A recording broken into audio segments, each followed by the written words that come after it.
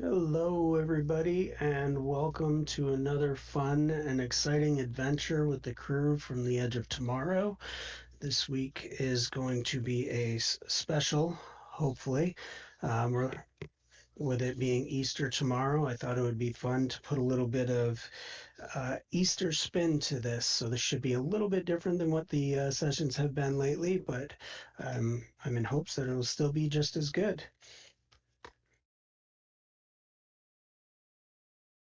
All right, thanks, Ox. So, starting things off, you guys have all been out wandering and doing your things after your recent adventures, just kind of wrapping your mind around everything that you've gone through and been dealing with, because there's been no shortage of interesting, exciting, and in some cases, questionable things going on for all of you. So, some just puttering around the house, doing things just to kind of calm themselves and just kind of do those have those different thoughts in those moments. And a courier ends up dropping off a letter to you all, and I'm going to pop this up right here. Oh, look at that tiny little thing. All right, can you all see that? Yeah, looks great. Yep. Okay, so it is from the Endless Visions, from the offices of Endless Visions. During these difficult times, we feel it necessary to recognize the individuals that are making an impact in their districts. As this is a holiday weekend, we can think of no better way to show our appreciation than to invite you all to an afternoon dinner party. Please join us for a full day of activities and events, meet and mingle with like-minded individuals who have dedicated themselves and their organizations to improving their districts. We're located in the Blacke Building in the Marquis District, next door to the Pale Embassy. Please join us as we celebrate the efforts of a wonderfully generous group of people against the backdrop of holiday festivities. We look forward to seeing you all soon. Signed, Rasputin Black, CEO, Endless Visions.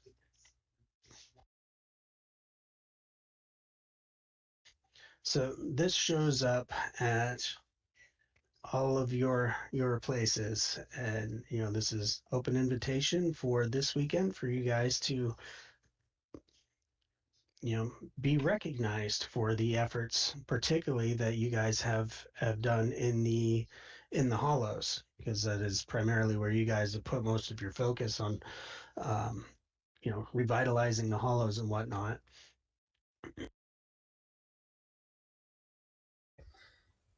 Thinking there must be some type of mistake for it to land in Shazara's doorstep, she is going to head over to her BFF's place, Natalia, to pick up Natalia and the rest of the crew. Well, Okay. apparently my reputation has skyrocketed for me to be invited to an event willingly. But yeah, I'm always up for a shopping trip. Is it bad form to steal at a charity event? Probably. I think so. Oh well, too late. They invited me. Yeah, they don't like competition.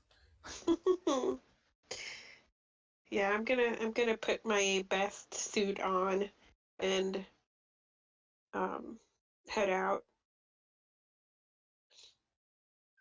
Okay, so Shazar's going to Natalia's, Fen's just heading out, Vanessa is plotting and scheming and heading out. Aso, Zogi.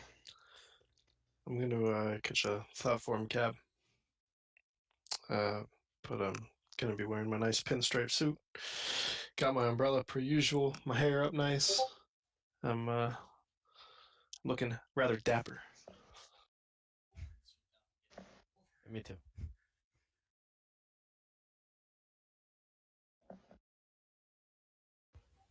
I'm hoping Natalia has something fresh made for us to go that would be, jazz it up so that we're the life of the party. Doesn't have to be magical, just something from her closet, if you will. I guess I can make something up really, really fast, maybe. Oh, come on. You're a fashionista, if you will. You probably have mannequins with different dresses all in various states of complete. Like, come on. That's how I'm picturing it anyway. Just say yes. Yeah, sure. Say yes to the dress. I was going to say it's a maker that doesn't have anything made. They should have like a closet full of stuff, right? I don't All always right, have the most free time. Okay, well, everybody, picks out their best dresses and suits and whatnot, and they find their ways, following the directions to get to the Blacke Building in the Marquis District.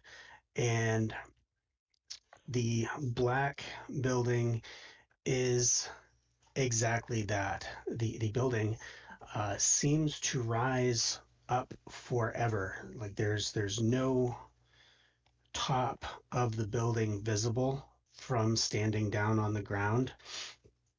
And it's quite interesting in comparison to the Pale Embassy, which is definitely a little less colorful, considering it's, the Pale Embassy, and it's primarily for all of the people that are trying to traverse back and forth between the Pale.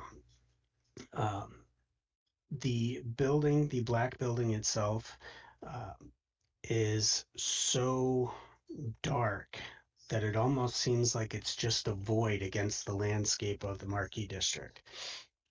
Like you want to touch it, but you don't want to because you're not really sure if you're actually touching something for real or if it's just a void there.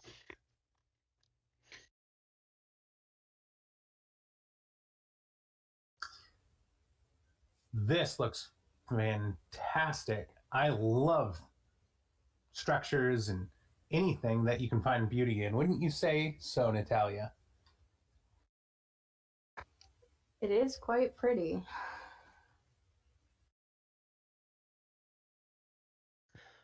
So as you guys are all gathering out front, different means of transportation are arriving, and you can see a large group of folks kind of pouring in, and you can tell very quickly that these folks are definitely from the high society group. You see in passing someone that Shazar is very familiar with, Lady Amelia Stoppel. She's walking through the crowd towards the darkened building, and she has a very clearly noticeable female demon lady friend on either arm. And these happen to be individuals, Shazar, that you are very recently very, very familiar with. All right, I'm going to go ahead and do a greeting. Um, can I make a interaction? With Amelia? Yes, with Amelia and the pair of demons. Absolutely. And I'm actually going to give you a +1 on this because of your recent escapades with the ladies.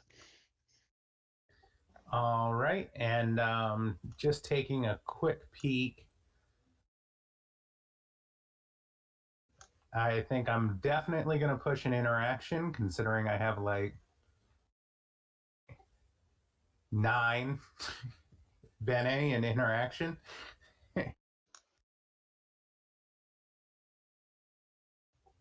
And yeah.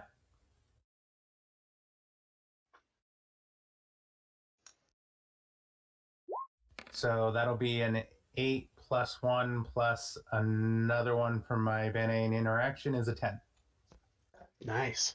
All right. So as you walk up, the demons on either side of Amelia immediately light up, and they're like, "Oh, it is so exciting to see you.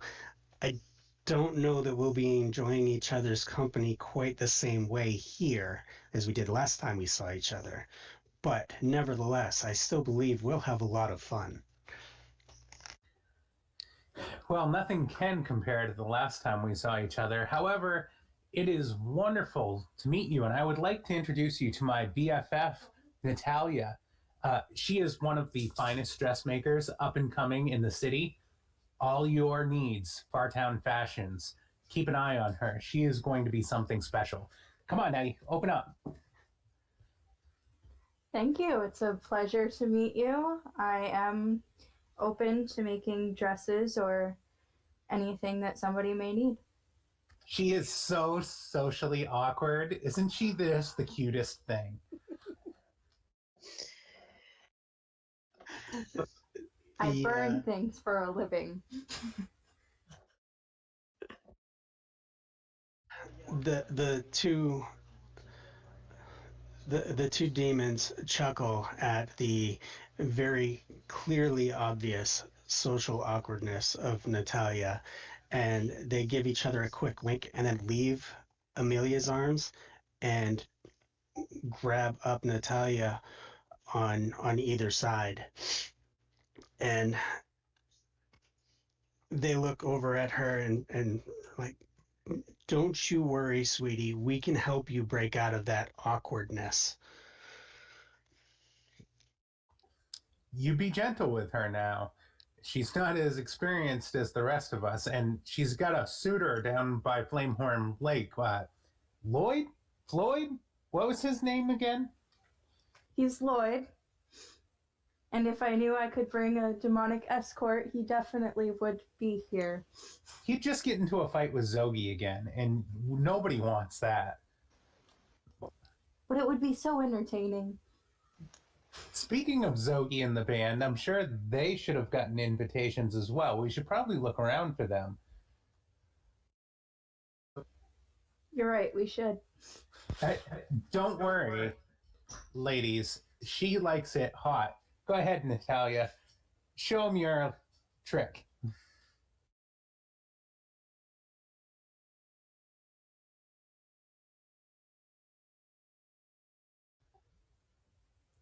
The fire thing.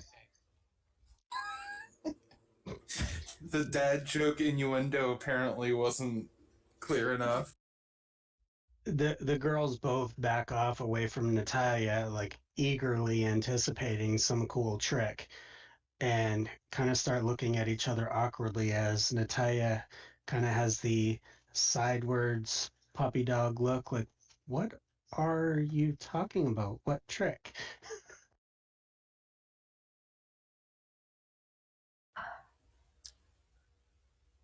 So I guess Natalia will spend 3 sorcery to use Embraced by Fire and become sheathed in fire to impress our new demonic friends.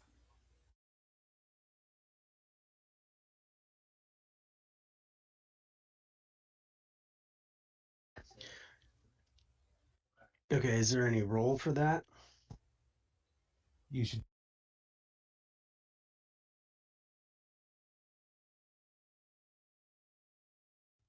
Because I really want to see you do a flux when you do this. I was gonna say I thought anything magical automatically had to have a roll, if only to see if a flux happened. That is Yeah. correct. That's true. 0, 0, 0. What a way to start things off.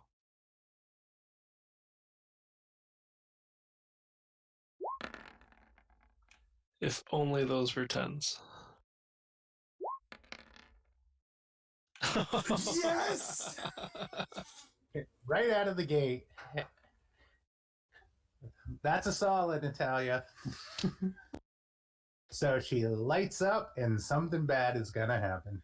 Oh, Natalia, what are you doing? Hey now, it's not always something bad. That's what happens when you try to show off for the demon ladies. Go ahead.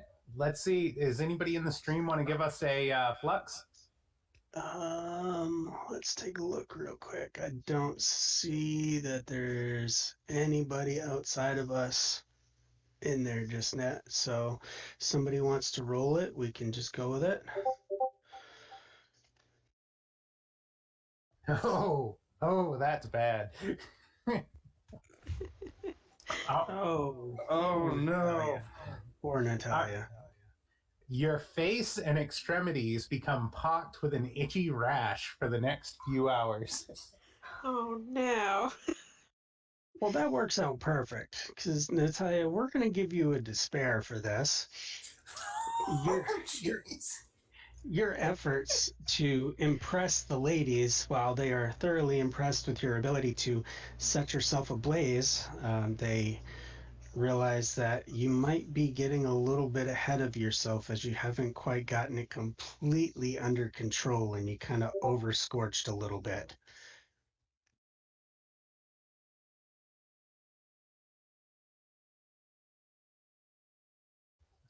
Are you gonna say anything in response there, Natalia? I would just like to point out this is what happens when you bring friends that want you to have so much fun and show off a little. Always happens.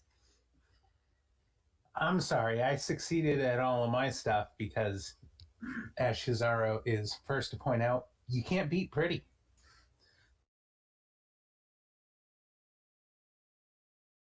Where's your So, boyfriend? Oh, On the you two top, play bro. nice. wow. Asa says, stepping from around a table. Aso, it's been forever. I haven't seen you since the night of the Grand Ball, if I remember correctly. How have you been, good sir? Sounds about right. Well, as life in Saturnine does, we've had our ups and downs. Yourself, how have you been getting along? Oh, very well, very well. I actually did a big job recently for your friend Oxivius with his restaurant. I think you and the group should go down and check it out on opening day. I really outdid myself, if I do say so. I wouldn't miss his opening day if my life depended on it. I'm very excited for him to get his restaurant going. Where's Zogi and the others? I think I saw Zogi over at the snack table, actually. Yeah, sounds about right. That doesn't surprise me. Looks over, is holding like a little pigs on a blanket on a toothpick. What's up, guys?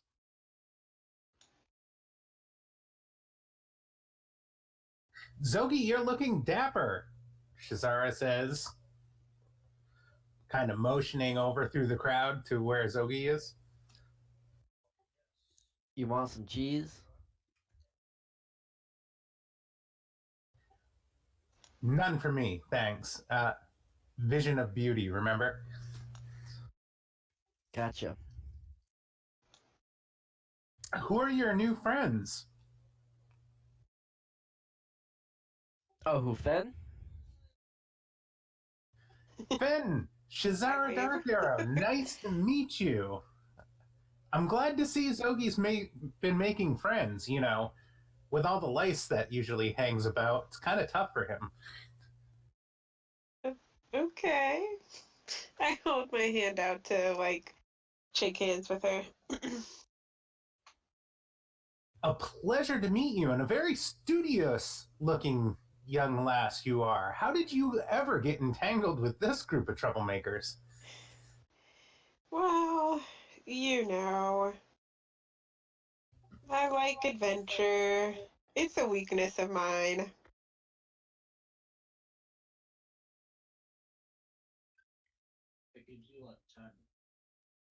And your other friend that's lurking in the shadows like she's about to steal and rob me blind? Oh, that would be Vanessa. Oh no, I would never steal from a friend of a friend, knowingly. That's just how I look all the time. Well, it's nice to meet you as well, Vanessa. I assume you guys all got the invitation to this swanky dinner party? Indeed, and clearly somebody got something wrong if I'm here, but I will not complain. Zoe kind of just like nods his head and agrees. Well, whoever was sending out the invitations apparently had some level of good taste because they didn't invite my good for nothing sister. Hey, Fen, you might actually get along with this sister. Yeah, we'll see. Imagine what it's like to be stuck in the middle. I I'm don't sure there are envy some you. guys that would be excited about that opportunity. Mm. I roll. All right. Obligatory. It's not all. Nope. Okay. No, I'm leaving that. Yep. All right, so as everybody is talking and kind of familiarizing and acquainting with new friends and new faces, coming up the street, you see a very, very interesting sight.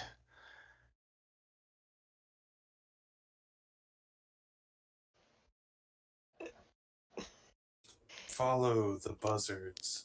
Oh, hell no. What the fuck? So, Currently, that's not a very big picture. Okay, so yeah, walking down the street is this group of individuals wearing little bunny masks. Okay, that's kind of creepy. It's Um, I'm gonna fine. have to agree. I'll just be like, wait, were we supposed to wear bunny masks too? I didn't see that in the invitation. So they're all walking single file towards you, and they stop about 10 feet away from the group of you. And as they come to a stop, they're all in just a straight single file line. And as they start talking, it's one word per quote unquote bunny. And that's when the heads start falling off to the sides, like they're leaning over and kind of just slowly fanning from back to front. And you hear, "We are here to welcome you to the Blacke Building."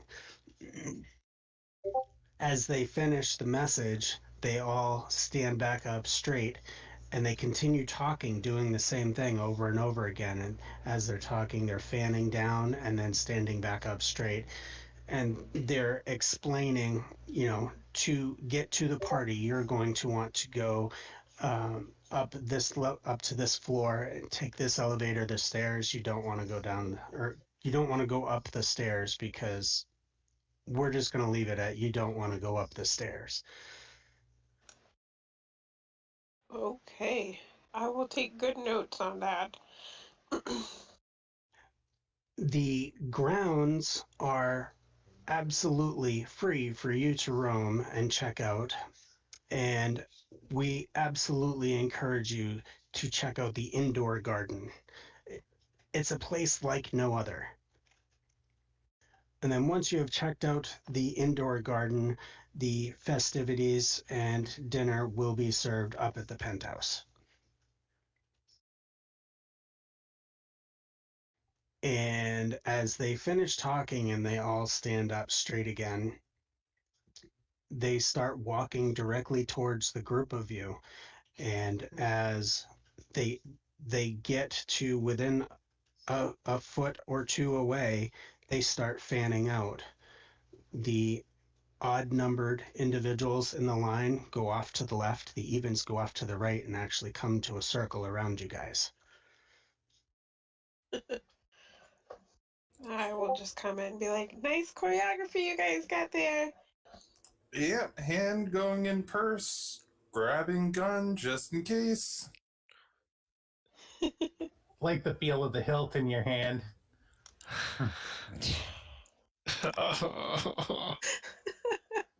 No. Oh, that would be, is that fleeting moment? That is fleeting moment. All right. So what are you guys gonna do? I'm Which way ready do to they go point for the inside. elevator? The you obviously go straight through the front door, and the elevator is right into the side of the main entryway. Alrighty, I'm saying, well, better get moving. Party's not out here. As you start talking about the party not being out here, they link their arms together and start moving in closer to you guys, like basically squishing down the circle to kind of get everybody real close. Personal Well, we're gonna have space. to take notes if this is the way to get into a party. We need to entertain like this. Yeah, I'm definitely impressed. Do we feel Let's like see they're what. like corralling us in that direction, or are they just like squeezing in more and more? They're going to squeeze in, and you notice something very interesting as they squeeze in closer and wrap themselves closer around you. The black of their outfits start merging together, and then you've got individuals with 2 bunny heads or 3 bunny heads. The heads are staying around, but the bodies are slowly merging and becoming single individuals. That's a neat Okay. party trick. Yep. Are they blocking us from passing to the elevator, or? They are fully encircling you. Like you guys are the yellow dippy egg. They are the white of the egg. Gotcha. You mean the yolk? We are the yolk. Yeah, there you go. If you want to use smart people terms, sure. The albumin. Hey, keep it clean. All right. I'm going to pull out my gun and go, "Whoa, now, Donnie Darko." I, I'm fine with doing things in groups, but this isn't my idea of it. So, go ahead. I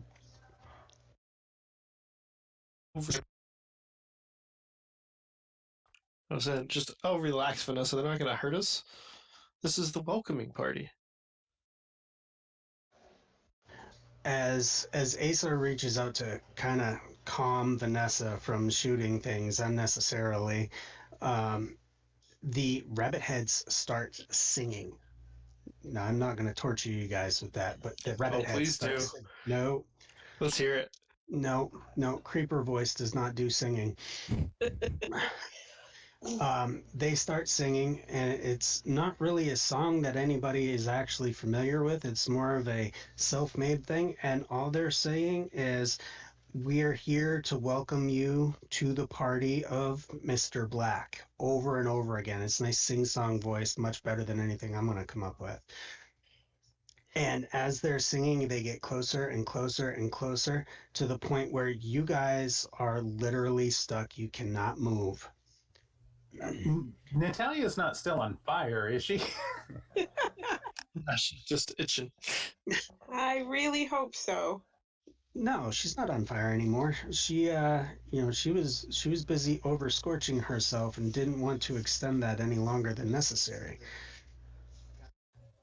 And I only harm those I will when I use that ability. Okay, good. Let's hope she doesn't secretly hate any of us. That's one way to find out. Apparently. Can I make an interaction check against the rabbits? Oh, absolutely. All right. I am going to suggest, I'm going to say to the rabbits, "Thank you for welcoming us to the party. Would you please take us to the primary destination?"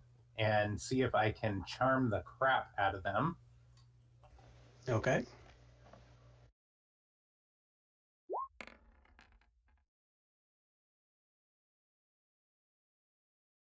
That's going to be a straight up 7. So what exactly are you saying to them? I'm thanking them graciously for the song of welcome, and I'm asking for them to take us to the primary destination of the party. As you start talking, the singing stops and all of the rabbit heads snap to facing you directly. And then they start individually, one word at a time, for one head at a time. That is exactly what we are doing. We are bringing you to the party right now. Then why did you give us such detailed instructions on how to get there? It's magic. Okay. They snap and face Distraction. towards you now, Fen.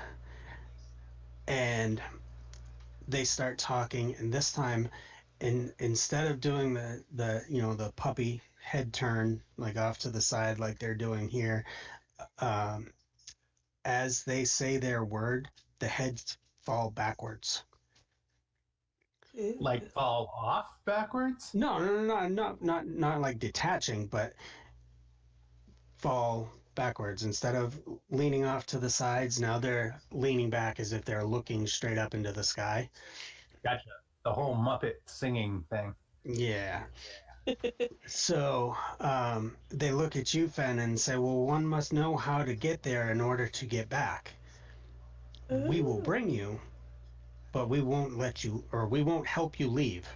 Sorry, they'll let you leave. They're not going to help you leave. Or will So they? as the heads, all of them take their turn saying this message, the heads all fall backwards, and then immediately, all in the same time, snap right back up into place, and they split their stare down, half to Shizara, half to Fen, because you guys are the last ones talking. And then they start bringing their arms straight up into the air and trying to cover over you guys and start leaning in. Okay. We're about to go on a magical journey. I can feel it. Let it happen. Asa, I wonder about your mental health sometimes. It makes 2 of us. As long as you're aware. So as the arms come up and they start reaching across, now these guys are actually able to reach across the top of you and grab the hands of the quote unquote bunny on the other side. And you feel them start shrinking. So their arms are coming down on top of your heads. Oh, goodness. We just going along with this, guys? I think so, Vanessa. I think so. Yeah, let's see what happens. Yep. It's okay. Don't panic, Vanessa. I swear, if I feel some rubbing or squeezing of anything, I am shooting. Don't worry. Zogi's over here.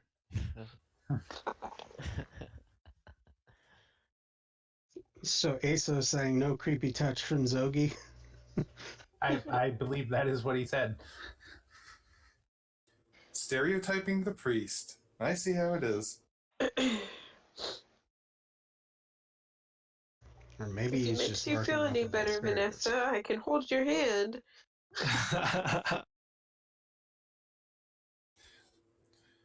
Yeah, I think I might need this. This is not my deal. Don't Emotional worry. support. I am not afraid of enclosed spaces. Okay, so Vanessa, I want you to take a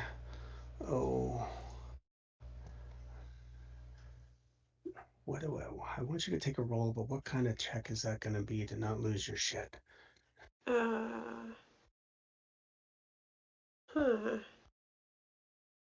Oh, I don't know. It would either be resist or withstand. I just can't decide which one. Yeah, I don't have I think either. it'd be So resist myself. yeah, that's what I'm thinking. I'm thinking we're gonna go with. I want you to do a resist check to see if you can hold out from getting over spooked. Vanessa's gonna lose her shit.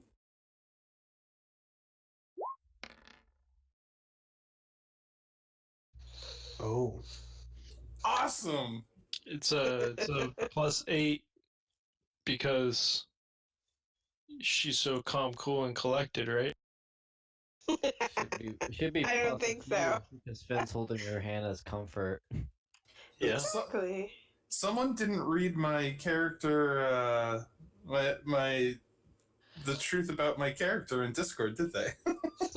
oh no, I did. I did. I know you did. So, um, as Vanessa is like getting all squirrely and like, oh shit, this is not good. This is not good. This is not good. They start chanting, "Time to go. Time to go. Time to go. Time to go," and they just keep saying it over and over again. And they squeeze in and bring the arms down, and poof, you guys open your eyes and you're standing in the middle of the foyer. The elevator is right off to your side,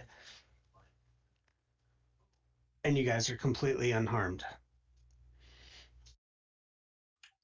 Huh. I half expected one of those rabbits to pull out a clock and say we were going to be late. You know, Asa, that was quite something. We should keep that in mind for our next little party. You guys Yeah. should definitely do something like that as a party favor. I bet the plebes would eat that up. I just pat Vanessa, Vanessa on the shoulder. I actually want Vanessa to take a joy for that, for being able to not lose her marbles over these nice, friendly bunnies. That was unexpected, but not unwelcome.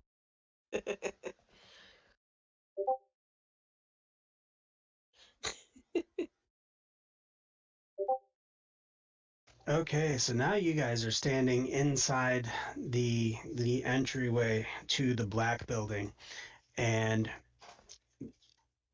the inside is absolutely no different than the outside. Only on the inside, the black void-like coloring to the building is definitely prevalent everywhere. And the difference here is the lighting. It's pure gold light fixtures, and there's no sign of any sort of bulb or anything. And it's not even a flame, it's just a radiant light emanating from the light fixtures. There's no visible, clearly depictable source within it. It's just light radiating off of these light fixtures. Is there a crowd of people or are we in here alone? Oh no, there's definitely a crowd of people. They're all kind of looking around, admiring the decor of the place. You can definitely tell that this place has been in position for a long time, and the people that have spent the time to design this, they definitely knew what they were doing. Is there anybody that we recognize in the crowd or is it just a bunch of random folks? Well, Amelia and the demonettes, so to speak, are in there. There's a Risa Ragu is in there invisible. There's a Lord Lucius Bluebottle. There's a large number of individuals that you guys are very familiar with, or at least a few of you guys are very familiar with. Well, somebody has apparently very good taste. All right, folks, let's go work the crowd. It's our party after all, right? Did I hear correctly that creepy white family rejects back there are not helping us get back? Like that was a one-way type deal? Yes, that's right. Thank God. All right. Don't worry, I took very detailed notes about how to return. You took detailed notes about going down the elevator, Finn? Yup. You never know. Some houses could not, the architecture might change, even though it seems obvious. I'll give you the benefit of the doubt. I'm single and looking to mingle. I'm heading into the throng of people. Fen, you said you took notes, which means, do you remember where they said not to go? They said don't take the stairs. I look at the rest of the group and go, so who's going up the stairs with me? Not me. I'm sorry, you are on your own there. I'm gonna go find a drink. I wanna go talk to Risa Ragu. Oh wow, really? Yeah. And then afterwards, I want to invite Issa to the flower garden. I do want to go towards the garden. Okay, so let's see. Vanessa is, oh, good lord, going towards the stairs. Okay, and then Well, I was hoping people would come with me, but I'm not sure I actually want to do this by myself. No, you're okay, Miss Chaos. You're all set. Go ahead. all right, so Vanessa's stairbound. Natalia is going to find a drink. She's turning into quite the alcoholic. Shazari, you should probably keep an eye on her. Just saying. Um, She's got a high metabolism, she burns quick. Gotcha. All right. So it is very, very easy to find a drink. Essentially, anywhere you turn, there is some form of servant or thought form that is wandering around with a tray of hors d'oeuvres or some sort of drink, and all of them are very, very unique, very different. So the appetizers and drinks and whatnot very easy for you to find. So you likely going to find whatever it is you're looking for, Natalia.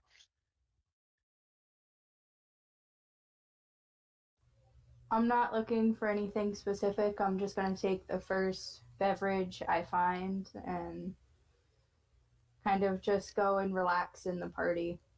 Oh, it's one of those days. I know those days.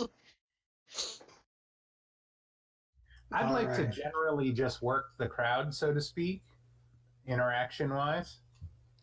Okay. See if anybody interesting pops up or catches my attention. Okay. Well, as Shizara is wandering the crowd and kind of winking at random people, places, and things, Zogi makes his rounds and finds himself tapping Lady Risa Ragu on the shoulder, trying to get her attention.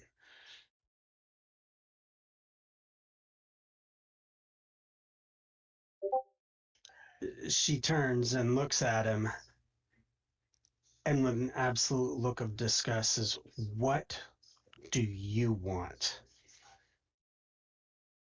I came to talk to you. Duh. And exactly what in the world makes you think that I would have any reason to want to talk to you? You are the reason why my life's work was an absolute failure. Fair. But hear me out. From that, you created something new.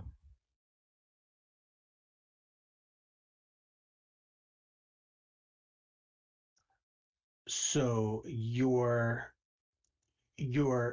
apology is you made something new. I'm sorry I ruined your life, but look at the bright side. You made something new. That's what I get from you.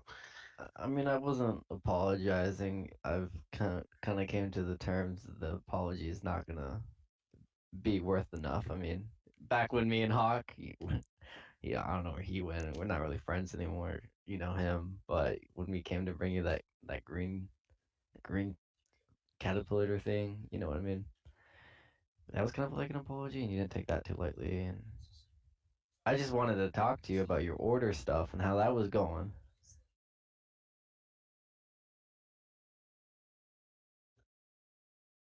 Oh, now you're curious about how my new endeavors are going. You're so concerned with new endeavors. Not concerned, curious.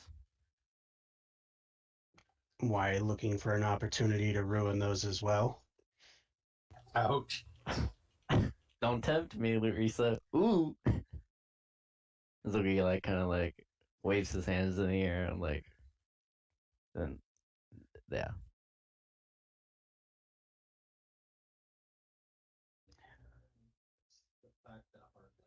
I didn't come here to deal with the likes of you. I think it's wonderful what you and your friends have done for the Hollows. Lord knows that place needed a facelift. It's wonderful that you are making such drastic improvements for the people there. You know, similar to what I was trying to do before my efforts were completely dashed. But alas, I'm not here to deal with this. I was invited to a party, and I fully intend on enjoying myself at said party.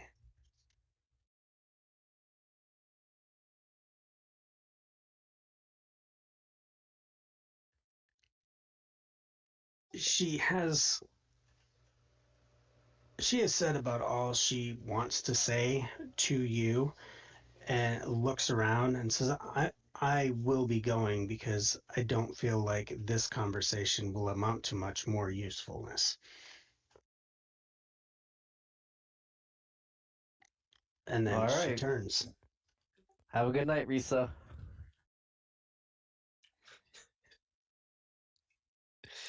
I'm gonna agree Zogi returning from that conversation. Just say, maybe you should try women your own age.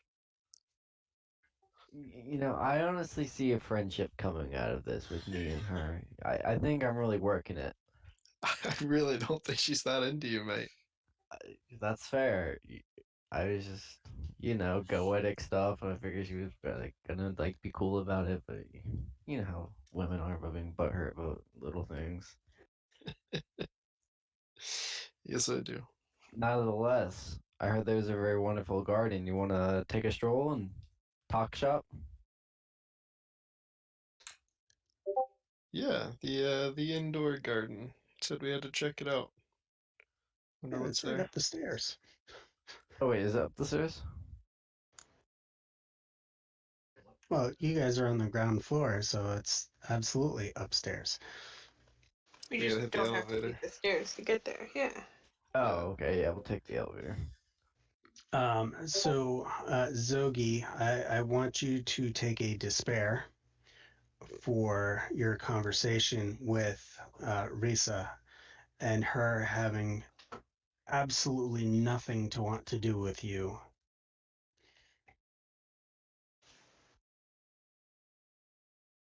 Okay.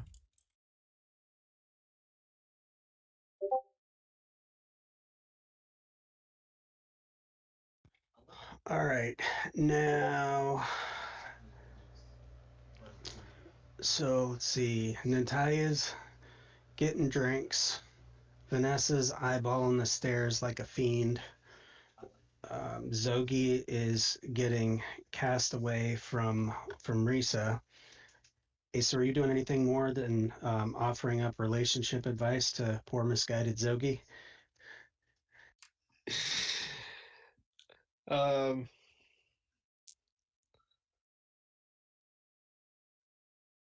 no, I am just kind of surveying. Maybe make a perception check just to kind of scan the crowd and see if there's anybody that I should be making note of that's here in case anything happens. Preventative thoughts. Okay.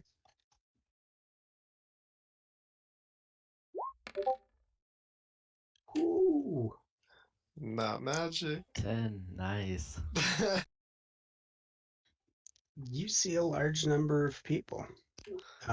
You see, as previously stated, a handful of people that are you've already dealt with. You can see Zogi's old politician friend Howard Sharp on the far side of the room. Um, you know, Exlena's newfound love interest, Lady Valkyrie, has even decided to show up in the area. There's also a handful of individuals that you have not ever seen that are just kind of quietly, politely, slowly introducing themselves to the individuals in the area, slowly making their way throughout the whole throng of people that have shown up for the party and whatnot. Um, Also, here on the very far side, not far away from Lady Valkyrie, is Summer Solstice. And she's got her usual "I'm not impressed" look on her face.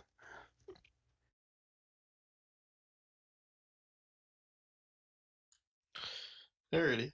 Um, as one of the thought forms goes by with the drink, I will grab a glass of whatever the champagne equivalent is here, and I'll throw it up in the air and say, "A toast to Rasputin Black! Huzzah!" And I'll try to get a little bit of a crowd work up about it and see if people will take a drink with me. I'll Right. grab a glass and take a drink with him and echo his sentiment to kind of give him a boost. Um, and I'll echo with him to our esteemed host to see if I can lend him a boost of some kind. God knows I'll need it. Natalia will also raise her half gone glass. Okay. And I just threw down the elusive sleep. Ooh. Is that really your roll, too? Plus whatever bonuses I'm getting from my compatriots helping me. Okay, so I'll give you one for each of them, so you got a 4. Yeah. The crowd, hears you raise your voice to try and get their attention, and Ooh. Real quick, I have 3 levels in high society. Can I add that to it? okay, so that puts you at 7. Yes. Maybe. Yeah, absolutely, because these are your people. This is you're familiar with a lot of the people because they're this is definitely the high society class. These are all of the folks that are normally in the places where you rub elbows. So they raise, what they have left in their glasses, and to Rasputin Black, everybody cheers, and jumps right on that train with you, and kind of goes through the whole toast process, and uh, then they cheer him on, and then quickly go back to their drinks, taking notice. Oh, ASO's here. In Hey. the process of stirring up the crowd, and um, getting everyone cheering all in the same kind of direction, you can actually see a very, very old looking individual in the very far corner. He's got a couple of individuals standing with him, two female individuals standing with him, one on either side. They look considerably younger, but not in a. They don't appear to be standing there with him in any sort of a romantic relationship type of stance. It's more of a guarded protective stance. And because of the nature and how he's standing, some of the conversations you've overheard wandering the crowd, and just the two ladies standing with him, you discern that that might actually be Rasputin Black himself. If that's the case, I'll stare him down as I take the sip off the toast. Well, not like stare him down in like a bad way, but like in a Great Gatsby kind of making that eye contact kind of way. Okay. Oh, he is one scary looking mother. No. Yeah, he's been around for a couple of days, and he's a little more cleaned up than this, but that's generally speaking. That was him in his That's your host for heydays. the evening. Yeah, that's your host for the evening. He's not even black.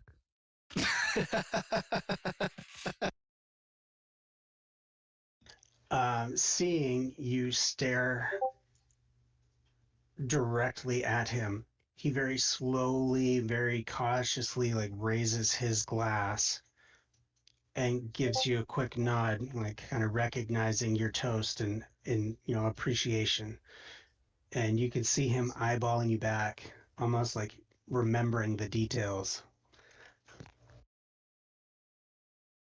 Yeah, and then at that point I'll turn to Grizogi as he gets turned away from Risa. Okay, go ahead and take a joy.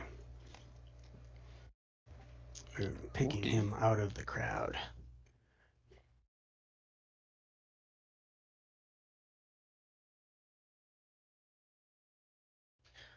So now we have Shazara kind of wandering the crowd and just eyeball, doing some poop and snoop and listening to conversations and whatnot. Go ahead and take a perception check, please.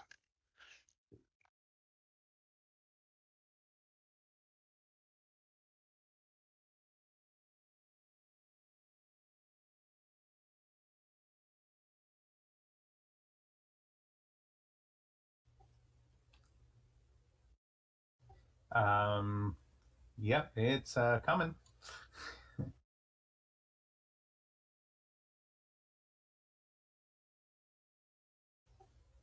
I don't think the interweb likes us anymore. There it is. All right. 6. Yep, the 6 is the first one. There must have been some lag there to get the second. Oh, there must be, because I haven't even seen the second yet.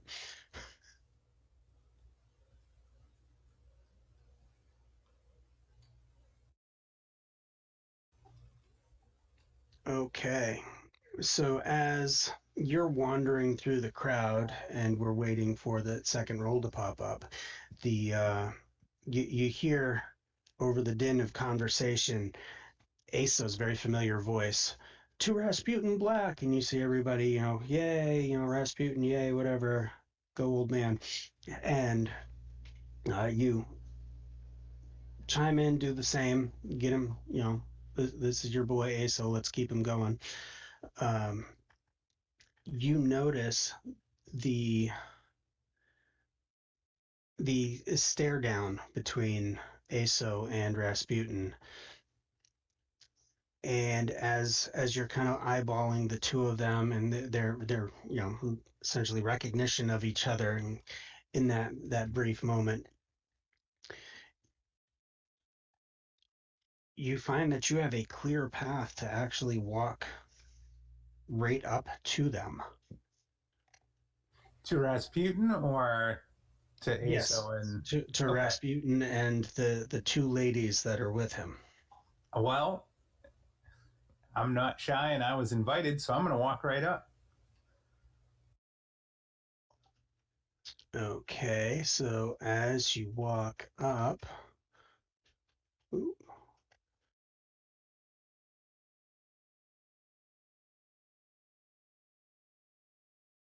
we have the unknowable truth. And we also have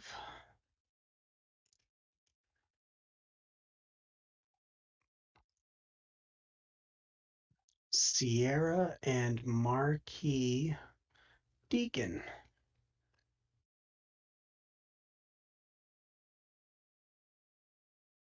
These are the two ladies that are playing wingman on either side of Rasputin. Marquis clearly missing the idea that this was a formal gathering and very clearly still in what looks like full plate mail armor. She is very quick to step in front of you and Rasputin. And she says, "You've gone far enough.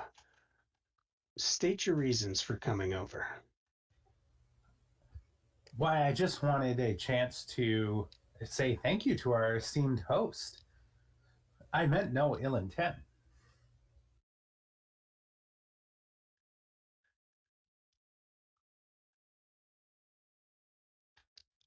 So you're just coming over to say thank you and introduce yourself? Why, yes. Naturally, it is a party after all. Well, do forgive my my confronting manner. And as she tries excusing herself, Sierra steps in and she goes, basically what she's trying to say is she's a bitch. It's our job to keep Rasputin safe. She has a tendency to go overboard. Yes, it's a party. Yes, we wanted people to come here. Yes, you are more than welcome to introduce yourself. And she shoots Marquis a really, really nasty glance. And Marquis just kind of steps back and just steps just to the side and behind Rasputin. It's kind of like I've been set in my place sort of thing. I'm going to smile at Marquis and say, I know it looks intimidating, and I'm going to pull the sword hilt from my belt and show her that the blade is completely snapped off and broken. And say, I assure you, though, this is purely for aesthetic looks. She looks at you very quizzically and just kind of chuckles. Why in the world would anybody ever carry just a sword hilt? What is even the point of that? Again, purely for aesthetics. And I return it to its sheath on my hip and smile at the second bodyguard, if you will, and say, the good master certainly throws a wonderful celebration. All of the most esteemed people of Saturnine are here. It's a veritable who's who. Tell me, what is his secret? As you're talking to Sierra, she develops a very wide grin, and from that grin, you can very clearly see a set of very, very pointed teeth. And she says, "Well, to be completely honest, Rasputin has been around for a long, long time. He has made deals with all the people that you should make deals with. And a lot of the things that go on here go on because he's made it happen." A figure of wealth and influence. Imagine that. I simply must say hello, if you would allow me the honor. Marquis just very, very quickly steps aside, looking down at your sword hilt, chuckling at you, and with another wide grin, similar to Sierra's. And you once again see a pair of very sharp and pointies coming out of her mouth as well. She thinking absolutely nothing of your broken health, steps to the side, and Sierra slowly does the same and kind of offers for you to step forward. And says, uh, Rasputin, this young lady has come to introduce herself to you and thank you for allowing her to partake in the festivities this afternoon. Can I take an interaction check with Rasputin? Sure. I would like to push a sortilege to not so much cast any like magical spell, but more to rely on my forte to enhance my natural demeanor, so to speak, as I revel in beauty. Okay. So I'm going to push a sortilege and we'll go for it.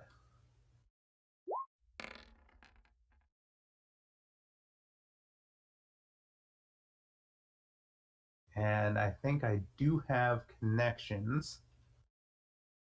So you do have high society connections, don't you?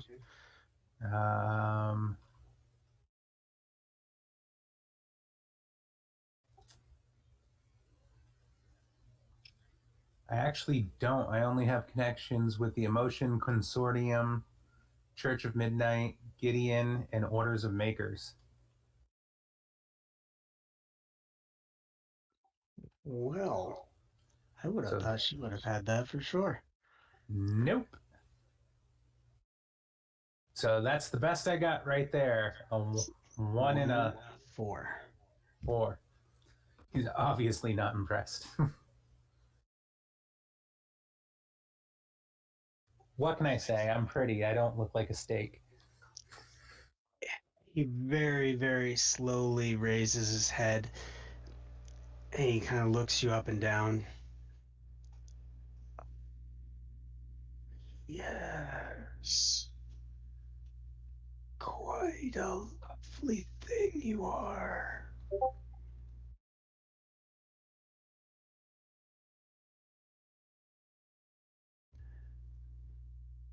You're from the Hollows, correct? Not specifically from the Hollows, more like Fartown, where my residence is. However, we've done a lot of work in the Hollows. Well, more my friends than myself, really. I'm just more of a socialite, if you will. Interior decorator, perhaps? My good friend, Mr. Yuri, over there, is actually the purveyor, management head, if you will, of the Diamond in the Rough. I'm sure you've recognized them for their nonprofit contributions to improve the Hollows. I assume that's why me and my friends were invited today. Yes, of course. He is the brains, and you are by far the beauty. Well, he's certainly not winning any pageants anytime soon. However, he does seem to keep the group in check and keep things rolling along. Would you allow me to beckon him over? I'm sure he would love to exchange pleasantries with our most esteemed host. By all means, do. I'm going to try to beckon for ASO and see if I can get his attention, especially considering he's been kind of watching from over there. All right, yeah. I'll do like the budding politician, shake hands on the way through the crowd over there. Hey, Karen, how's the kids? Kind of deal. And I'll make my way up. Let's see. Yes, Shazar. Mr. Yuri, may I have the honor and privilege to introduce you to our host of this fine evening, Mr. Rasputin Black? He very fragilely extends his hand. The pleasure is mine, Master Yuri.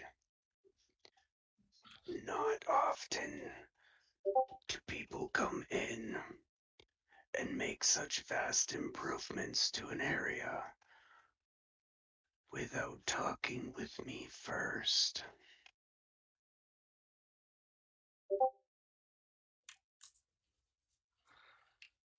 Well, I'd be happy to talk to you second. As Shazar said, my name is Mr. Yuri. Aso Yuri, that is. It's a pleasure to meet you, and I'll grab the hand and shake it. Master Black.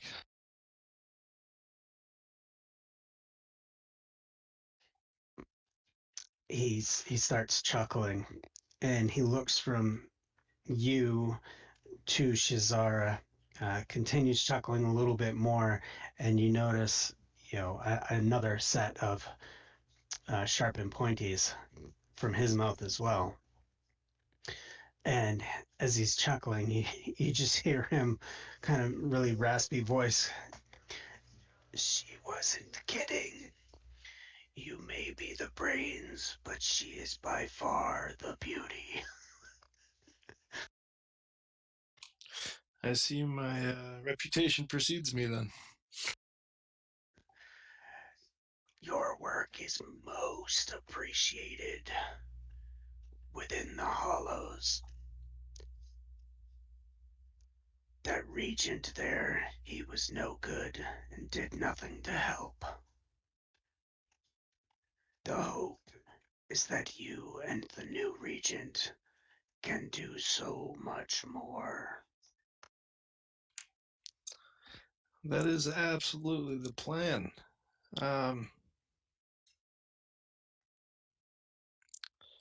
Forgive me, but do you know a gentleman by the name of Tobias?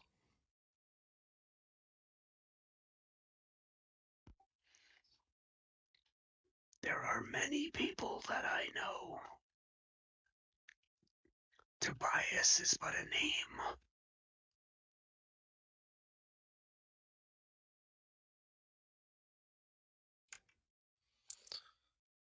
Very well. Well, I do most certainly appreciate the invitation tonight, and from what I've seen so far, the festivities are going to be thrilling, if not questionable at best. I'm very excited to experience them all. I was actually just on my way up to the indoor garden. I heard it was quite the sight. The indoor garden. It's a place to die for. It's one of the places I enjoy the most.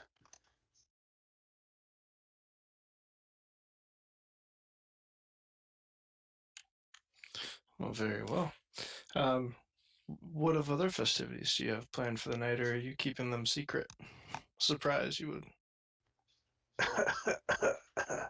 Master Yuri, you know as well as I do, as men of our stature, you never tell the night's festivities. You always let the guests enjoy them to their fullest. Hi, well, I'm looking forward to it. It was a pleasure to meet you. I'm sure there's plenty of people that need to chat with you, sir. Master Black, I'll be seeing you, I'm sure. A pleasure it has certainly been, Master Yuri, and I look forward to seeing more of what you can do within the Hollows. I'll give him a nod and I'll turn. As as Aso is turning to leave and I make eye contact with Aso, I'm going to give a parting smile and wave to Sierra Deacon. And I'd like to do an interaction check against her. Okay. And I'm going to push an interaction.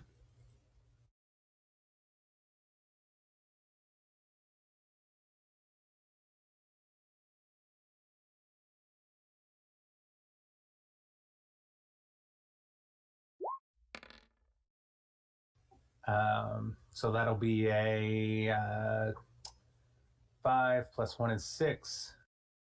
And I would like to add the 1 level of persuasion as I say to her, for a total of 7, as I say to her as passing, or as we're walking away, I'm going to turn and say to her, Thank you for being so very pleasant and accommodating, Sierra. Maybe, perhaps later, we can spend some time together, just socializing and enjoying the party once your duties are over.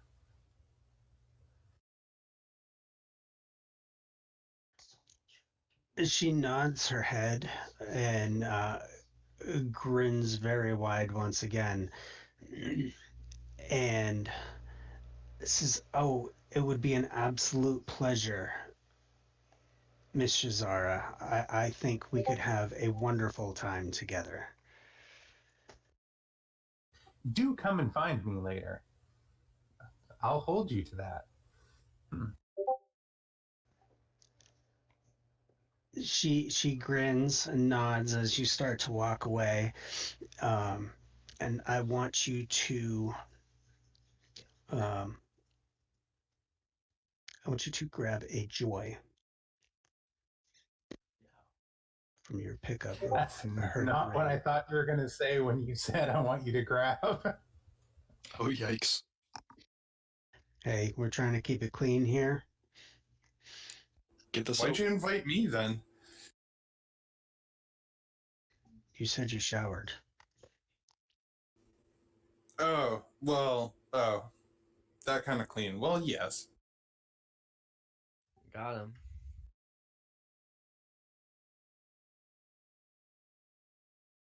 All right, so as soon as we're out of earshot, I'm going to say to Aso, well, this grows stranger by the minute. I didn't realize you guys had become notorious with the Fanged friends. Yeah, it's been quite a runaround. One of them actually attacked your sister. Yeah, how'd that work out for him? Well, he's still out there. So she's been struggling with that a bit. Well, she can be a bitch sometimes, but she's still my sister and she's tough as nails, so I'm sure she'll do fine. When she gets her hands on him, I don't think there'll be much left for him. Or of him. What do you think a vampire has with such interests in the hollows? I mean, aren't they more known to hunt river and places like that, a little more upscale? I mean, seems odd to me. Yeah, it could be that they're just feeding off the homeless down here. Hopefully cleaning up the streets. Maybe their interest in us is that we're depleting their food supply. Who Or knows? improving it. I guess there is that. It could go one way or the other. Yeah, once people become higher class, if you will, it's harder for them to go missing without anybody asking questions. Right. No, vampires have been a steady string of annoyance. We actually ran into some with Natalia a couple weeks back down in the Brickhouse district. Had three of them. And then Zogi popped off with one of them. I do say the mask he's got nowadays is an improvement. I can see myself in it, so 1,000 times better. Yeah, he's been struggling with the ladies recently. Should we should head up and check out that garden, no? Well, if we don't, Vanessa's going to sneak up there on her own. That girl's got a look of trouble if I've ever seen one. So, at the mention of Vanessa, it looks like she is trying to make her way up the stairs. She is slowly inching in that direction. Very as sneaky and stealthily as possible. So, you're actually going for it? All right. Oh, this is such a bad idea, but let's do it. Okay. I want you to do a. I want you to do a movement check.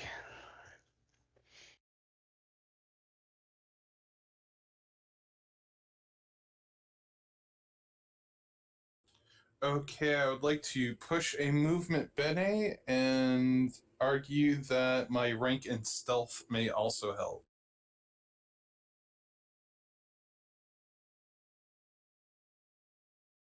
Oh, sorry. I guess it works better when I push the button to agree to that. Yeah, absolutely. Go for it. Okay, so the Benny is +1. I only have one rank in stealth, so combined plus.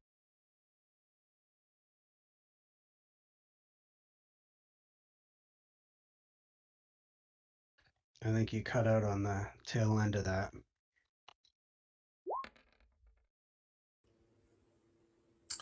So I got a 3.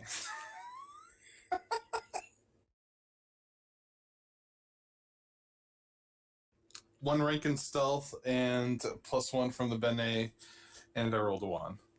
Here we go. Wow. Are you trying to make noise?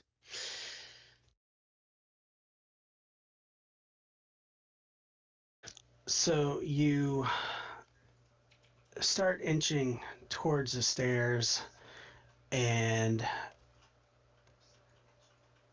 notice that nobody is making any efforts to stop you. Nobody's really paying a whole lot of attention to you at this point. And you start slowly, very, very carefully, start inching your way up the stairs. And before you know it, you have made it to the top of the first flight of stairs, almost entirely undetected.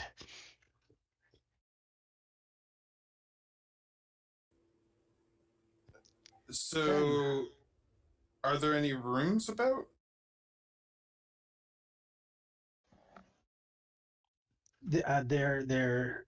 it looks like you hit the first level there, and there's hallways going off in each of the four cardinal directions, and um,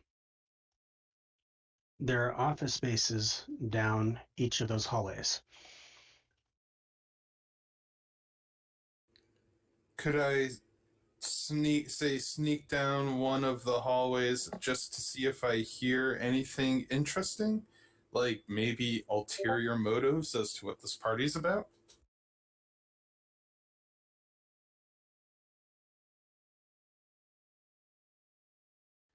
Yeah, you can absolutely do that. Am I rolling perception or anything like that? Yep, we're gonna say perception. I'll pop a Bene for that too to give me a +1 to this one. Okay.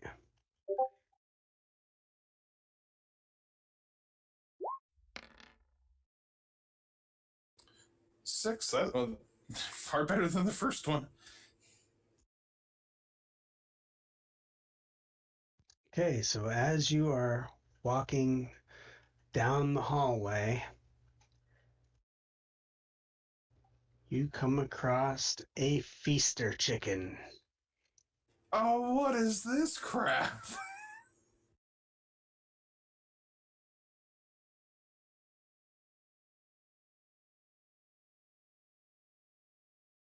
Doesn't that Okay, look I'm appetizing? uncomfortable. Try to be Jane Bond over here, and now I've got zombie chickens. That is an ugly looking chicken. Props on finding that.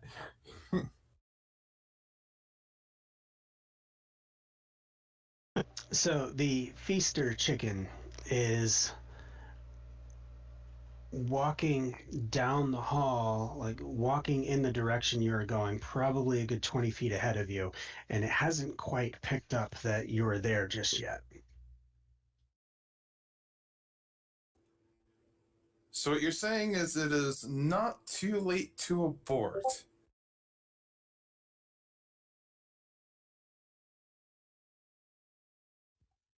I mean, no. I'm looking at it in one of two different ways. I'm trying to be stealthy and pick up information, and now I have a roadblock. I could try to fight the roadblock, But my options are super kick, which this thing's probably small and quick. I will likely miss. Or I have a gun, and the gun is very loud. I'm thinking this plan is not going according to what I was hoping, and I would like to reverse course.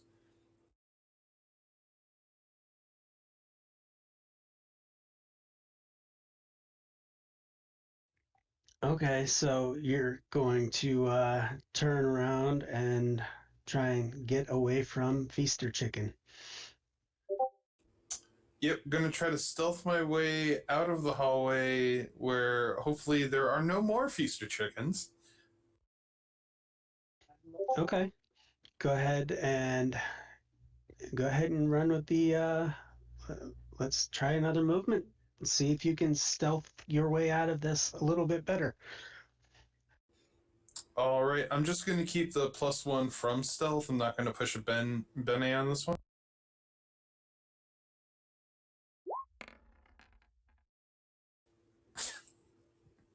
Well, they're they're not getting that much worse.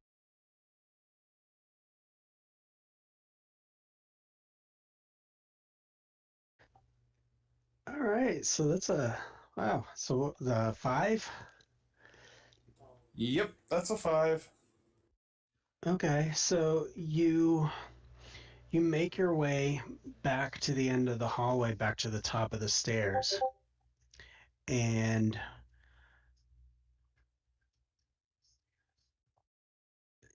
sorry, I was just reading the message that Fen just put up.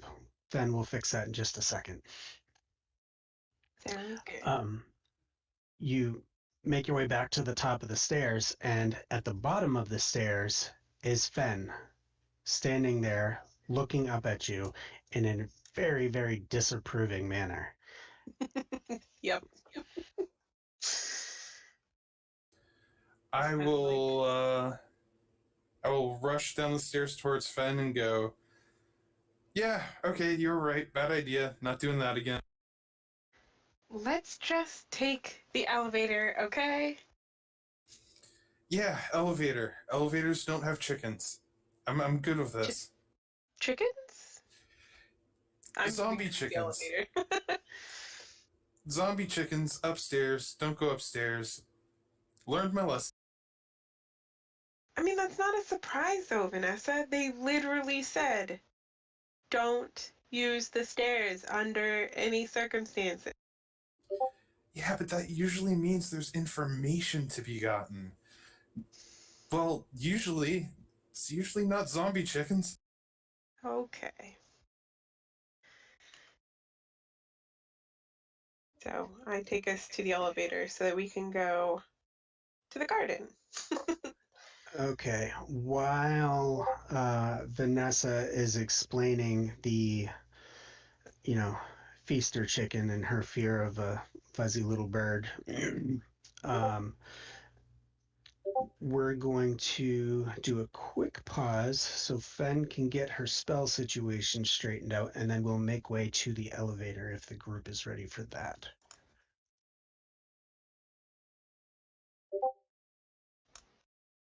I would like to note that those chickens are not fuzzy. They're misunderstood.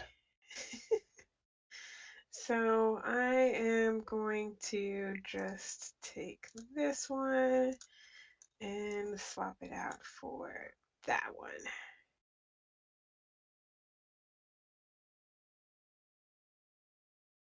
Which is going to be useful for me.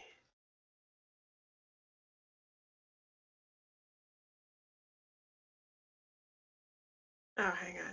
Living targets. No, All living right. targets are not affected. Nope, that's not going to be useful. Taking that one. And we'll just put the other one back in. With all these undead wandering around, I don't think that's going to be useful. There we go. All right. So good with those ones? Yes, good with those ones. Alrighty then. So let's skip back over here. So we've kind of gathered by the elevator, kind of waiting for it at this point. kind of deal. Yep. I think so. While we're standing there, I'll say, "Oh, that's right, Zogi. I almost forgot. Guess what we found the other day out in Saturnine? Corruption. Well, of course, we find that everywhere we go. But I found a lost friend of yours. All my lost friends are dead. And I'll undo the sheath from my belt and say, "Yeah, isn't this Ooh. isn't this yours?" That was mine at one point. Says, "Well, if you like it back, here you go." But you see, unfortunately, I have this other sword, and I'll have to drop one off or find means of not owning them both at the same time. Oh, okay. Well, I guess I'll hold it for tonight, and we'll figure that out later. Yes, absolutely. That is a very pretty sword. This time, try not to lose it, Zogi. I didn't lose it. It just didn't want me. Story of your love life, huh? Sounds like Well, Risa. little did you know, I have a girlfriend. I feel like magic would be involved there, Zogi. No, actually. It's called not magic. Your Okay. relationship is not magical? Gotcha. Oh boy. Yeah, Thorian's got it right. Let's just roll a flux. No. Absolutely. Flex time. All right, so everybody's gathered up at the elevator doors. Fen has kind of gotten herself in between Vanessa and the elevator door to kind of try and make sure that she's not going to, do this sneak and peek again. Yeah. Elevator opens up, and standing inside the elevator are the lady, Amelia Stoppel, her two new friends that Shazara is now very, very intimately familiar with, and Lord Lucius Bluebottle. And they are all ready to make the trip upstairs. Greetings, all. So nice to see you again. We keep running into each other.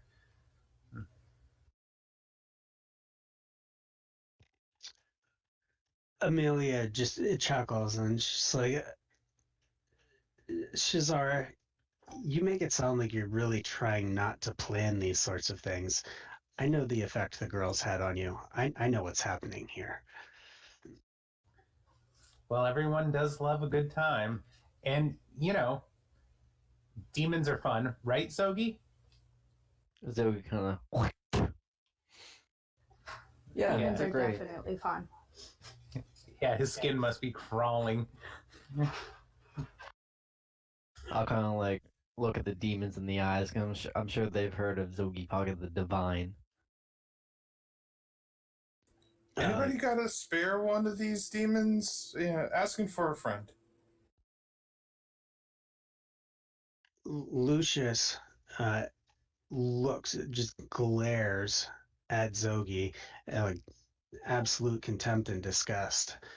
We're in an elevator and you're doing that, you nasty, vile thing. And then looks over at Vanessa, kind of with a little bit of a glint in his eye, and says, "Looking for a new friend, are we?" He reaches into the inside of his jacket and produces a bouquet of flowers and says, "Well, let me say you found a friend for now."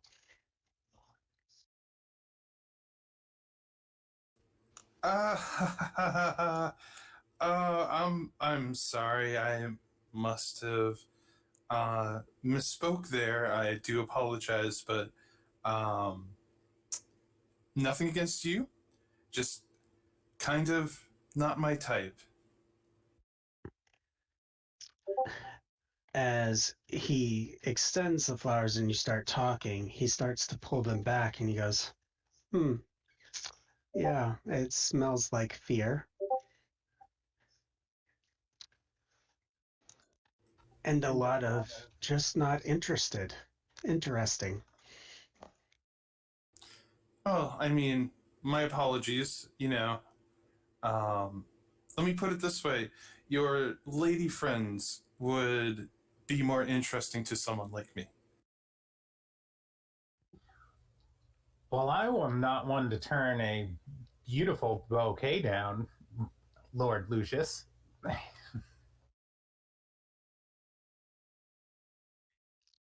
He turns and looks at you kind of in a slightly quizzical, like, so you're down for sloppy seconds. Okay, so I can turn and give you the bouquet of flowers, and the flowers instantly change from a scent of, disinterest and fear to um, lust. I do revel in all things beautiful, and these flowers are simply divine. I do love your shop across the way from the necropolis. Isn't that correct? Oh, yes, my dear, that would be absolutely correct. And I do believe, if memory serves, you're the one that is working on a jewelry shop. If memory were, if I recall correctly, is that it?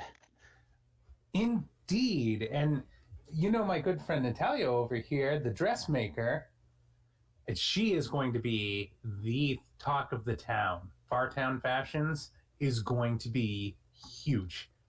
Invest now. That's all I'm saying. I definitely do hope that it gets to be really big. I'm actually going to be planning an event soon to be showcasing some of my designs. Absolutely. You know who would be wonderful to showcase some of your divine designs are Amelia's two friends here. This is a long elevator ride. I mean, yeah, I could use a couple models too.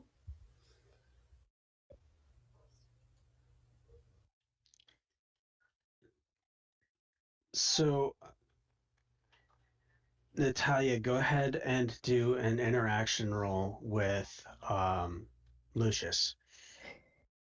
Nobody has realized that we haven't pushed a button yet. I was kind of wondering. That's why we're just sitting here in the elevator. Oh no. Yeah. Social awkwardness continues. She's so awkward, it's painful. That should be your little quirk. Like, you're so awkward in a conversation that it physically pains the other person. So Lucius just looks at you and says, up and coming dressmaker. Huh. Well, I would have to see what you're actually promoting and the quality of what you're creating before I'd be willing to put any sort of backing behind any of that. Because, my shoes and my flowers, they are absolutely known to be the best. Why, both me and Shazara happen to be wearing dresses of my design.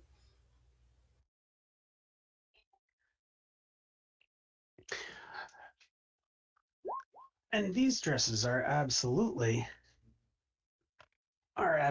beautiful. But it's hard to tell if it's the dress or if it's the individual wearing it. And he kind of gives a wink to Shazara and looks back at you afterwards and says, boyfriend from Flamehorn Lake? This is that Floyd chap or Lloyd chap, isn't it? Sorry, Natty. I kind of spilled the beans, and now your business is out. What? You're dating a demon. Yeah, it's my personal life here. Sorry, I have feelings too. Say, how many people know about this? Wait, you're dating that hunk of shit? Zogi knows. Good luck with that. I'm going to jam a button on the elevator. As you jam a button on the elevator, there's a voice that comes through and says, "What floor?"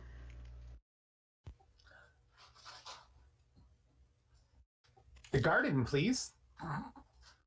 The indoor one. Indoor garden coming up. I'd like to lean over to Shazara and very subtly whisper, "Thanks for the save."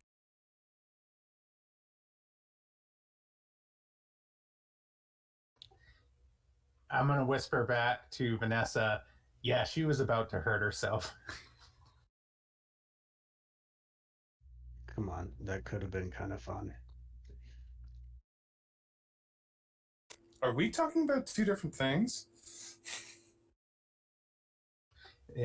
The awkward, uncomfortable conversation.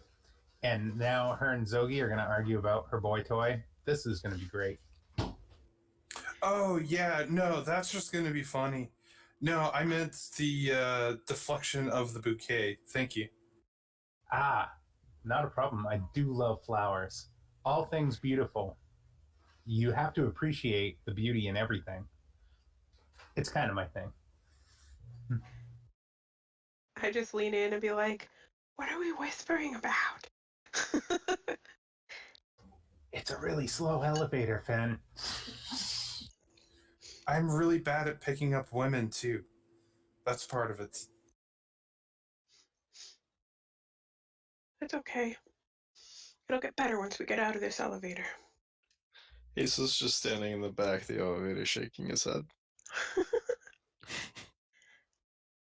So now that somebody has actually pushed a button and given a direction for where everybody is going to go, the elevator starts moving. And not long after it starts moving, it comes to a very quick halt and the doors open to an extremely well lit area. The windows, there's windows all the way around, it's completely open. And looking out the windows to the outside, it really makes you wonder how there's so much light coming in when the outside of the building looks so black.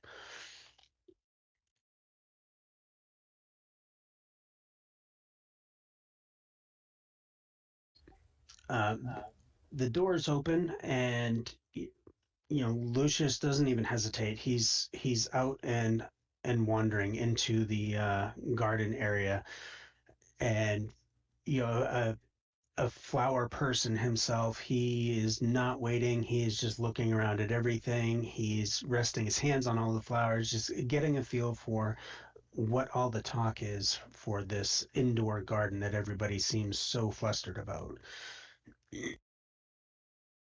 Amelia and her two lady friends, Misery and Malady, make their way out of the elevator as well. And the girls turn and look back towards you, Shazara, and give a quick wink and a giggle, and we'll talk to you later. And Amelia quickly just grabs them and drags them on, like, enough of the games, let's get moving. And then the six of you are standing there staring out into the garden. How does the garden appear visually? Is it like an open dome-like greenhouse, or is it? Yeah, I mean it is completely wide open. The elevator comes up through the center of the room, and there are no walls beyond the outside walls of the building. It is a huge open floor, very high ceilings, and it's slightly humid in there because obviously, it's we need to make sure the flowers and all the foliage and whatnot is kept well taken care of. All right. Can I just start looking through the garden for like the prettiest flower I can find? I don't know if that's a check or. Um, to find the prettiest one that you can is definitely going to require a perception check because this place is laid out. It is a very wide open space. There's all sorts of different types of flowers in there, and it just seems like it goes on forever. All right. I'm going to go ahead and push a perception on that one for a +1.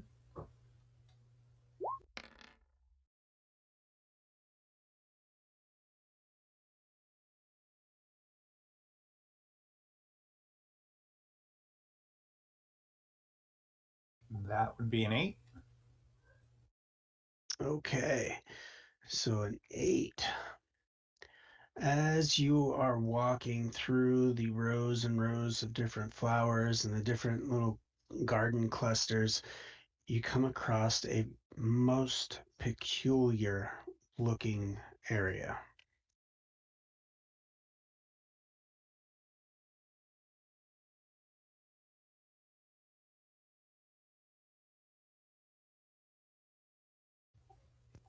That is the most peculiar looking area.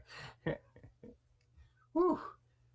Any hallucinogenic compounds coming from these plants? So, in this area of the garden, it's the plant life is not growing out of your normal soil and whatnot. It's actually growing out of a large collection of shells that are just strewn about the area, and they are what you see. It's an egg with an eye. And as you move around the garden space, the eyes will follow everywhere you go. And as each one of you kind of make your way, because are you all following Shazar or are you still sitting on the elevator? Following. I'm I'm gonna going. follow. I'm going to follow, Nate, but sorry. go ahead. I'm going to follow, but I'm also suddenly slightly paranoid, and I'm looking around just to make sure there aren't any, anthropomorphic plant women. I hope there aren't. I'm gonna stay near Vanessa. I'm gonna follow Shazara, but kind of keep a extra little bit of distance from the plants to ensure no accidents happen. Asa's gonna pop his umbrella, kind of spin it. It's kind of bright in here, so take some of the light off his eyes as he ponders through, following along behind Vanessa and Shazara.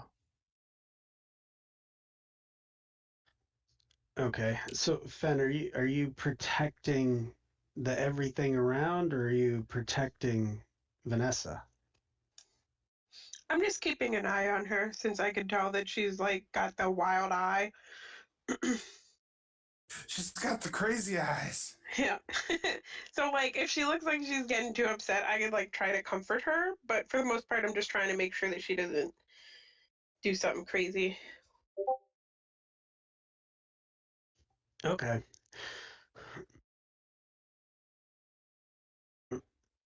So as you're walking through, um,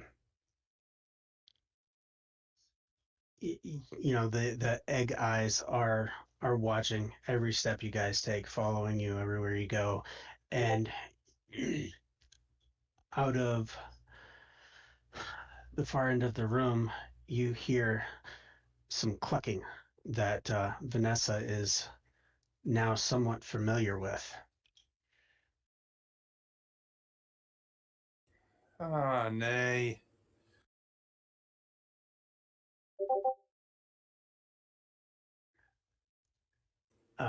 From the far end, you can see a small cluster of the feaster chickens slowly kind of hunting and pecking at the ground and kind of making their way towards you. Fan. What? I'm right next to you. You don't have to shout. Remember when I mentioned zombie chickens? Uh-huh. And I'm going to point at the zombie chickens. We got a problem. Do they look like they're aggressive at all, or are they just wandering? They kind of look like this. Just bony, not really meaty chickens with innards somewhat falling out. It's kind of Yeah. hard to tell when you look at something like that if it's really out to get you or if it's just there for a walk. Are there any close to us, or are they a ways away? They're probably about 20-25 feet out. Just a cluster of them, 5 or 6. Okay.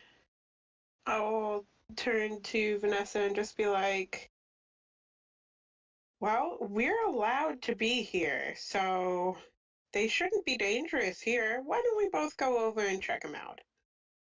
Maybe they're just a novelty item. Yeah, this is probably their habitat. Might be the grab me bag for the way home. Or they could just be, dead chickens that have been eaten before. Think of all the chickens that have passed on. Well, I'd rather not. I don't care what That is anyone true. says. Chickens are damn good people. When was the last time you went home and heard of a chicken that beat the crap out of his hen? You That can is honestly say I absolutely have. true. That's because chickens are good people. Thank you, George. You're welcome. Somebody had to mention they got the reference. Yeah, okay, let's cautiously, check out the chickens. Maybe don't make any sudden movements around them, but maybe they're just chickens. And it's okay, and we don't have to fight zombie chickens. Yep, I will walk over there with Vanessa in tow. I'm just picturing like this mom and little kid moment. Friends It's like, come dragging on over, Vanessa. let's go say hi. They're not dangerous. Vanessa's like, no, I don't want to. This is kind of becoming what our dynamic is for some Which odd is reason. hilarious because Sven is like way shorter than Vanessa, if I remember correctly. So, yep. I'm a tall crybaby. Okay, so as you guys approach the feaster chickens, they all stop with their cluck cluck cluck cluck cluck cluck cluck cluck, and they immediately look up at you. The one in the front of the group kind of turns its head, turns around to look at the other 5, just starts squawking like crazy, and then turns back to you guys and launches towards you. And the other 5 immediately in tow. Awesome. So, I have to dodge out of the way. Or you could stand there and get pummeled by 6 Yeah, feaster no, I chickens. think I'm good on that. I don't need to do that. Okay. Yeah, I will go ahead and roll dodge.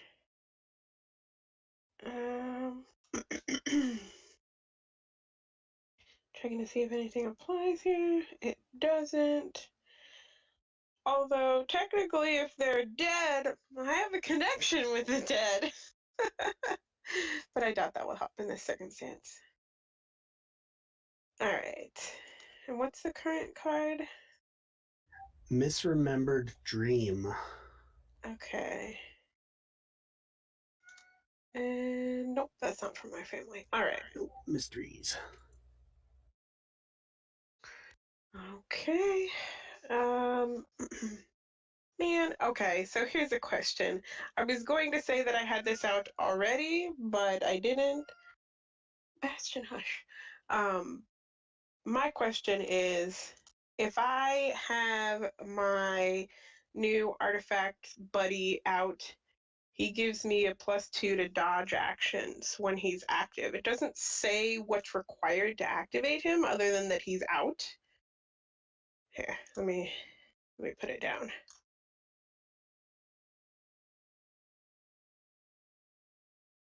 Oh, that's right, the Cradget.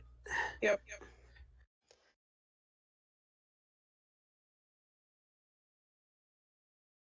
So yeah, I was planning to have a mechanical cockroach chilling on my shoulder this whole time.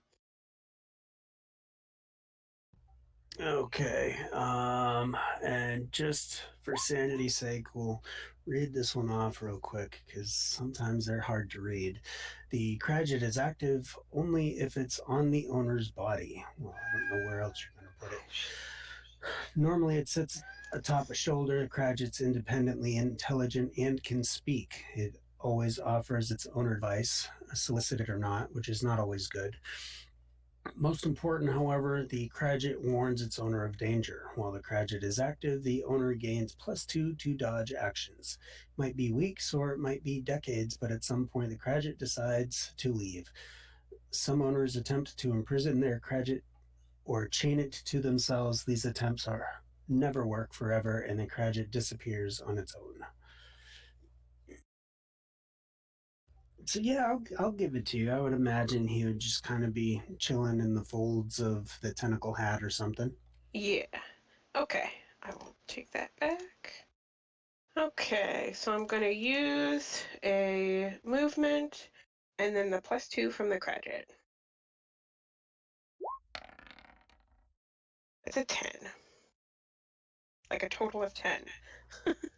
Okay. Yeah. You managed to duck out of the way of the feaster chickens, and they.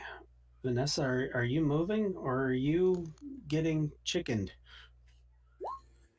I can't help but feel that Vanessa's first reaction would be a high pitched scream, followed by what accounts to a field goal kick. Nice. Okay.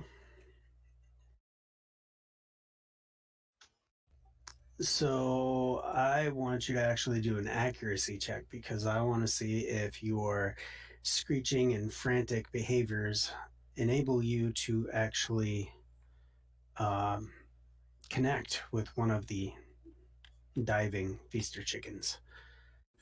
Okay, I'm going to push an accuracy, Bene.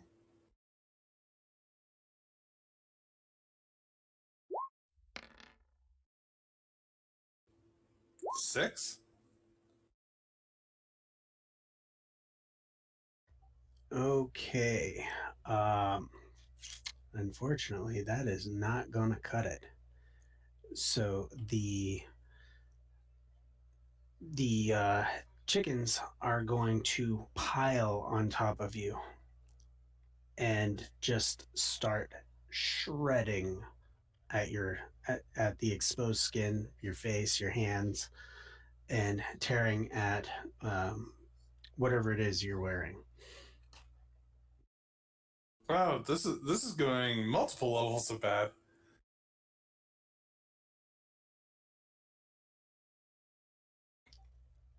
Um, so yeah, they're tearing away at you and end up knocking you down to the floor while you're sitting there kicking and screaming and getting chickened all over the place. I'm going to point to the flock of unfeathered fowls and say to Zogi and Aso, your new friend there is not faring well against the original recipe. There's not many things that she fares well against. You just okay. Well, I guess the early bird gets the worm.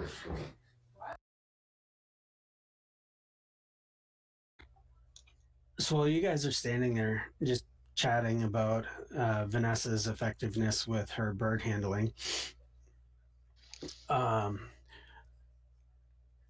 Fen, you hear a ding, garden floor, and the sound of the elevator open. And you open your eyes, and there you are staring out into the garden. So wait, I'm back inside the elevator?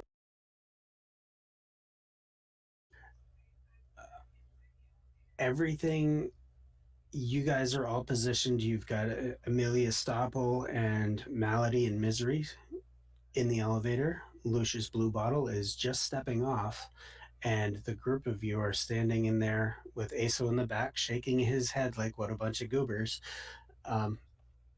Everybody is just now preparing to step off. Do Wait, I remember what just happened?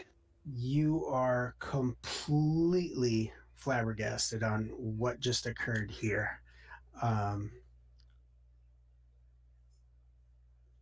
Okay. Everything that you just think you experienced is now happening. Lucius steps out and starts the same activities he had while you were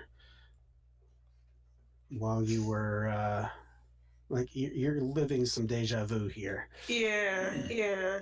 I'm going to step out of the elevator and immediately start looking for the prettiest flower I can find. Fen, I want you to take a despair for the misremembered dream. Okay. There is some weird stuff going on here, and I will just turn to Vanessa and be like, I don't know if you remember this, but you were right about the chickens. I was the chickens. There's only one, the one that I told you about. So that was me checking to see if anybody else can remember, or like whether or not this was actually a dream of mine, or whether or not there was time nonsense going on. But it looks like it was just me. Okay, well, there might not be any chickens in this garden, but if there are, you were right. They're dangerous. We're not going to go towards them. Let's go. I am 100% on board with that plan. So I will go ahead and head out again with Vanessa in tow and go like the opposite direction that I originally went. Okay, and while you guys are stepping off the elevator, hopefully for real this time, I'm going to say let's take a quick 10-minute break just to get something to drink, get rid of some drinks, and grab something to eat real quick. And then we'll come back in, we want to say about 6:20. Does that work for everybody? Works for us. Sounds good. Okay, so we'll be back in 10 minutes. Thanks, folks.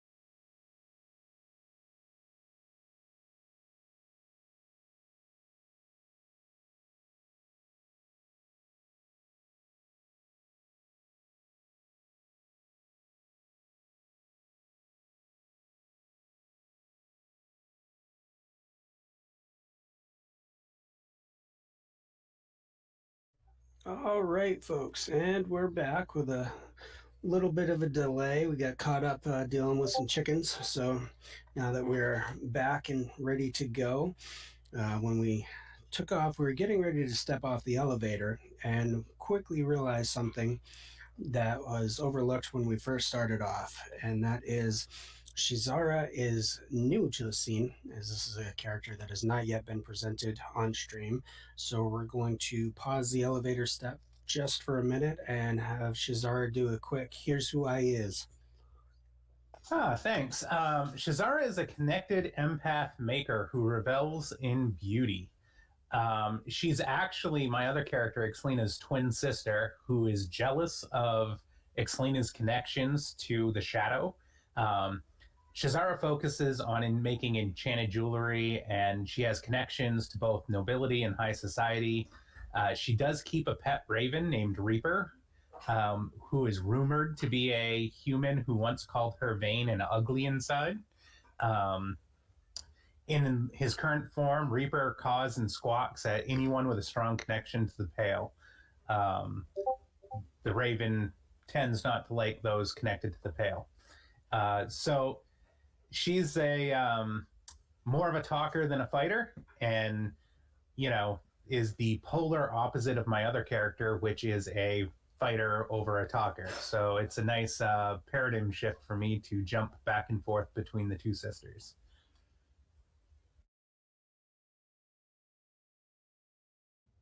Oh, Thanks, Alex. yeah, absolutely. This ought to make for a very interesting addition to the group. All right, so you guys are stepping off the elevator and making your way into the garden for the second time.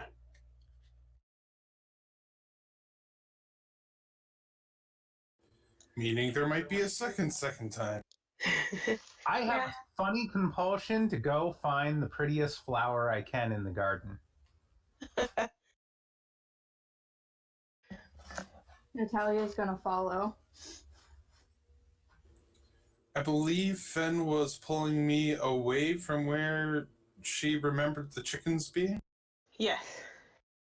I'm just going along with it because I trust Fen more than chickens. Zogi's gonna look over at Aso and ask him if he would care to stroll the garden as well.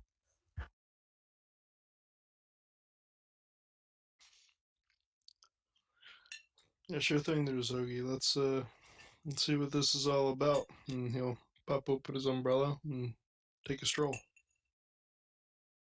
Kind of hanging towards the back. Do you want me to make a perception check there, Ox? Like I did the last time? Sure.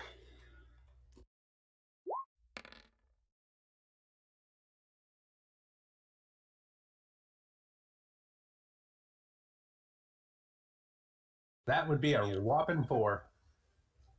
Okay. So you again notice the section of, eggplants. Get it?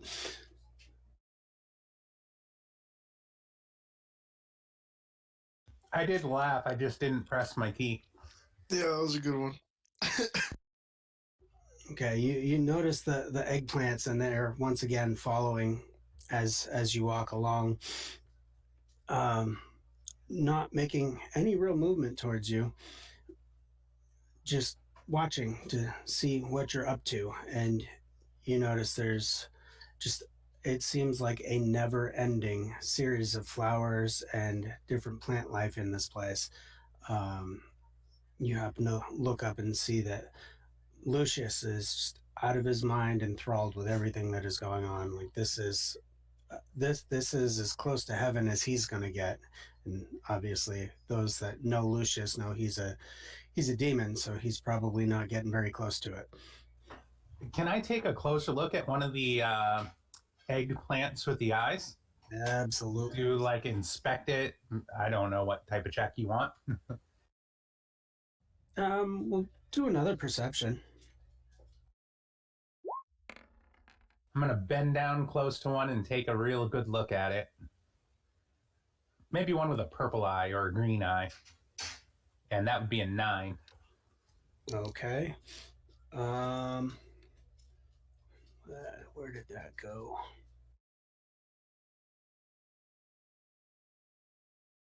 All right, as you look closer at the flowers, you notice in and around the shells that these eggplants are growing out of is this.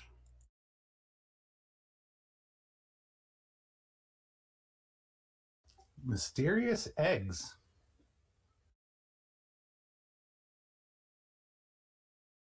Oh, those are kind of pretty. I guess it doesn't get any bigger. So yeah, so you notice a pocket of these bronzish colored eggs, and inside them it looks like a scene of different locations. And these are kind of wedged down in and around the shells that the eggplants are growing out of.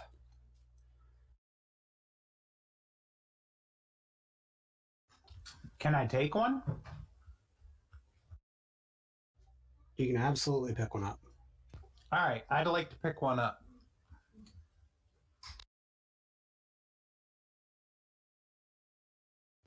And examine it, like what the scene is on it, I guess, or the locality that's being displayed on the egg that I pick up.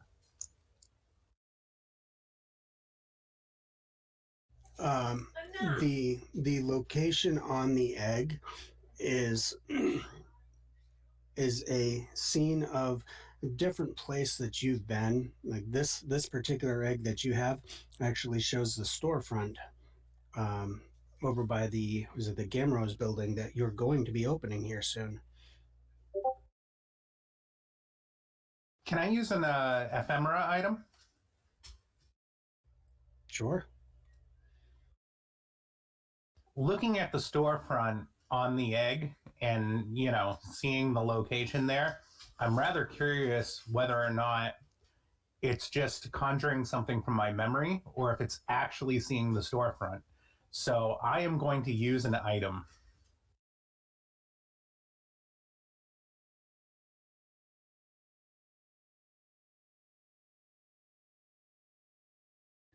Oh.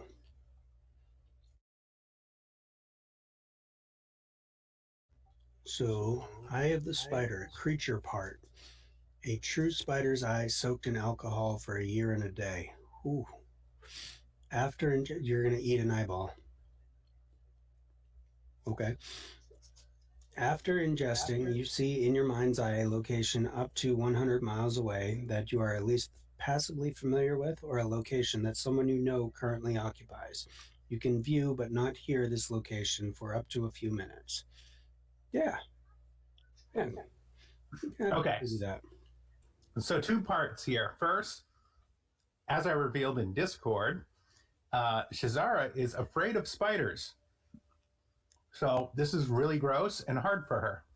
Secondly, I would like to compare the image on the egg against what's actually happening at that location to see if it's just pulling an image from my memory or if it actually has any divination properties to this egg. Okay.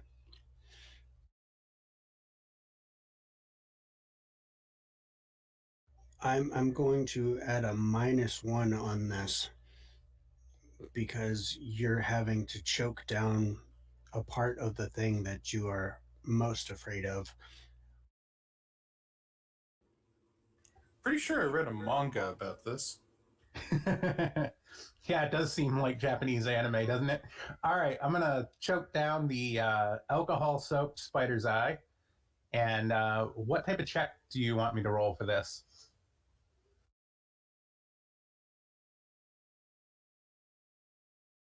Oh boy. I think so. There's a part of me that wants to say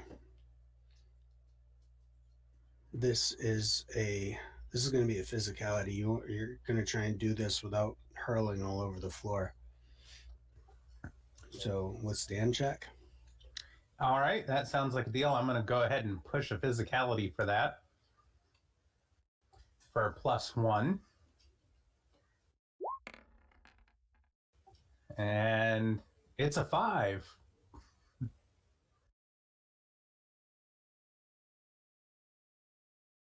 Well, it's not a failure.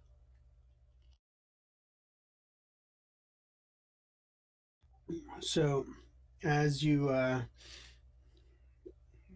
hesitantly pop that spider eyeball into your mouth and take a nice little squishy chomp down on that sucker,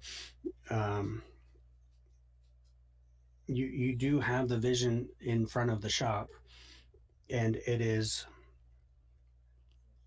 practically identical to the image you are seeing in the egg. Excellent. Is Natalia right near me, or who else is near me at this moment in time? I followed you. I'm going to show the egg to Natalia and explain what I just did and try not to lose my lunch because now I have like spider eye breath. Alcoholic spider eye Is breath. Spider eye breath.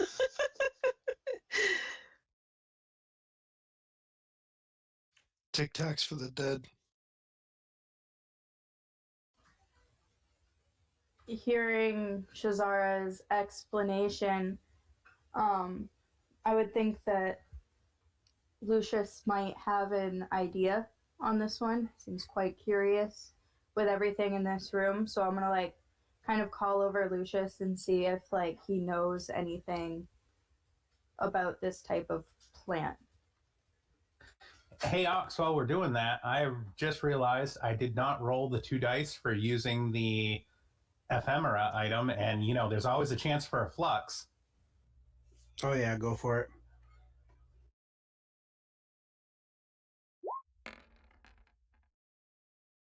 Nope, sorry, folks. And Thorian had his fingers crossed. Yeah, so far, I, as a player, am unscathed by Thorian's damage with the flux rolls. Now that I put that out there for the universe, maybe I'll get a flux form.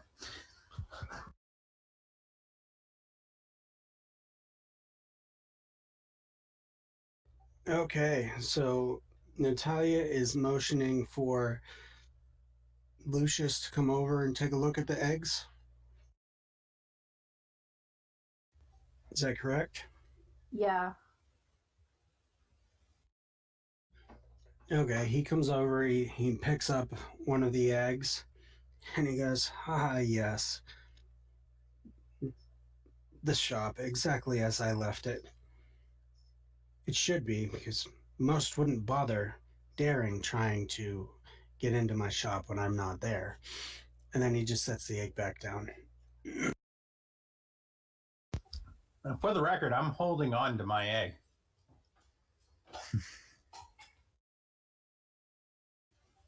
I would like to ask him what these are, if he knows anything specific about these plants.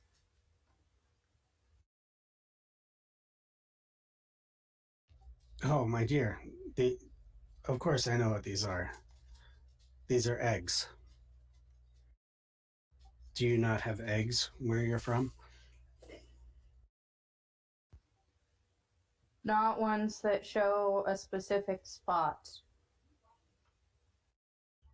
Oh, these are absolutely not your standard eggs, but they're still eggs.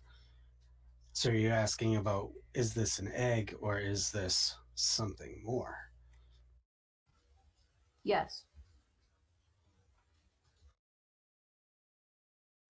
Ah, yes. Spoken like someone that would be dating that Floyd Lloyd individual. Ask 2 questions, get 1 answer. So yes, these are eggs, and these are divinatory eggs. These show the location of something that is near and dear to your heart. Oh my god, I need one of these eggs. That's interesting, Lord Lucius. Are they edible? And what happens? Is there any magical properties when you eat one of these that are near and dear to your heart?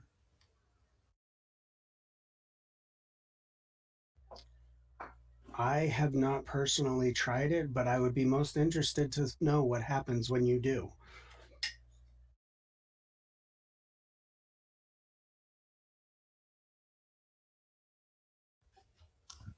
Shazara lifts an eyebrow and looks at Natalia and looks at her hand like, you want to try it?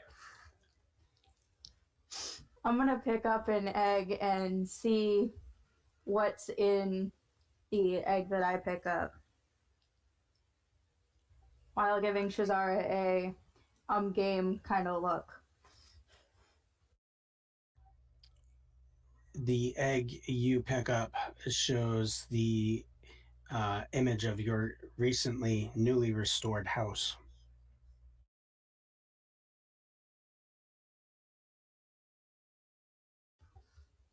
Hey, Natalia, you think you got enough fire in there to cook an egg? Probably, but should we risk it here? Oh, just a little on the hand.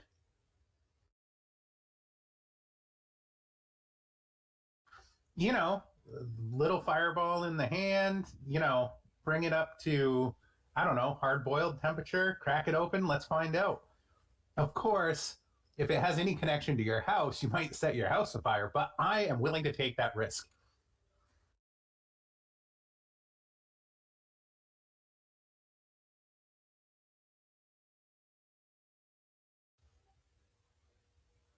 Why don't we try it with yours?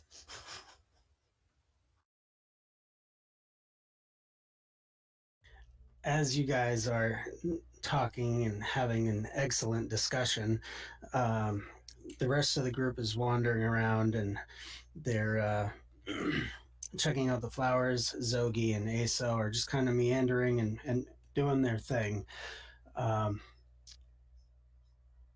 A familiar line of footsteps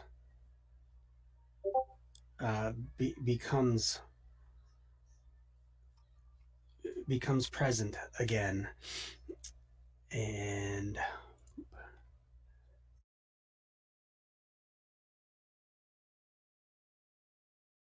the welcoming party is back. Ah, son of a bitch. Here we go again, Zogi. I want to grab an egg before they get here. The sing-song of their voices comes up throughout the garden, and once again, I'm not singing, but we're just throwing it out here for you guys. It's time, it's time, it's time to eat. It's time, it's time, it's time for meat. And they're slowly, one behind the other, doing the head wave as they're walking and talking. All right. Can I? Suppose we should head back down. Great. Yeah. I want to yoink an egg. Then.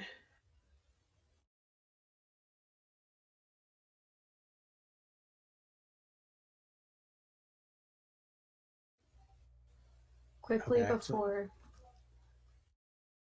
Go ahead. So quickly before we go down to eat, I'm going to quickly get some fire in my hand and try to cook the egg, sensing that we don't have much time left. Okay, go ahead and roll for that. You gonna do your set my body on fire thing again?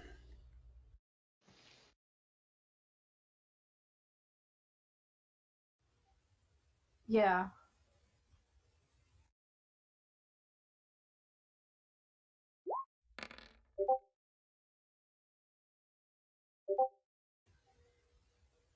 So that's a 4 and a 7.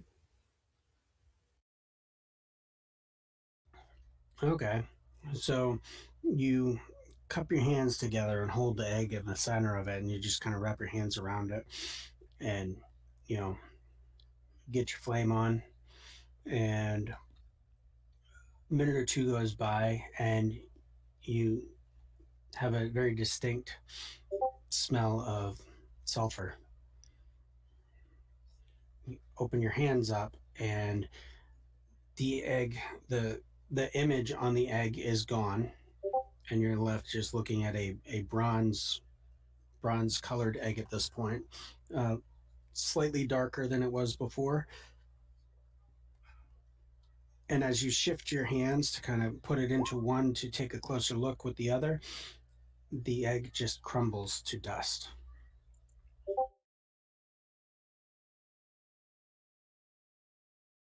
Natalia, I think it was done before that particular moment.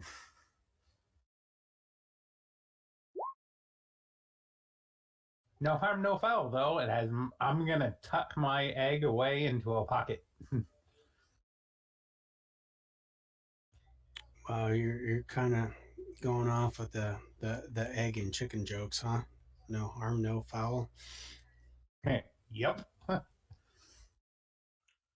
Good lord, what has this world come to? Okay, so the welcoming party is slowly making their way in your direction, and they just keep repeating the same line over and over again. It's time, it's time, it's time to eat. It's time, it's time, it's time for meat. Oh, not this again. Not this again. I'm gonna start heading back towards the elevator and waving over anybody that I see through the foliage. Seeing Aso head towards the elevator, I'm going to nudge Natalia and motion my head towards Aso and Zogi retreating to the elevator, and the mysterious rabbit guys, and saying, I'm going to say to her, perhaps we should head back down before it gets weird again. Yeah, I'm thinking so, and I'll head back to the elevator.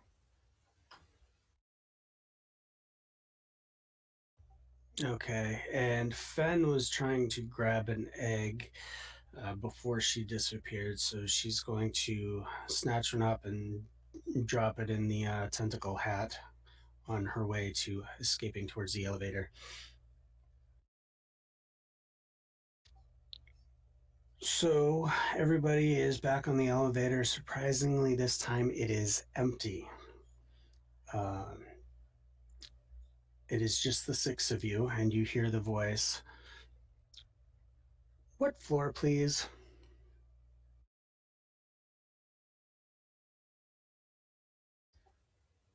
What do you guys think? Where would we go next? I vote penthouse.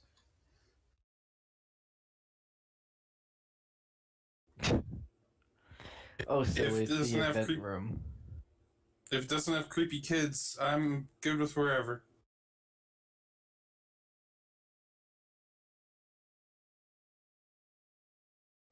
Hearing the word penthouse, the elevator says, "Thank you," and the elevator starts moving up. Some time passes, and this is considerably more time than the last time because, you got a long ways to travel to get to the top of the Blacke Building. You think they're serving the food up in the penthouse? I think anybody who's anybody is going to be up there, and at the very least, if everybody's down below, we can at least take a peek around and figure out the motives of our good Rasputin Black. A socialite and a spy. I like it. I wasn't born yesterday, Mr. Yuri.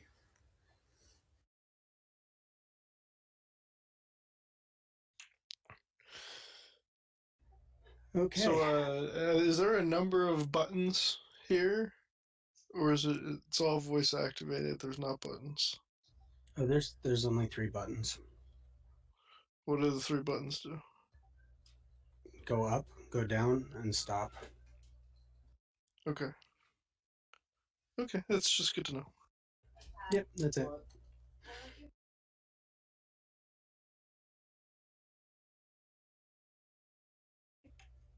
All So right. now that I've gathered you all here, just kidding. Dad jokes for boring elevator.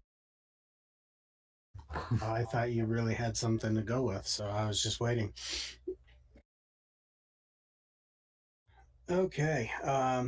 As you guys are slowly making your way up in the elevator, finally, after what seems like absolutely forever, the elevator stops and the voice comes over again. Penthouse floor.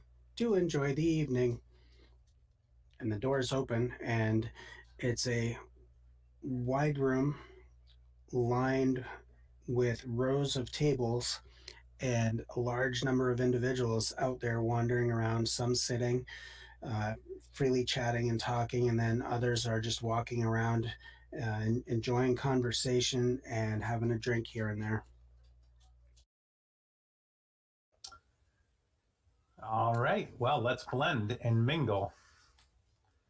And I'm going to exit the elevator and head straight into the crowd of folks and start socializing casually. Asa will follow suit. Zogi's gonna look for Mr. Sharp. Okay. So Shazara and Asa are just mingling in the crowd. Zogi is looking specifically for Howard. Yeah, Go ahead. as I mingle, I'm going to try to gather information about our host, Rasputin Black. So as I work the crowd socially, I'm going to try to drop different suggestions and whatnot to try to learn more about Mr. Black. Okay. Why don't you go ahead and we'll say that one is going to be.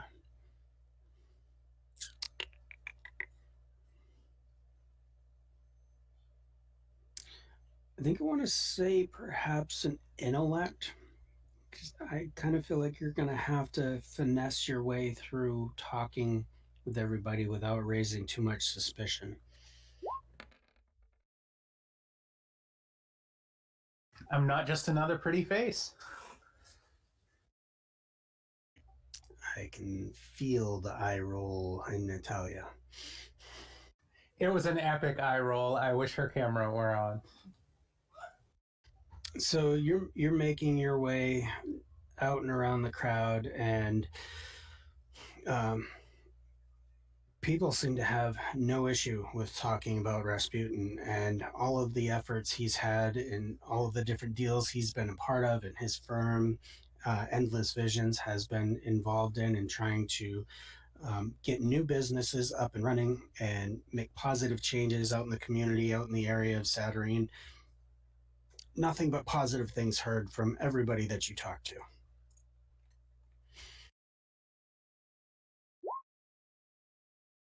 All right, it's all you guys. I would like to try and look for Ember where she's a socialite in the crowd.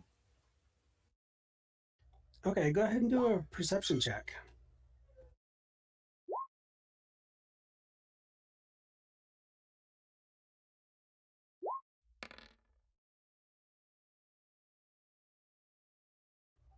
Okay, there are a large number of individuals in here. It seems like anybody and everybody that could possibly be connected to the high society life is in this room. So it takes you a little while to kind of maneuver the field and get through all of the people that are out there. And as you're just about to give up, you notice the the hint of the, character Ember dress is the bright red, like eye-catching colors. The I need to be the center of attention coloring in her dress, and there's no mistaking it. There she is off to the side in the middle of a large group of gentlemen callers.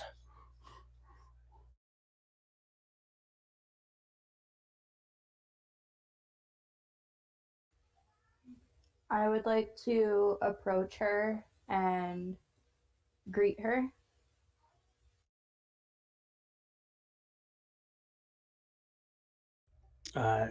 She initially continues on talking to the folks that are gathered around her. It's almost like she didn't even hear that you had said anything to her.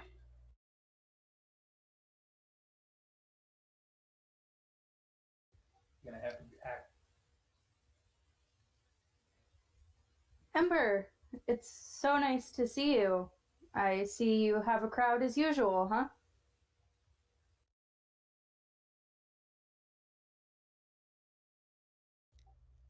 She finishes her conversation, looks over at you, and she's like, "Oh my God, Natty, is that really you?" Yeah. I got invited to this party somehow. Well, that would actually be my first question: was how did you get invited to this party? But um, I guess there are some things that we don't need to question. Uh, where have you been? Like, remember that time when I thought we were going to be really good friends and you said you wanted to be and then you just disappeared? I remember that time. Do you? I do, and I'm so sorry. I got very distracted. Even went to different suns at one point, but I would still love to be friends with you um, and reconnect.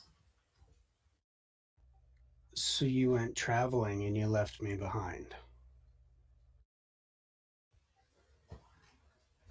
They were rather last minute. She just looks at you and is kind of like, "Girl, I can pack a bag faster than people can blink. I'm thinking you just chose to go without me." I do recall the last public event that we went to. I did walk over to invite you.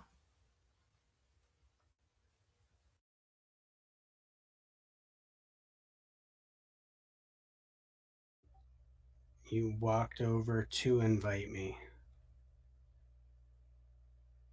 Did you actually, though, invite me? Or did you just walk over to do it? I walked over and asked you to come, and you turned me down. I am trying. It's a horrible feeling, isn't it, Natalia? It's a horrible feeling.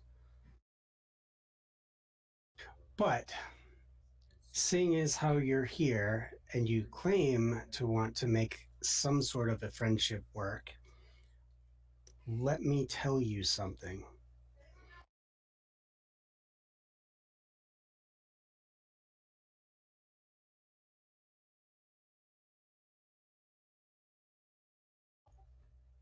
I heard the most unique rumor, and it's really making me wonder what's actually going on here. Do share.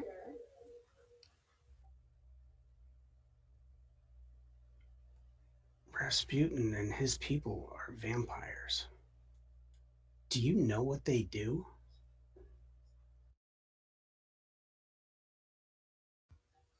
I don't. You Do don't you know know what what they do? vampires do? Yes, vampires kill people, honey. I know they do that. I've had a couple run ins recently with vampires, but these seem to be nicer than the vampires I've run into previously. Oh, so now you want to be their friends. Absolutely not. Oh, so they're going to invite you to things and you're going to avoid them too? Is that your MO?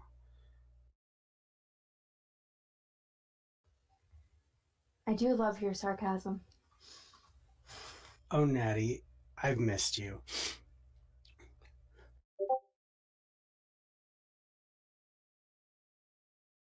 So, how do you suggest we go about dealing with these vampires? I mean, they kill people. The only way they could have possibly gotten into this position is to have killed someone. So they must have killed people.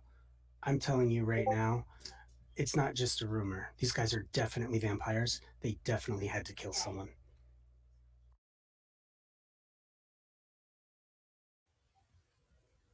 I'm not really sure right now how to go about this, but I can maybe introduce you to one of my close friends and see if she has any idea on how to handle this. She's a little more socially gifted than I am. Natty, I could say so many things right now about that, but I think we've had our spat.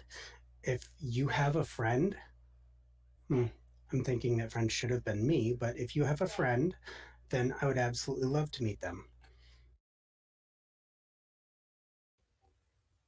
I'm going to look over to Shazara and see if I can grab her attention from her wanderings.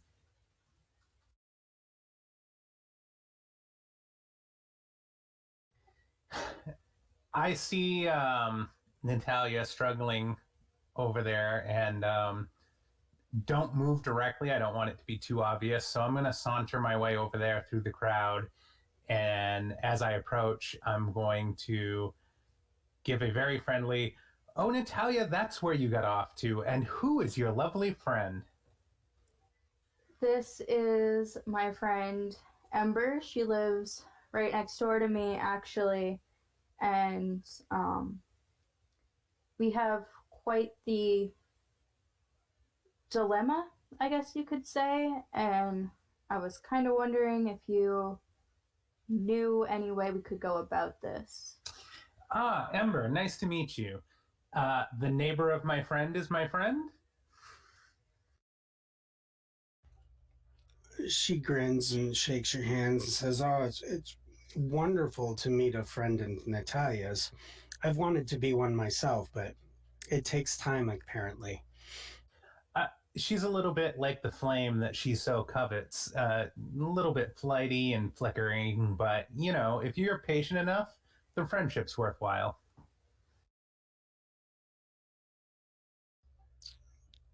I've heard. I've heard. So, what is it that you know? I don't know anything. She just said that I might be good advice. What seems to be your dilemma? I was just telling Natalia here that, and she leans in closer, Rasputin and his people are vampires. They must have killed someone. Oh, don't be foolish, Ember. How do you know they're actual vampires and not just, you know, gothic wannabes that got made up down at the changeries? I mean, vampires aren't exactly accepted in social circles. And if you look around, there is plenty of social here circling.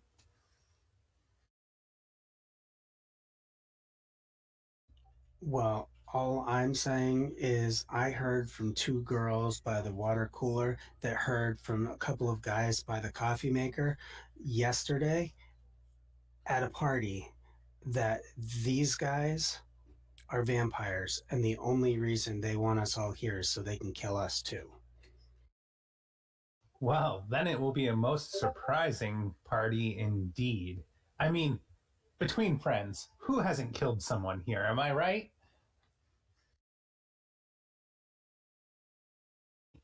What? Natalia will burn them up if they're vampires. I'm not afraid. Natalia's got this. all day long. You know what vampires don't like? Fire. Fire and steaks. And you know what? Me and my friends, we got them both in spades.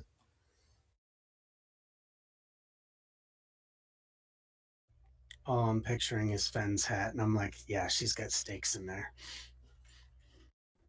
I do have 3 steaks in my purse. I was about ready to say, since last time, I'm pretty sure that I put some steaks in there.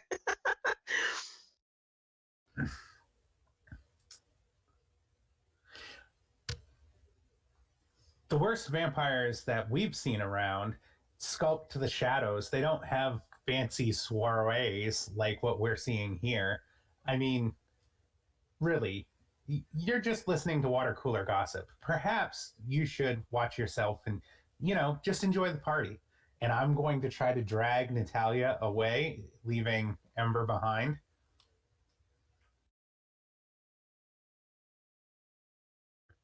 I'm gonna look over to Shazara and kind of give her a look like, I got this, and you can go mingle with the other people.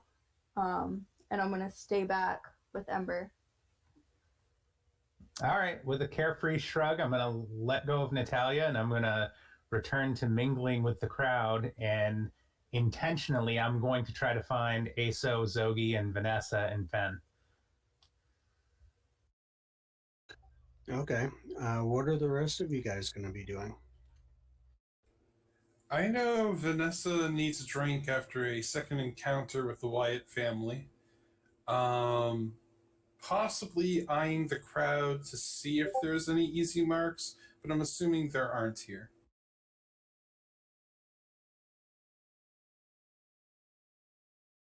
You are certainly welcome to give it a try. Go ahead and take a look around and see what sort of magic you can work.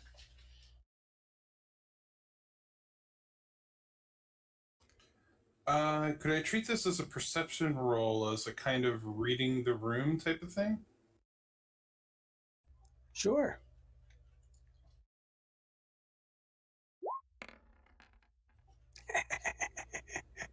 Brilliant.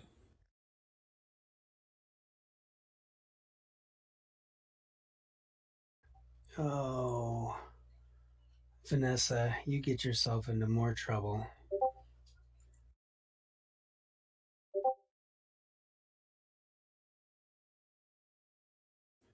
Oh, that's just literally how I roll.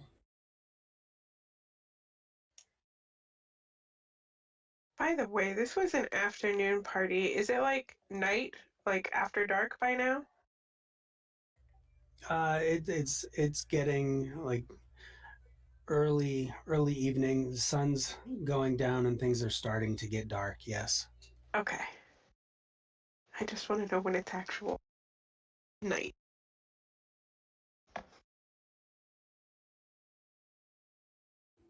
So, what does Vanessa incorrectly read the room as being like?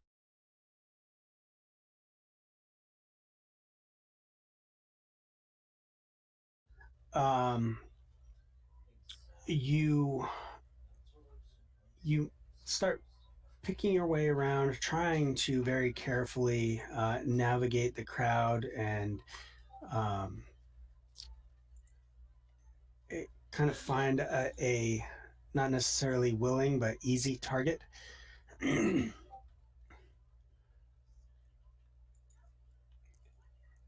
And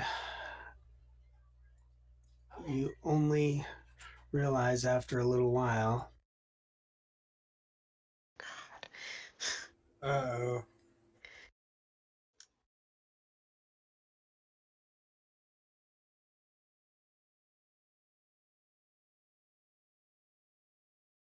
In your efforts to make somebody's pockets a little bit lighter, you quickly realize that somebody else has in turn done the same to you.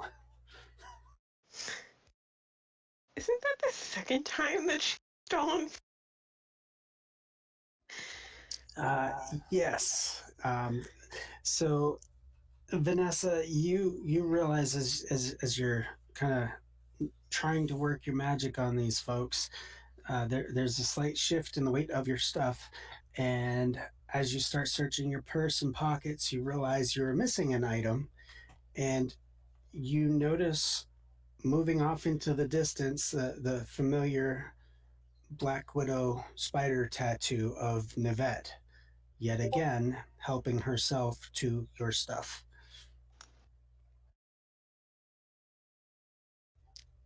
She's going to pull off your whatever your ephemera item is. Oh man, I was really hoping to use that. Well, you gotta chase her down then. Oh yeah, no, I can't. No, I can't stand for this. I'm You giving have to out chase. thieve her. All right, we're going to toss that up there in the corner just because, we don't want anybody to forget that the thief got out thiefed. And so, yeah, Nivette is slowly making her way in the other direction, happy that she's once again bested someone who claims to be a really good thief.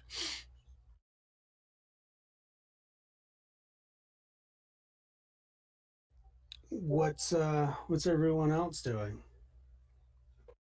I'm making my way to Howard. Um, I'm working the crowd trying to get information about what other projects are going on. These are people Okay. from all different districts. These are my people, so to speak. So I'm doing like general just conversations to kind of find out what big projects are going on out there in Satterine. Okay. So Zogi, you start perusing the landscape, and uh, Howard is standing in the midst of another group of clearly politicians. There's no mistaking the look and feel of politicians.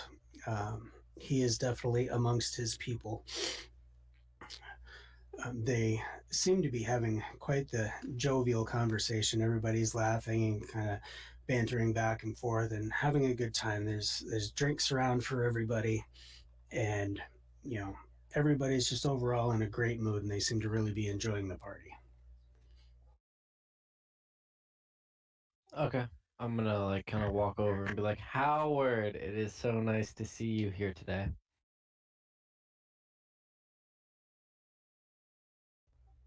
Well, if it isn't the one and only Zogi Paga the Divine. He kind of pulls you up close right by his side, and he kind of motions out to the rest of his buddies. Gentlemen, let me introduce you to the savior of the Hollows. This man right here single handedly is fighting the enemies of time. He's going toe to toe with all of these clockwork creatures and doing everything he can to purge them from the Hollows and from the rest of Satyrine.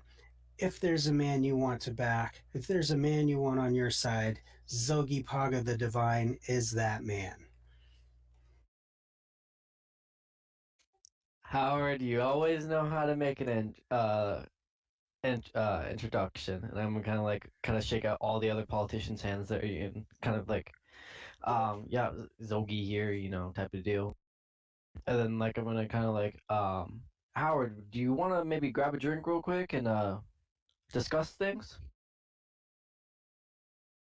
Well, smiling, he shows his hand. He's like, "Oh, I have a drink right here.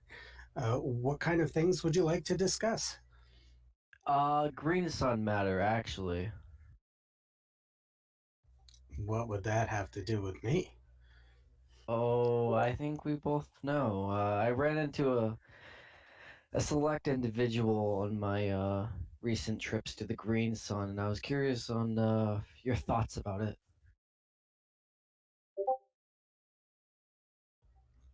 He politely excuses himself from his friends and kind of motions off to the side and says, come with me. What is it that you need to talk about there, my friend Zogi? I ran into this very interesting individual in the Green Sun. Very creature, more like a creature, um, like very insect. Yeah, it was a Green Sun habitat, and they were plagued by a curse. Um, After doing a little research and I kind of found out, and the connection was to you. I was kind of curious on what that was all about.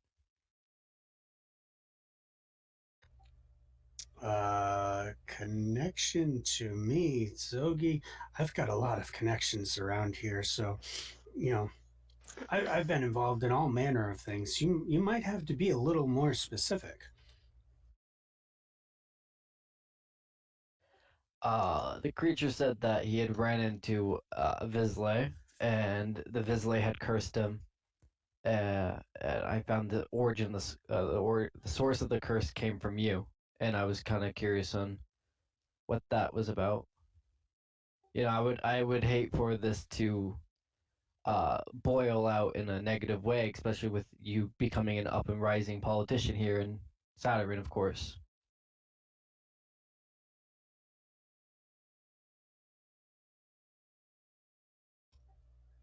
Zogi, are you accusing me of cursing someone? Not accusing you. As a friend, I would never accuse you. I was just, I'm just trying to figure out the clear picture here. This habitat of the green is very determined that you're the person who did this to him, and last time I checked, he was out looking for you.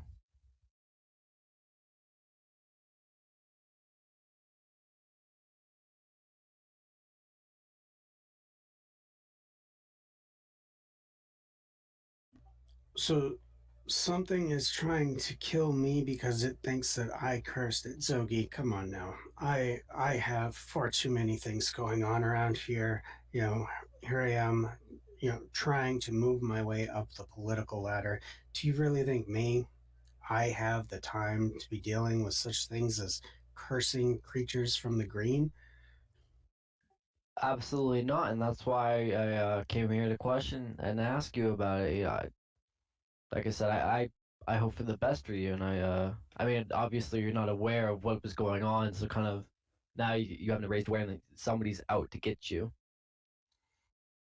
Well, I will absolutely keep that in mind. I appreciate your concern and letting me know that this strange thing is happening. Absolutely. I had one more matter of interest I would like to discuss with you. You get out there, Ox. I didn't say anything. Ah, sorry. It's okay. The voices get the best of me too.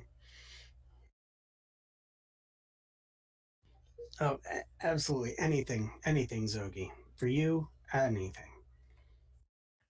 I'm sure you've heard various rumors, and I mean, you know what I'm all about here, and reforming districts of Saturn and expanding to other suns. I have a very large project surrounding the Church of the Divine Host, um, which is going to Oh, that require me. rundown place. It is run down for now. I have a lot of hope, and it's gonna be a very beautiful place by the time I finish touching it. I mean, look what me and my fellows have done to the Hollows, for example. It was viewed as a very rundown place, and we're attracting a lot of positive people there in different views. Well, absolutely. That would be exactly why you folks are all here tonight. The Endless Visions group has definitely taken notice of the work that you've done in the Hollows. So Exactly. What is it that I can do for you? How can I help you with your church? I'm very close to kind of wrapping up that project. There's one tiny little bump in the road, might I say. I the, the owner, I don't know if you ever heard of her, Chimithica the Ever Dying, I believe, is her name. I have to seek an audience with her, and I'm just not sure the best way to go about that. I understand that I can schedule this and go and talk to her. I just wanted to kind of have a gauge of who she is and whether you would have any knows about that. I personally have never had any dealings with her. Our two paths have just never crossed in any of the projects that I've worked on or that she's been involved in. I do hear, interesting things as we all do. Um, you know, if scorned, she can definitely be ruthless and along the cutthroat nature. So I would strongly encourage, if you're going to talk to her and come to some sort of business arrangement with her, stay on the up and up. Absolutely. Yeah, I last thing, and I'll let you get off. I have a big project coming up, and I was hoping that I could get your involvement on this. It's kind of on the down low for right now, as until we iron out the details. Um, but I just keep that in mind. All right. It's gonna take reform to a whole new meaning. That's all I'm gonna tease you with. All right. So you want me involved in a project that you're not going to tell me anything about? Listen, Howard, I'm still ironing out the details. Uh, of course, once when I get to a more finalized area, I'm gonna kind of let you in and see whether you would like to seek involvement in this. Like I said, it's gonna be great for not just here on Saturn, but all the suns, and I'm really hoping to bring a new level of peace here. Zogi, my dear friend, I am always willing to listen to anything you have to say. So by all means, you bring these future secretive projects of yours and we can most definitely talk about them. Absolutely, my friend. I'm gonna like pat him on the back and kind of go on my own way, and as he's probably gonna return to his group.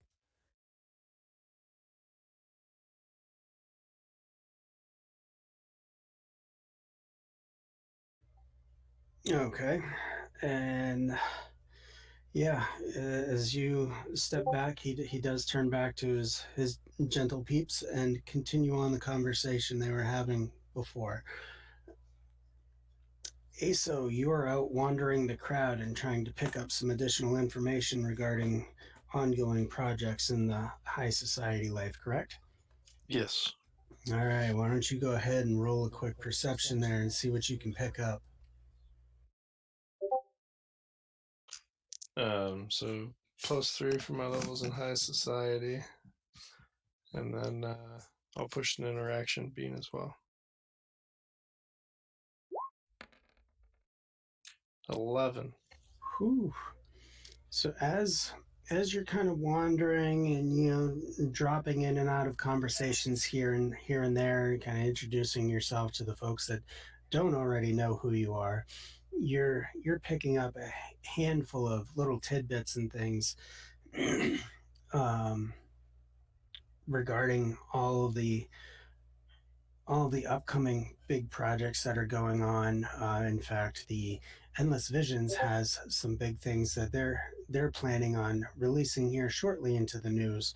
There's little rumors here and there of, they're getting involved in some of the other less fortunate districts, and they've shown an increased interest in what all is going on in the Hollows, particularly in the work that you all are doing with your organization.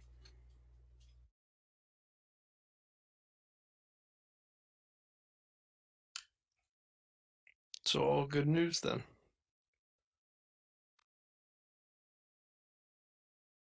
Yes, it was no coincidence that you all were invited here.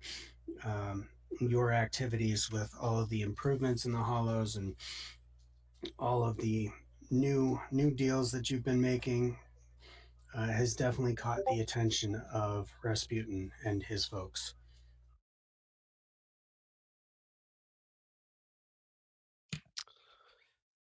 I'm gonna hope to take that as a good thing, and I'll just continue to intermingle, and hope it's not a targeted thing. But everything seems good so far. So I will, just continue to mingle until they said we were eating, so I'm waiting for that juicy food to arrive. Or if not, I'm gonna be looking for it on the tables. Okay. So far on the tables, it's just,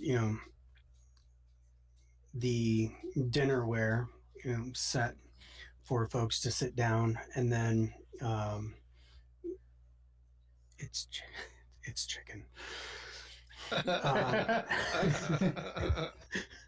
Wow. Thanks, Thorian. That was good timing.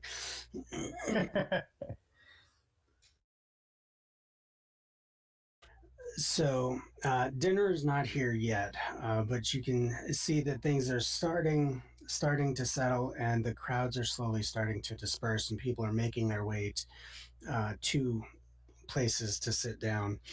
I want to make sure I covered everybody. Vanessa got pocket picked. Fen. Yeah.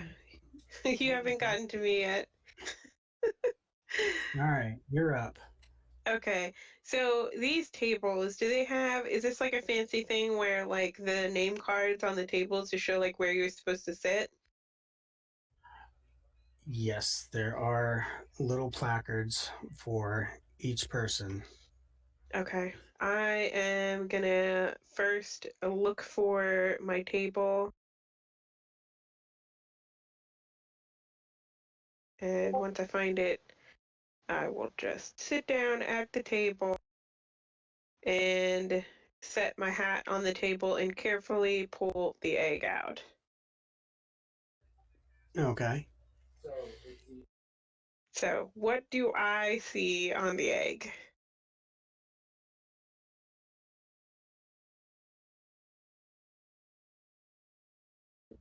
You see the inside of a classroom.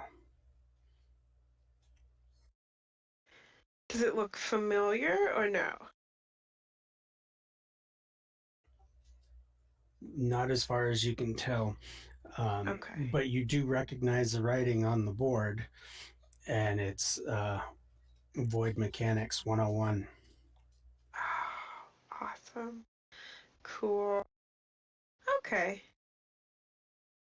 I'm satisfied. A little disappointed, but I'm like, you know what? That's completely right. That is the most important thing in the world. So I will put it back in the hat and just kind of like be that awkward person at a party who's already sitting at their table. And I'll just people watch. And so the the table, your group's table, is actually in the center of the room. Okay. Perfect for people watching.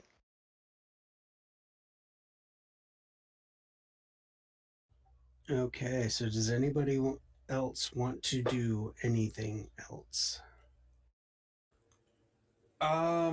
So,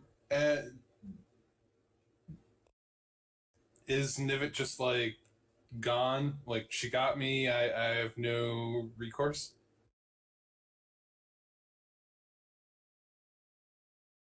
I don't think she was completely gone. Yeah, I was gonna help you if you needed it, but She just ran off in the other direction. I mean, she's scooped your stuff twice now, and she's trying to make her way out of there. Oh well, I'm definitely going after her. What's the move for?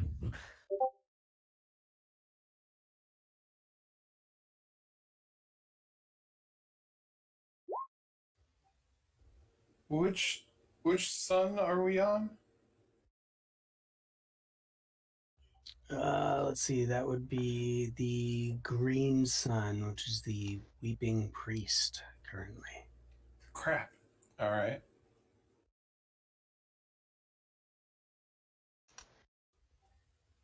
I'd like to go after Navette as well. She's stolen my personal items as well.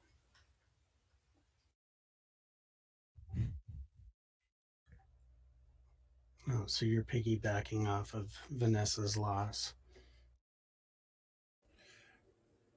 Well, if it makes it easier, I could look back towards, back towards my friends and say, "Yo, Spider Bitch got here," and we got to chase after her. Oh, I thought my sister wasn't invited. Wrong Spider Bitch. Well, here, let me see if I can help you out a little bit. Woo woo! Angel. Angel on the blue sun. Oh, sweet. Is that the defender? It is. It is. I am absolutely helping. Okay, and that is for notions. Yep. So I will get up and come over to Vanessa.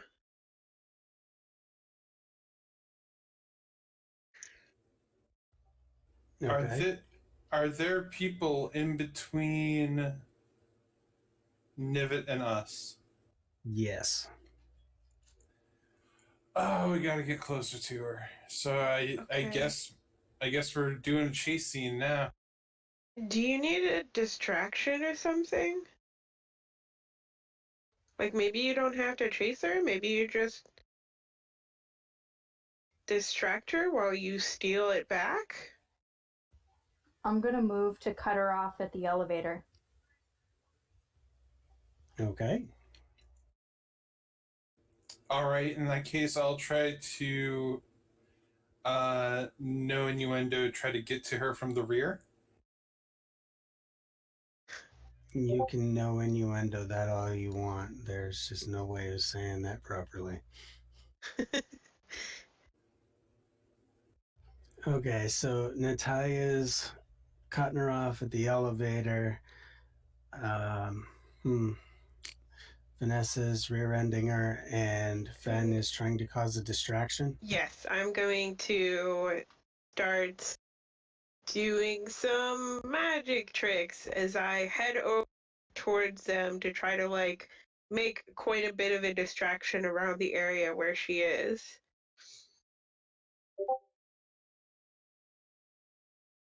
Okay. As you guys are kind of moving in for the kill, so to speak, where the hell did it go?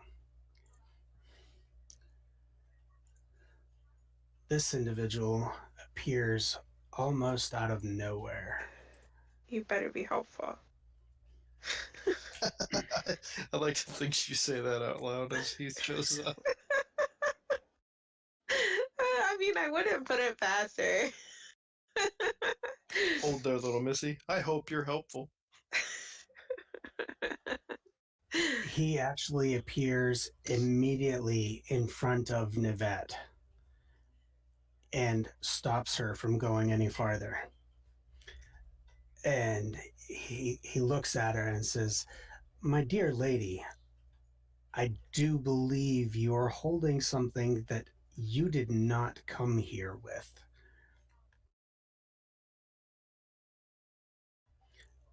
To which she very, very quickly responds, like tries to wrestle herself away from him, and says, "I have no idea what you're talking about. You need to leave me alone. I need to get out of here."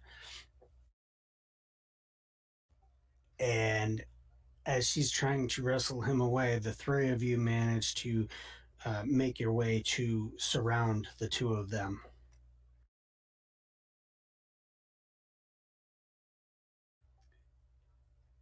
He's still holding her arms and holding her in place, and she looks at the rest of you and says, I believe you were all looking for her. Yes, indeed. This very lovely but cunning woman here seems to have something that belongs to me.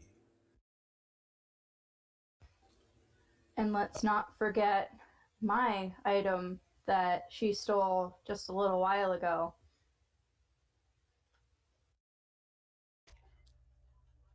She looks at Vanessa and then looks at Natalia and says, you have no proof that I stole anything of yours. And then says to Natalia, and you have no idea where that's ever going to be. Honey, I don't mind doing a cavity search, so you probably want to just hand it over.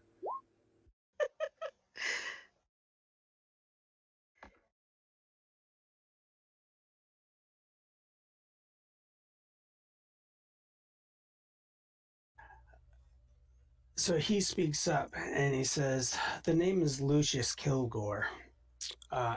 If indeed this lady has stolen some of your belongings, we will see to it that you get them back in full. And there will be no hesitation. Am I correct? And he just stares her down, and she kind of gets lost in his gaze and just shakes her head. Yes, like no hesitation. And he holds her in place, Vanessa, for you to, you know, get her from behind and do your cavity search. Well, to be honest, I'm hoping for her sake that it isn't an easy to access place.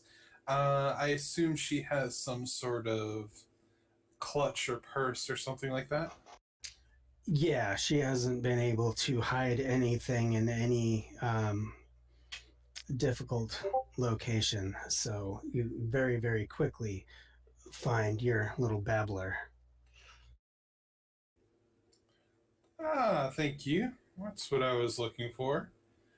Uh, Thank you very much. Lucius, was it? You're very helpful indeed. Oh no, my lady, the pleasure is certainly all mine. We don't want this sort of miscreant contaminating the party, and we certainly don't want people thinking that we condone this sort of behavior, because this is not what we are all about. Do Nor I am I. see my object of power anywhere? No.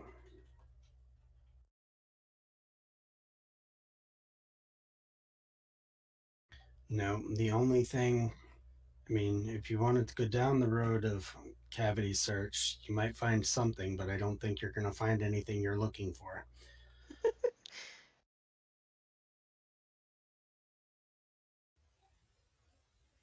I'm just going to lean in and whisper to her, don't think I'm going to forget this. I will hunt you down. I will find you.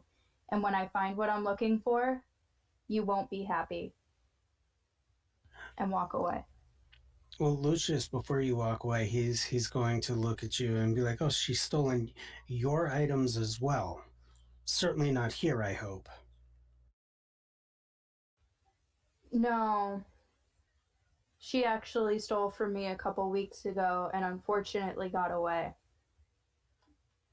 So he's going to look at her again and tell her you are going to return the items that you stole from this individual and point her in your direction.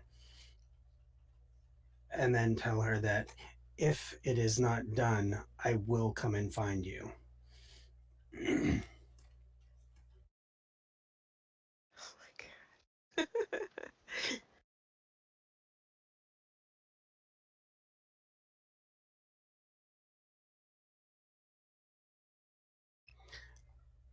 So once we've gotten what we need and he's done talking to her, does he just let her go?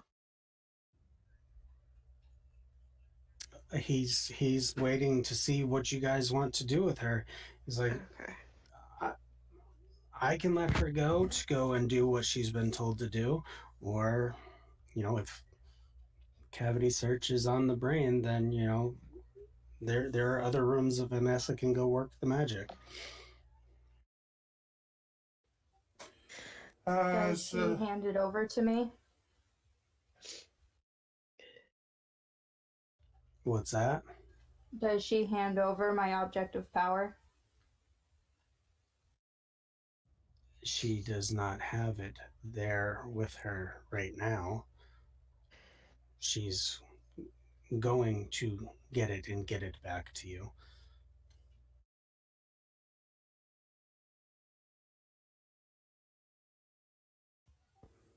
I'm going to look at Lucius and go, well, as lovely as she is, there's that, that whole thing about consent, and I don't think this counts, so I think we're done here. At least I'm done here.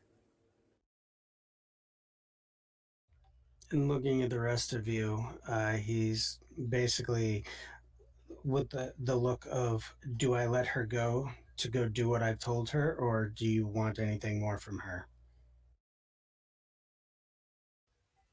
I'm going to thank him and tell him that I am done with her for the moment. Wonderful. He takes another quick look at her and says, go do what I said. And then he lets her go, kind of pushing her towards the stairs. The stairs. How horrible. More on the top floor, she can go down. Yeah. You just have to walk all the way down. True. I will, once he has let her go, I will kind of like walk up to him, like, smiling really big and hold out my hand and be like, "Thank you so much for your assistance. I'm Fen Hallow." The pleasure is all mine. He leans forward and kisses the top of your hand. Nice. She kind of like blushes a little bit and just says, "Are you one of the people that is throwing this party tonight?" Why, absolutely. Rasputin is like a father to me. He has taught me everything I know, and he is absolutely the reason I am here. Fantastic. I'm looking forward to the rest of the evening. I don't know what's in store, but hopefully we can talk again. I think I'm gonna go sit down at my table. And I kind of like awkwardly smile and nod and back away before stumbling back to the table. With a slight grin, he kind of ushers you in the direction of the table, and then quickly, just above a whisper, says, "I do hope you enjoy your time here. I hope you enjoy the evening." She just kind of like smiles and just says, "I hope so too."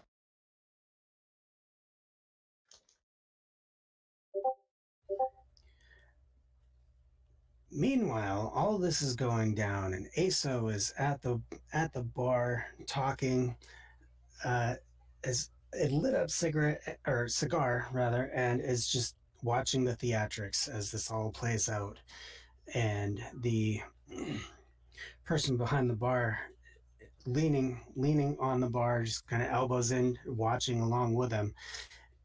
He mutters, "Yeah, I knew as soon as Lucius got involved, that was all done and over with. That boy's just got something about him."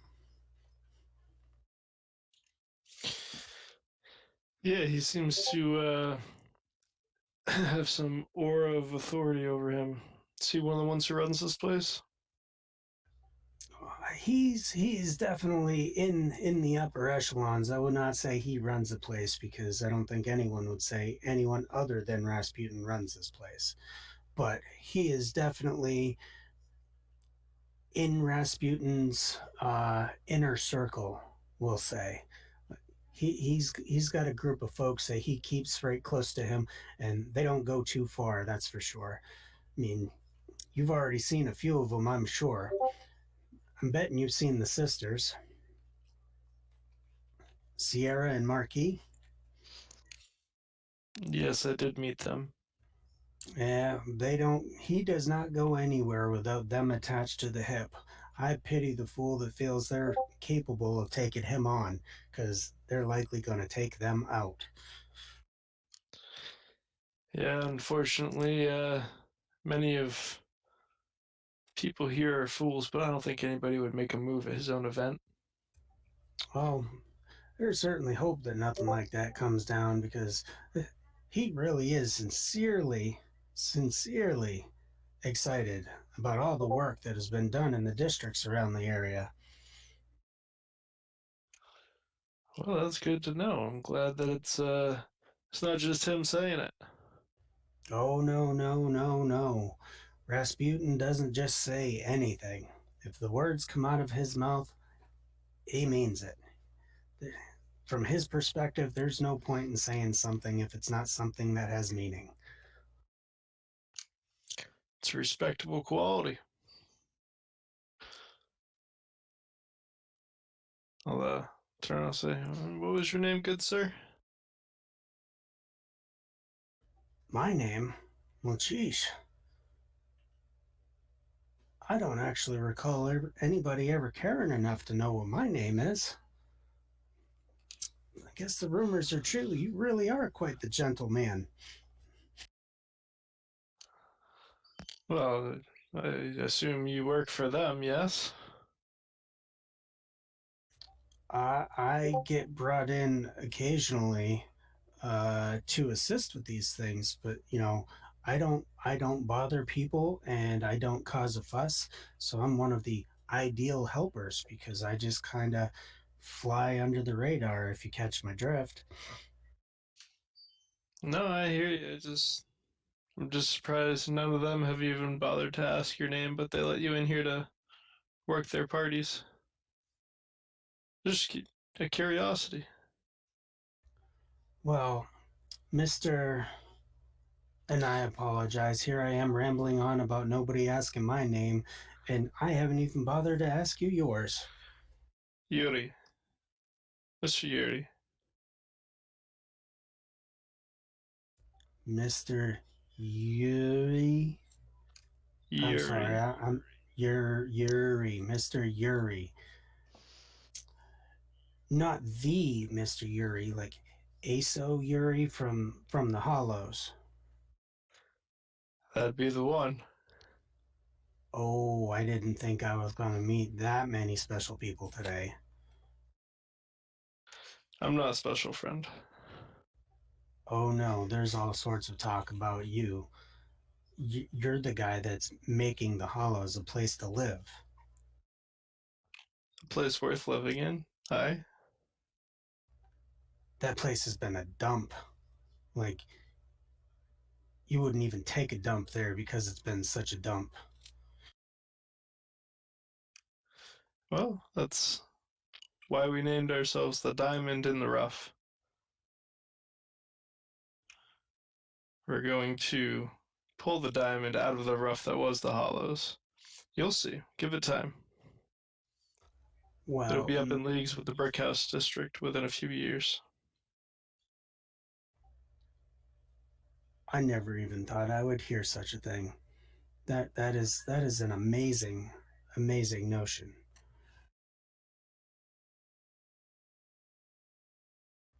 Wow, I can't believe I'm meeting the Aso Yuri. Like, some of these people are really great and they've done great things, but they do great things in places that are already great, so it's not really that fantastic. But you are doing great things in a place that is worthless. It's a bit harsh. Worthless. Everybody has worth, my dear friend. Well, it's not necessarily. I'm not saying it's worthless. It's just that's the general notion that everybody seems to think the place is worthless because for so long it has been so run down and horrible. But you you you are making it something better. You are Well, making the Hollows great again. uh, of all the political slogans, I've not heard that one before, but I appreciate your support, and I'll throw a couple crystal onto the table as a tip, and get up and strode off to my compatriots there. Oh, I'm sorry, Mr. Yuri, Mr. Aso. I never answered your question. You asked my name. Like the first person to ask my name, I have to tell you. Yes, my friend. What is it? Prios. Like the That, car. like the car. Have you been to the So shadow I'm not a recently? far. Oh, not in a long time, no. Oh, Here, let me Prius. help. Prios. Gotcha. Mr. Do you have a Yuri, family name, my friend? I had a family once.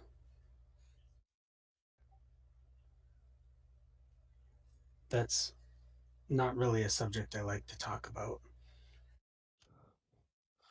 No harm, no foul. Well, thank you, Prius. It's been an absolute pleasure, Mr. Yuri. I am so happy I had the opportunity to meet you. And, if there's anything I can do to help with making the Hollows great again, I would certainly love to be involved in that. I will keep you at the front of my mind, Prius. And I'll keep an eye out for an opportunity like that. Thank you again, Mr. Aso. I sincerely appreciate it. I really do hope you enjoy the party, and I wish the best for you and your friends.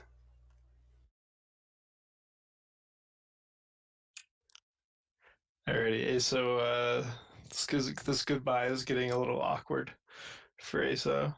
So he's gonna give him like a head nod and turn and walk off. And a little wave over his shoulder. Okay. So, where are you walking off to? Where the three of them were with Lucius Kilgore. Okay. So I got the four of you together, Shazara and Zogi. Where are you guys at? I'm gonna look for my nameplate and kind of see who I'm sitting with. Well, all of your little name placards are going to be at the same table. They were nice enough to coordinate all of you guys to sit at the same table. Okay. Well, obviously, seeing as the day starts to settle and night starts to rise, I'm gonna kind of look for my seat at the table and just take a seat. Yeah, I'm going to be sitting with Zogi. Okie dokie. So the four amigos, are you guys going to make your way from Luciusville over towards the table? I will. I think I'm the first one to leave after making my introduction. She's a little red faced, but yeah, she's making it. And so I kind of like stumble back to the table where the others that are already at the table are sitting. I kind of grumble as I put my ephemera back into my bag and kind of side talk over towards Natalia. Guess I'm not doing any shopping here tonight, huh? Yeah, I'm thinking shopping is off limits tonight. And I'm going to join the table and hope that Ember comes and sits next to me.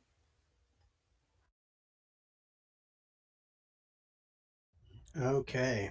As everybody sits down at the table, the lights come on and the room brightens right up. Looking out the windows, you can definitely see that nighttime has come. It is time to get down and get to dinner. So, once again, because Vanessa loves it so very much, the gang is back. Oh, good lord. Yeah, this time there's just a ridiculous number of people in these rabbit masks and black suits. And they all come out. Yeah, that's a really good idea. Vanessa should test to see if she develops a phobia. What, with an actual roll? Do it. Yeah, I think you've got some, like every time these guys come up, you're just like, oh God, no, not again, not again, not again. I think you should definitely do that. Okay, what am I rolling against? What the hell was that? Willpower. Intelligence. Yep. Intellect. Yep.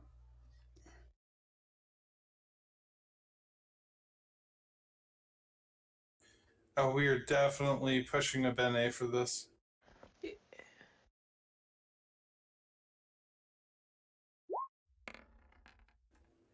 Oh, thank you. So that's a 9, huh? Yep, that's a 9. All right. You managed to calm yourself and kind of pull yourself together. And, Fen sitting there next to you she's like a source of strength for you. Um, As she's I'm keeping sitting you there grounded. changing my cloak. So they come out and they all right in step, just like before. They're chanting away, it's here, it's here, no time to fear. Dinner is here, oh, it's here. I have a bad feeling about this. So the tables are all in a row. They're like, the 8 foot long tables. There's nobody at the head or foot of the table. Everybody is sitting on the sides of it. So there's like 4 people on each side. And wait, there's 6 of you. So we'll say there's 3 people on each side.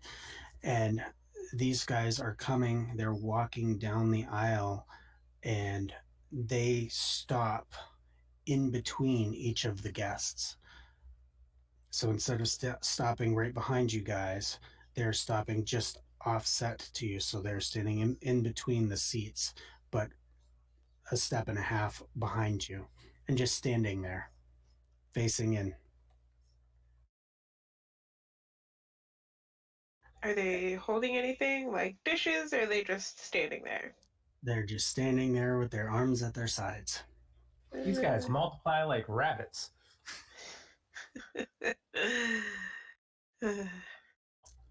As they stop, everybody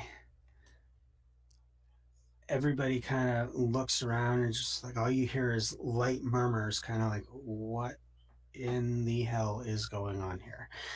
So other people are also confused about what's going on. Other people are a little curious as to what exactly is happening. Yes. Okay, good.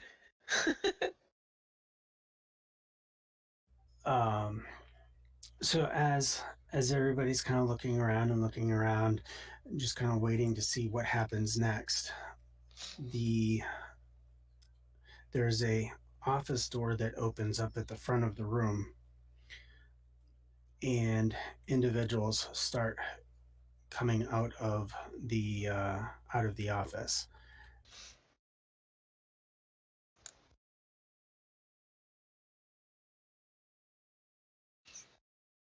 We're gonna get rid of Vanessa's buddies here.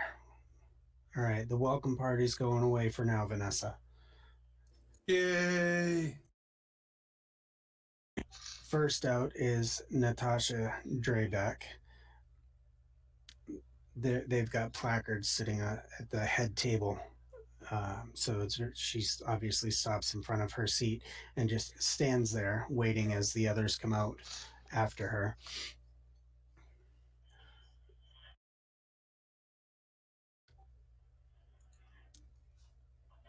A face that Fen is quite familiar with now, and a little bit of blushing to go along with it.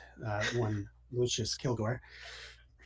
At the sight of him coming out, the rest of the group kind of looks at her and can very easily see the little tint of red going on in there. Next out is a lady that stops in front of the placard for Aurelia Giovanni.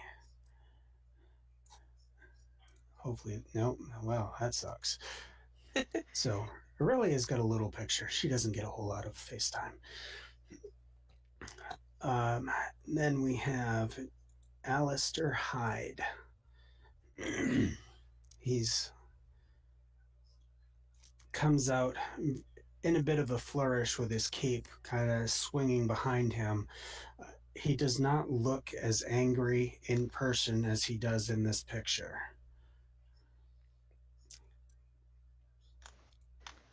Wasn't he one of the people that was with all those other vampires that one time? No, this is Okay. with the exception of Lucius, this is the first time you are seeing these guys. Okay.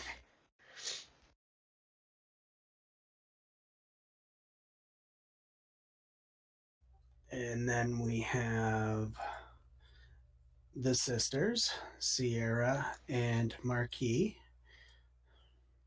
My mother, pagan. And last but not least, the host of the party, Mr. Rasputin, comes in and positions himself in the center of the table with Sierra and Marquis on either side of him. And as he comes out and stands at his chair, the crowd in the dining hall there, everybody stands up and starts clapping for him. I'll follow suit. Yep, I'll clap as well. Probably too. a good time to follow the group. So he raises up one hand as kind of a wave of thanks, and lowers it, and he looks to his left and right and has his board sit down. As they sit, seconds after they're completely seated, the crowd starts sitting down as well. Cool.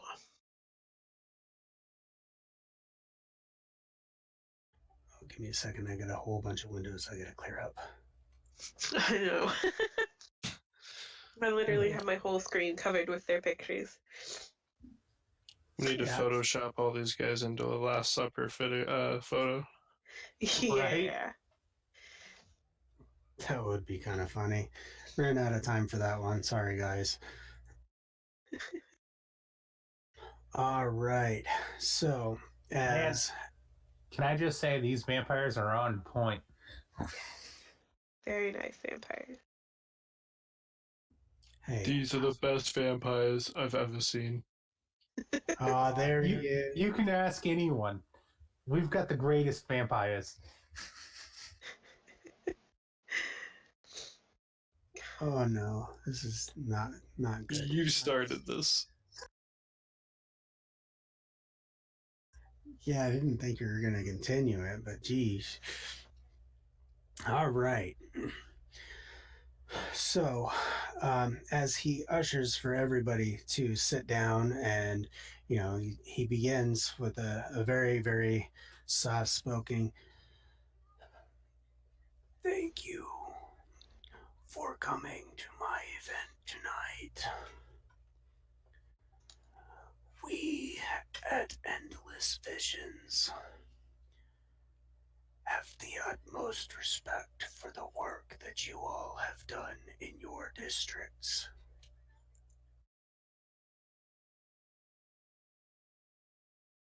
He takes a moment to kind of compose himself. He's a little wavery standing up there. The girls aren't supporting him, they're sitting down. So, he looks out across the crowd and says, "You all clap and applaud me when I come out. But my dear friends, it is I who applaud you for your efforts." And he begins clapping, and at the sign of him clapping, the other 6 stand back up and start clapping for you, which results in the rest of the crowd standing up and clapping. The usual. I'm clapping for myself, and boy, isn't this weird. Yeah. I will also clap for myself and others.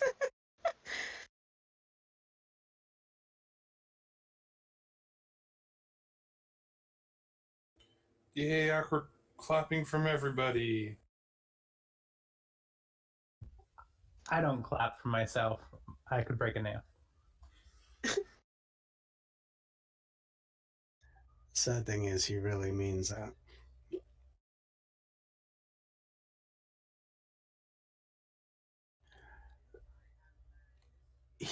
Rasputin once again raises the hand to try and silence the crowd, and he continues on.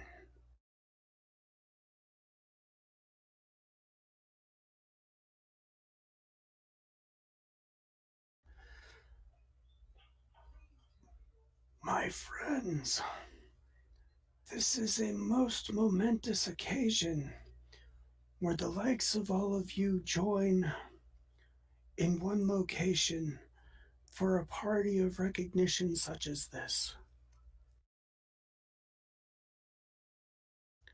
I have worked with these folks for so long.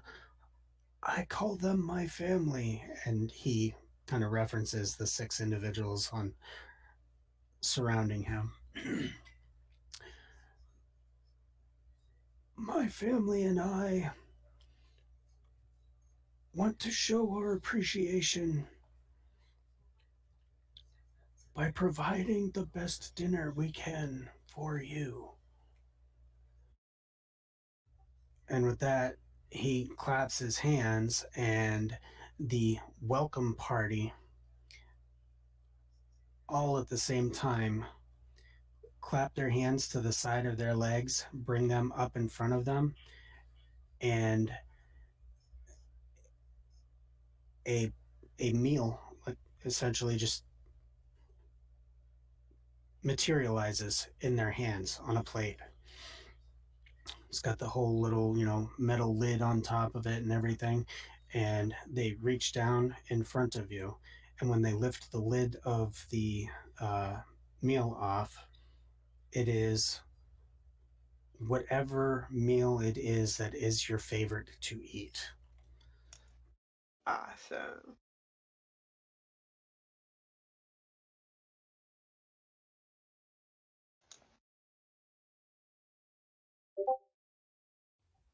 Most excellent.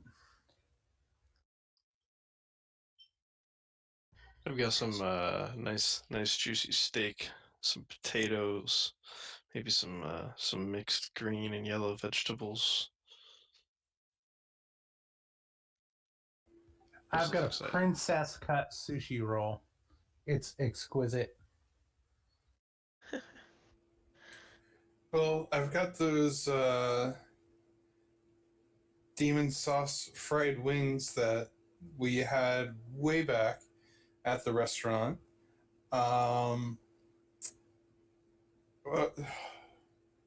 It's the Sun's theme restaurant by the sun ships.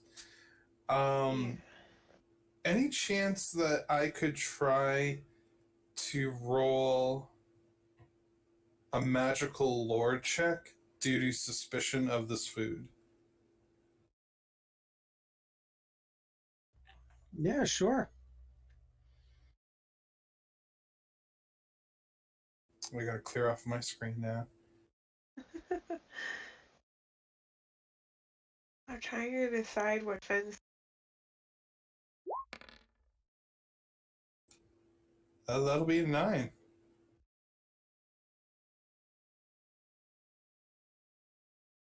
Like, I know what would be on my plate, but what would be on her plate?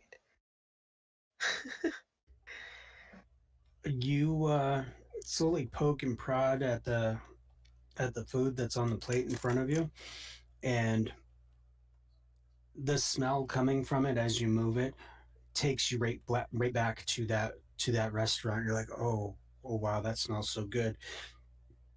Every every sense is 100% on point. Like this looks, feels, smells exactly like what it was in the in that restaurant.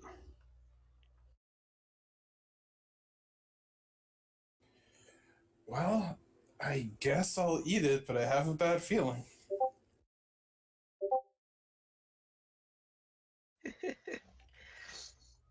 So you're just gonna dive in and take a bite? Oh wait, has anybody else yet? Zoe will take a bite too. Zogi, what are you eating? In front of Zoe, there's a noodle-based dish with a white creamy sauce on top. And on laced on the top is uh, looks like shredded pieces of like silver, like a decorative silver, like many restaurants do with gold. Natalia looks down at hers and sees her favorite pre-game meal from the shadow, a plate of tacos, and also takes a bite.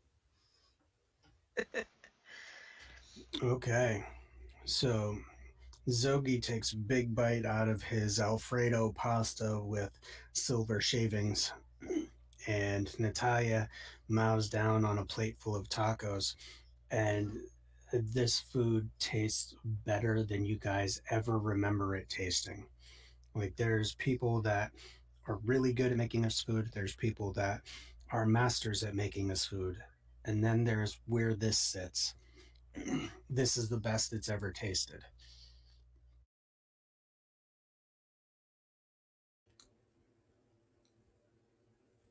Well, since nobody seems to be dying, I figured, well, time to trip balls. I'll eat a wing.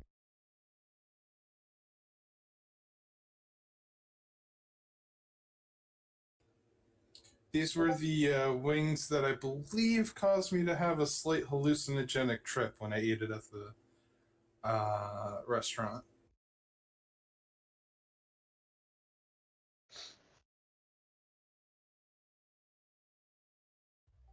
Okay, so you're going for the supreme high.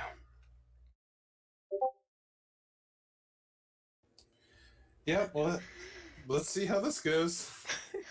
Well, as much as the food tasted better than ever, um, the wings also had a very similar effect.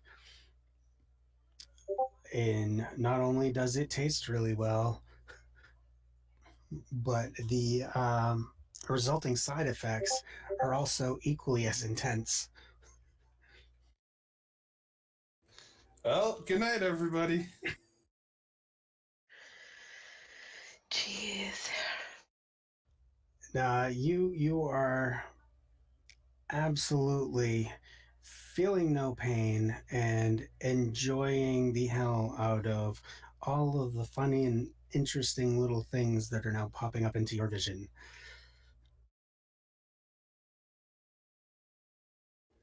Oh man, guys, if things go sideways, you're gonna have to tell me what's real, what's not. So I don't know. This is great.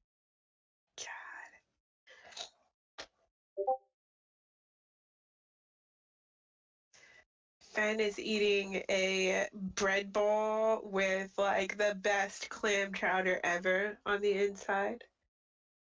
Yes, that is what Fen is eating. New England clam chowder, not Manhattan. Ugh. Oh, so the real stuff. Yeah, not that Okay. red stuff. Okay. Has everybody taken a bite out of their food? Oh no. I I have. have not. Are you going to, ASO? I'm gonna, make sure everybody in the room is eating, making sure that the speeches are done. I don't want to start eating if there's still a speech going, so I was kind of waiting a minute and seeing if other people started, other than our table. Everybody is eating right now.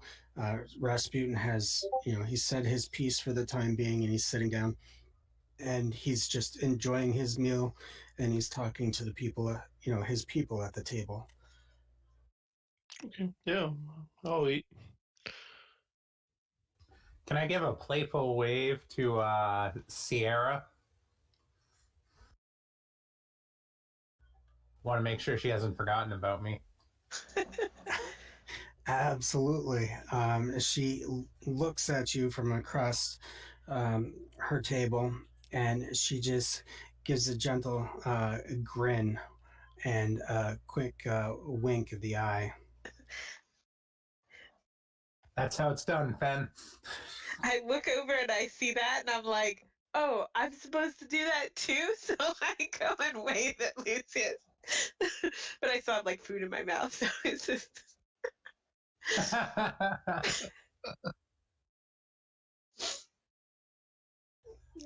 He just smiles at you and does a very slow, courteous like nod in your direction.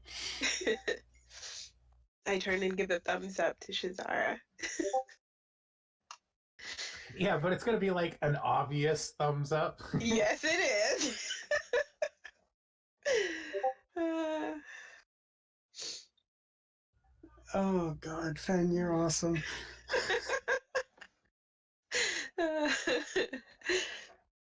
All right. So as everybody is eating and the girls are having their little exchanges with the folks at the head table, um, I want everybody that ate the food to mark down on their sheet uh, that they receive a boon. Awesome. The food was good. Do we know what the boon is, or we just You will soon. okay? That's not a good sign. Boon from. Boon from eating food at Rasputin's party. Yep.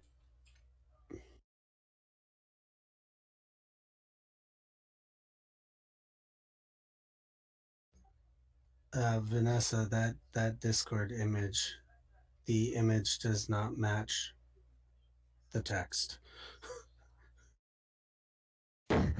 I believe that is the point. That's kind of how I saw Fen trying to pull that off. Yeah, that's absolutely how Fen would do it.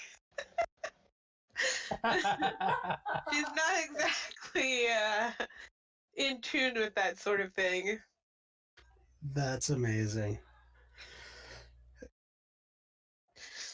Okay, so everybody mark down that they get a boon for eating the meal. Yep. Dorian, you think too ill of me. I wouldn't do something like that.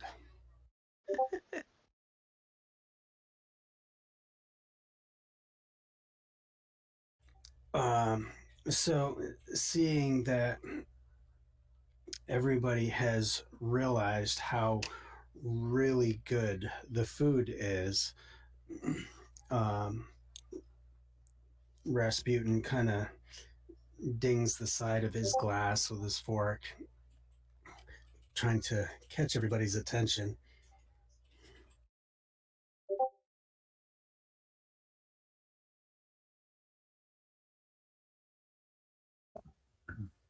And slowly, as he's kind of chinging away on the glass, people start quieting down. Everybody's kind of feeling the same effects. And for the ones that have not started to eat, they're just kind of looking at the ones that have, and they're like, well, what is your issue? Why are you so excited? Why are you so happy? And whatever. Um,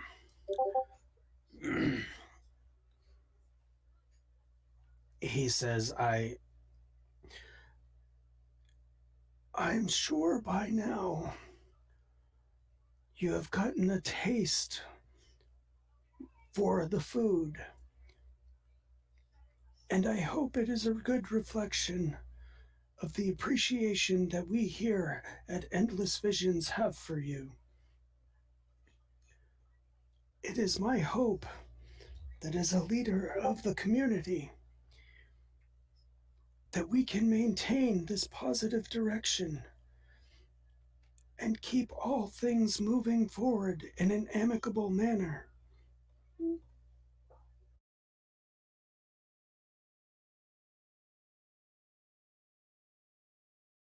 I just have to say, you people in chat are really mean. Who, us? Yes, I don't even know which chat I'm talking about, because it could be the stream chat where it springs to life and is eating us from the inside out, gnawing on our stomachs, or Zogi sitting at the table with straws in his nose, spacing out.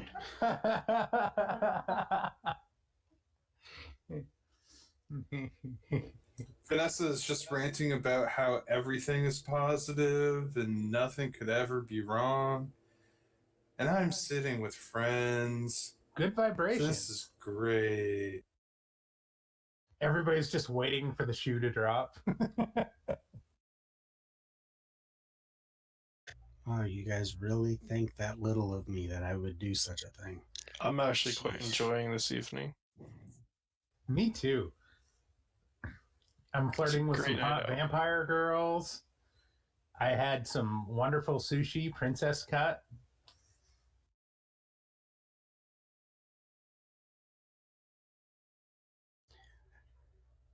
So back to Rasputin. Now that we've got the the bystanders out of the way, people.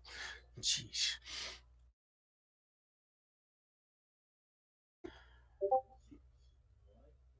He he continues on. We are considered the leaders of the community. We are but pawns in a greater game of life, and we must seek to help each other as best we possibly can. You are the true leaders. We just light the way.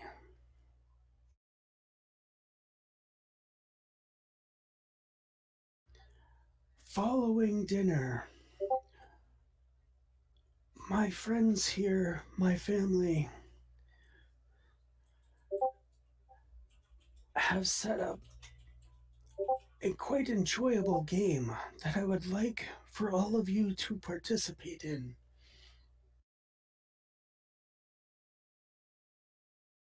And he motions for Natasha to stand up.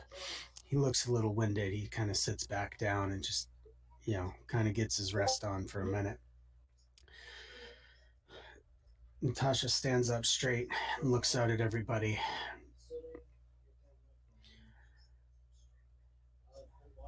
What Rasputin is getting to, or at least trying to,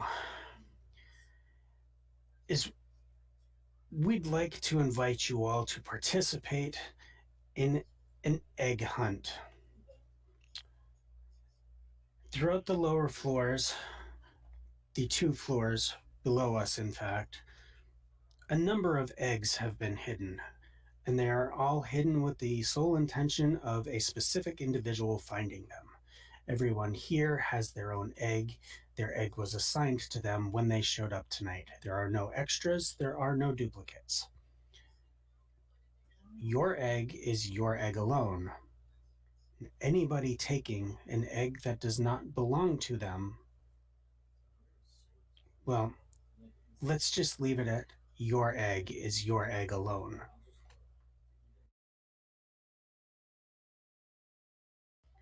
Once dinner is over, I do encourage you all to make your way downstairs and enjoy the hunt.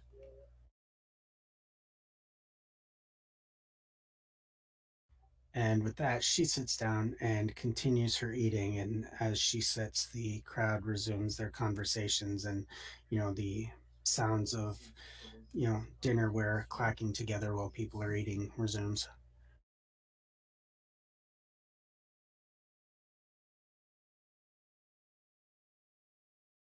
Nice. Nice. I wonder if I'm cheating by already having my egg. I kind of look nervously side to side and sneak it away in my pocket. I don't know if those are our eggs. I hope not, because I want to find an egg. Right? Well, rolls are really small, so I'm already done eating because there's only like 4 or 5 pieces, and waistline figure to watch out for because I revel in beauty. So how are you guys doing? And I look over at Natalia with her giant plate of tacos. Being a former soccer player, you gotta eat. But with that being said, you eat fast. They're already gone. She's double fisting the tacos. Okay. Oh man, do I need an egg? Time to enjoy my food. I just ate though. I don't need an egg. Yeah, I'd be Vanessa's amongst stoned. the last to finish. I was going to say, I can actually picture Aso just sitting there and very chillly enjoying every bite. Absolutely.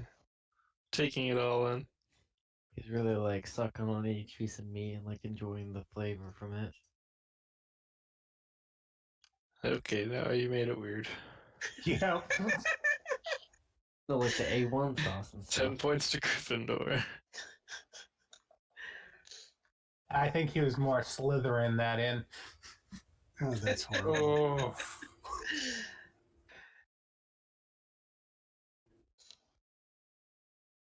All right. As the sound of the dinnerware starting to dim down, it's starting to get quiet. Everybody's wrapping up with their food. Alistair stands up, and the whole room just goes dead silent. If you're done, you can leave your space. Everything will be taken care of after you leave. By all means, make your way downstairs, down these stairs, to the lower floors, and find your egg. And he very gruffly sits back down in his chair. Well, they really don't want us to enjoy this food. He takes like his 5th bite. Well, he did say if you're done, so you have time, Aso. Does it look like any of the hosts are going to go downstairs as well, or are they staying up at their table? They have not moved yet. They're still sitting there, and it's kind of varying degrees of completion as far as who's done eating and who's not. But they are all making their way through their food, and the only one that is actually, well, the 2 that are done are the sisters, Sierra and Marquis. They are they very quickly finish their food and they are waiting on everybody else. So can we see like what their food looks like? Ooh, good question, Fen. Yeah, I mean, from where you're sitting, it just looks like stuff on a plate. I mean, if you wanted to go up and, hey guys, what are you eating? I mean, you're gonna have to get a little bit Okay. closer to make out what is actually on the plate. Okay.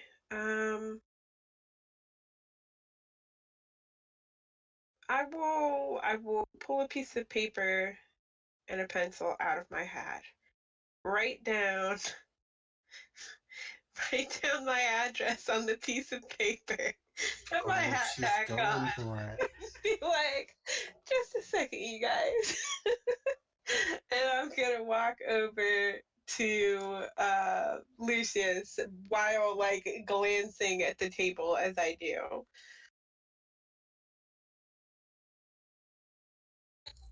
Go ahead and roll an interaction.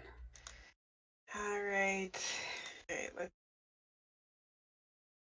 so we are still um okay, so we're not on Angel anymore, we're on next to it. Oh, the one on the pale sun is where we're at right now. Okay. Yeah, we're on the endless maze. Oh, endless maze. Dang it, I missed the other one. It's fine though. Because I am wearing my cape and it is nighttime. So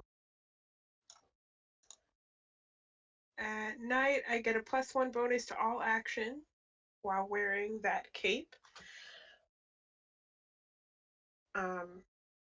So that's that. And I will go ahead and use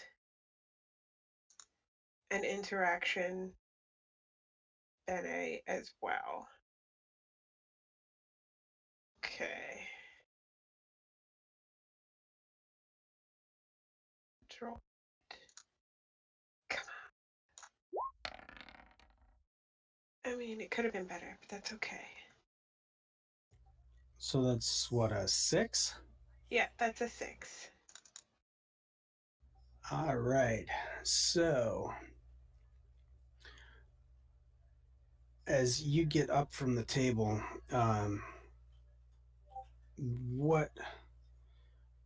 what you think should be a real quick, like, beeline straight to the table to make this happen just seems to take absolutely forever. And as you're walking up there, um,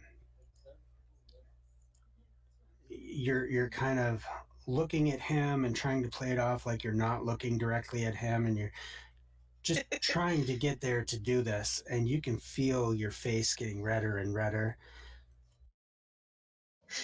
Oh, goodness. Do I And ever eventually get there?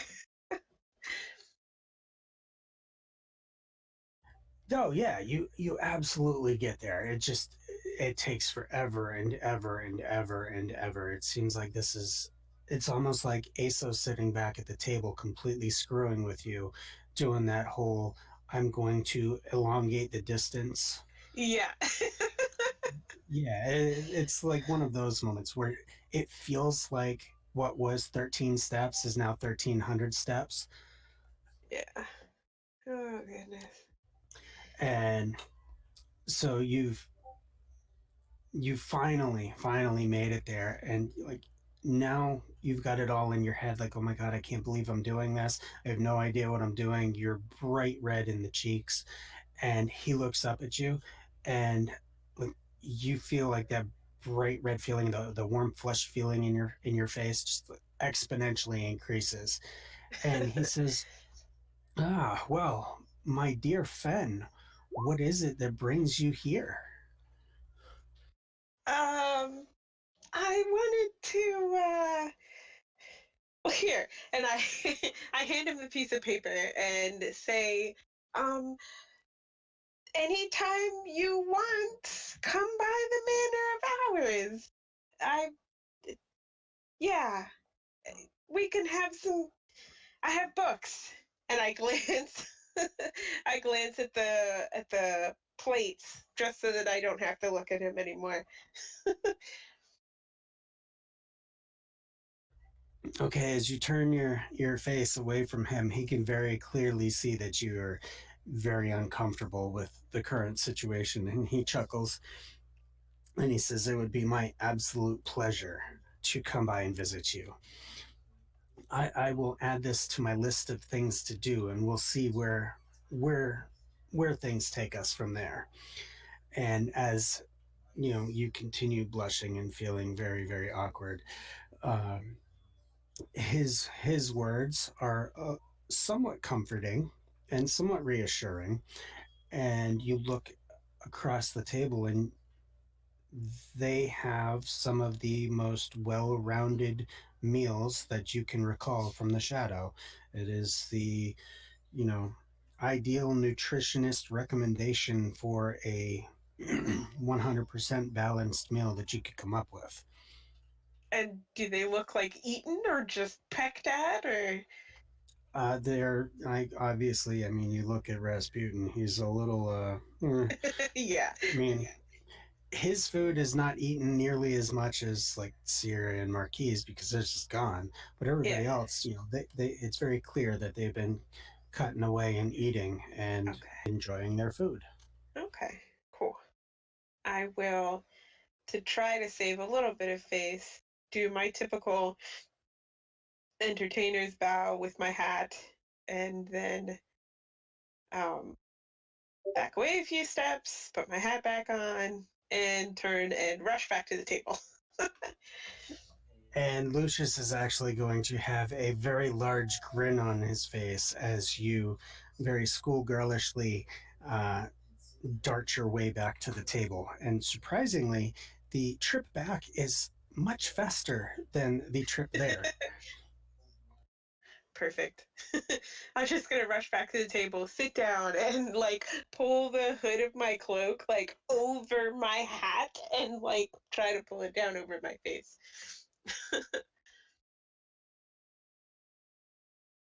Okay, so you have 100% made it back to the table, and you are all in one piece and maybe a little bit flustered, but you are good. Yep. And I can just wait for everybody to finish eating.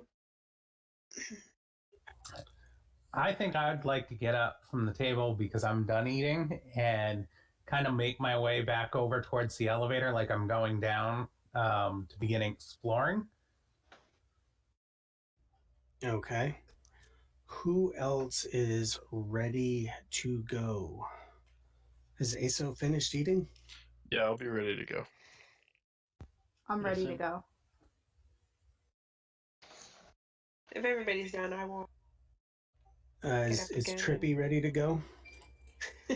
Trippy doesn't know what's going on, but she's ready to go because she sees everybody else getting up to leave, and it's like, oh, we're doing something, all right. I will help her. Okay. As you guys finish up eating, you notice that there's a number of other individuals that are also making their way towards the stairs, towards the elevator area to get downstairs and do as Alistair so politely uh, recommended by going downstairs and finding your egg. Um, there seems to be a larger and larger crowd kind of gathering, and it's like there's nobody is making the first step to go downstairs, and they're all waiting to see who's going to go first. Well, if nobody else will go, I will step out first. I ain't scared. Natalia will follow. So Okay. we're using the elevator or the stairs? Stairs.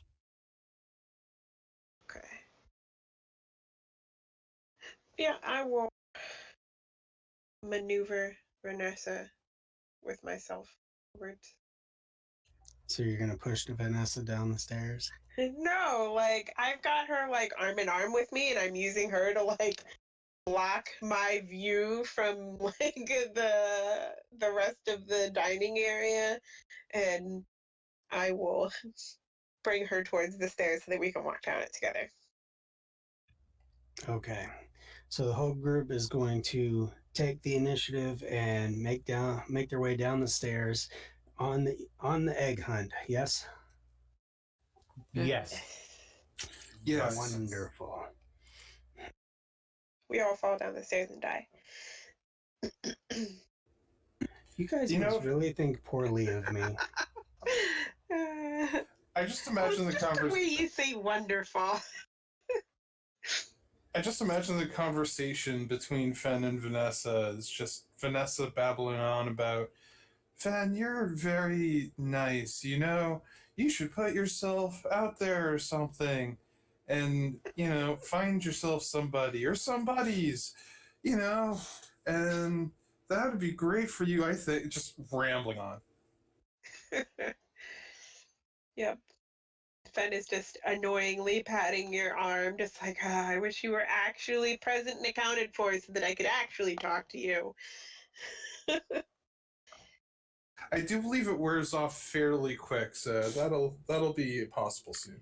Good, because I'm not looking for your egg for you as well. I don't even know what I'm looking for at this point. Yep. All right. So as we make our way down the stairs, and the room opens up, and it looks like you guys are back outside. The room has been designed to look like a cross between a portion of downtown with a little bit of the wilderness. It's kind of a combination of multiple different locations. Not anything that's like overly familiar as far as, hey, I know exactly where that is, but it's, there's a little bit of every sort of ecosystem in there, and it's all just kind of blended in.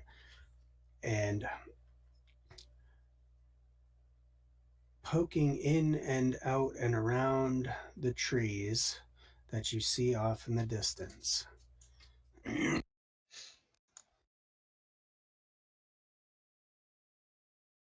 You said there's a tree off in the distance? There's trees, there's some park like area looking like there's a few it looks like downtown shops and whatever. I mean, this place looks larger than it really should because of all of the things that are in there. But yes, there are trees, there are buildings, there's all sorts of this and that in there that all rationale says should not be here.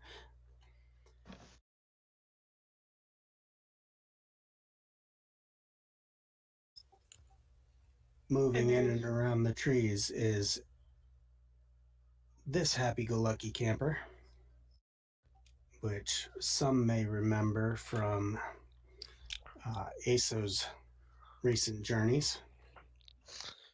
Yeah, seeing that, Ace was gonna be like, I think we have the wrong floor, guys. I don't think any of our eggs will be here.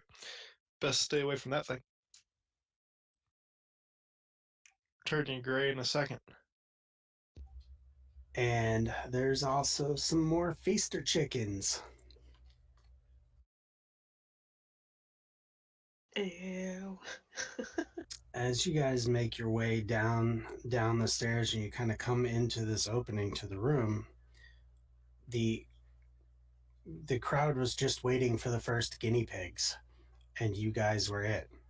They all come smashing down behind you, and there's no way of turning to go back up. They start making their way out into the area. This Mori Gras and the feaster chickens are just there. They're not moving, they're not making any sound, and the other folks in the crowd don't seem to be bothered by it at all.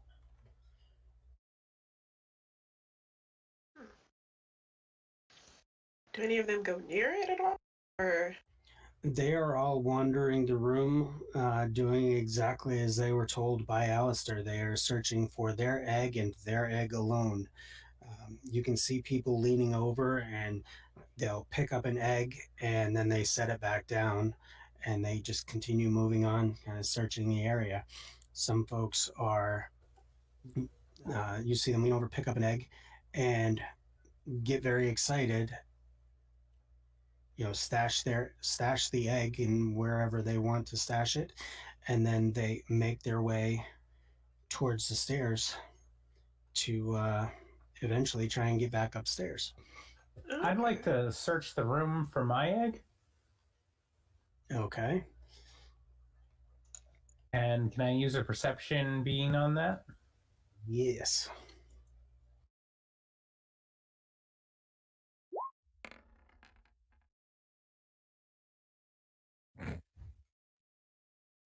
No, that's not likely. That's a 2.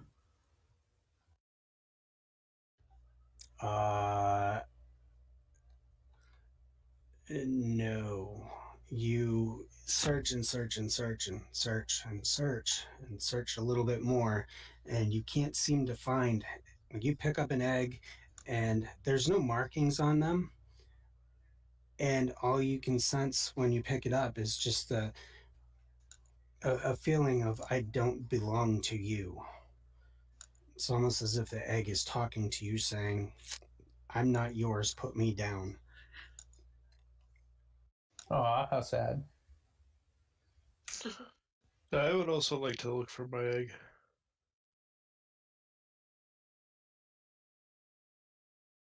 Okay, go for it. Same deal.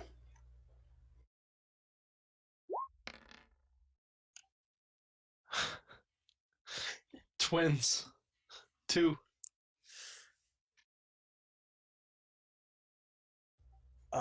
You are unfortunately going to experience the same depressing turnout that Shizara does. Picking up a handful of different eggs throughout the room, you get the same sense of I'm not yours. So, just for clarification reasons, this room is shaped after what again? Like Just picture, all the numerous different ecosystems you can have out in the world. There's mountains, there's a forest, there's a park, there's a city center. Like all of these different things have kind of just been mashed into one room, and it's kind of overlaying each other. So you have what looks to be a miniature forest in the middle of downtown. Zoki's gonna kind of like wander around for a little bit until he gets to a city square type of deal, and he's gonna see a place of worship, and he's gonna uh check to see if his egg would be in there, suiting that is who he is. Kind of finding his calling here. Okay, go ahead and roll it, and I'll give you a +1 on that because you're in the house that Zogi built.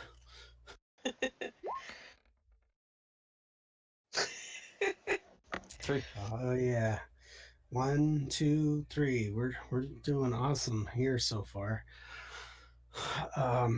It looks like the divine guidance is not with you as you unfortunately run into the same circumstances that Shazara and Aso have, and find a bunch of um, disapproving eggs.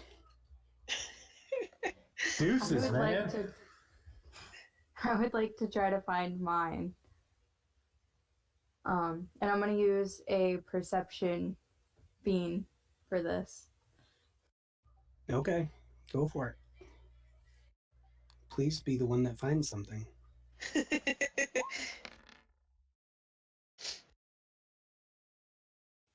5. Did you guys steal my dice or something? None of you rolled as bad normally. That's what we get for thinking ill of the DM. Yep. Unfortunately, you're just shy. You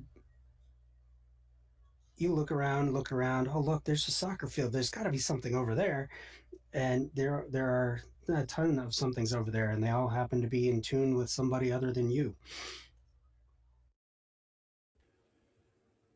So no egg for you. Can I roll first to see if I kind of snap out of my intoxication?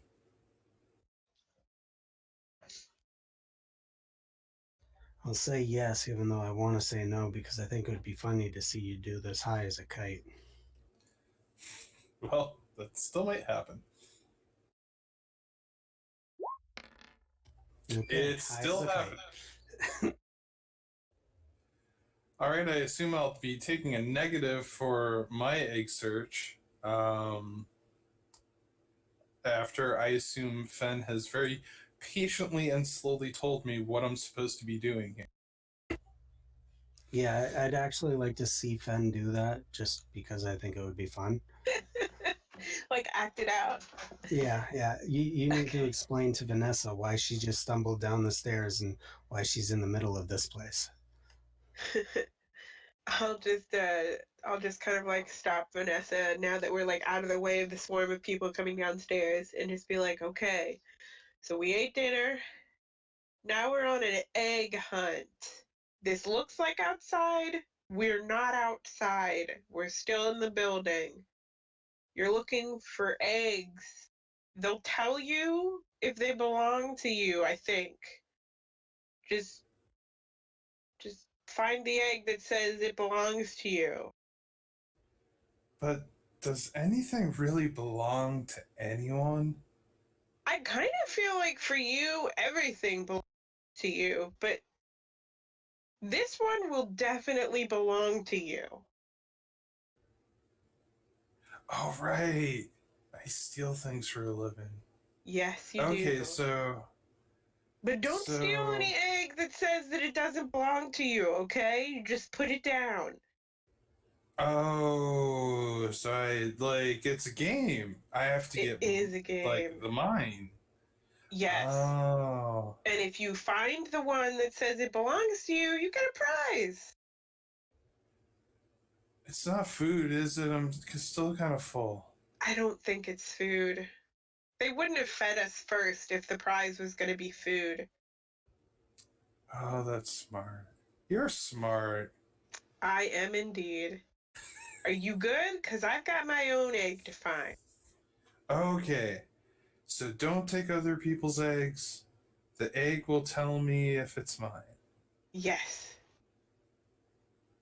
Oh, that's trippy. Okay. Oh, yeah, all right. I think I can do this. Pat her on the back and walk off.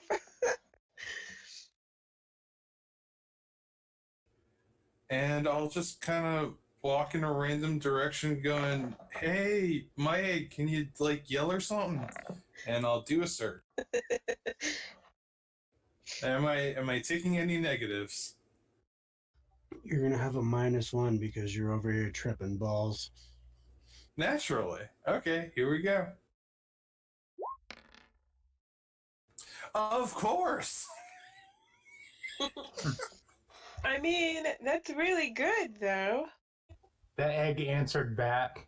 The egg yelled back to me and went, "Oh, there it is." So of course the one that's like tripping balls and in the least possible situation to be actually able to find this egg finds the egg first. I feel like my explanation helped.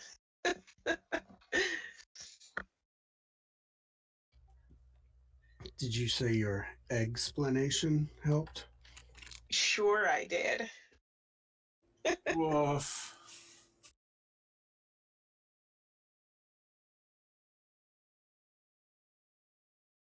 All right, so while you were wandering the room, staggering around, looking for your egg, where are you, egg, let me know where you are.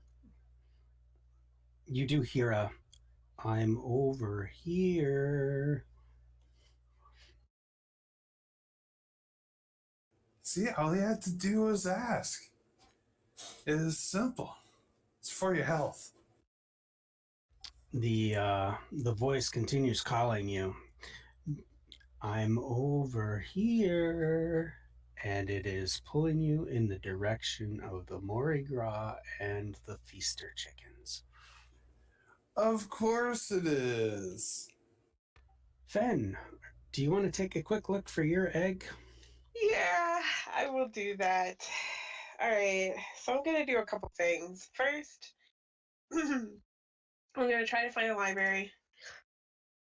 If I do find one, I am going to do. Once I'm inside the library, I'm going to cast Eyes of the Over, which is one of my advanced spells. And for a round, I clearly see things that are invisible or obscured. And once I do that, there was one other thing I was going to do, wasn't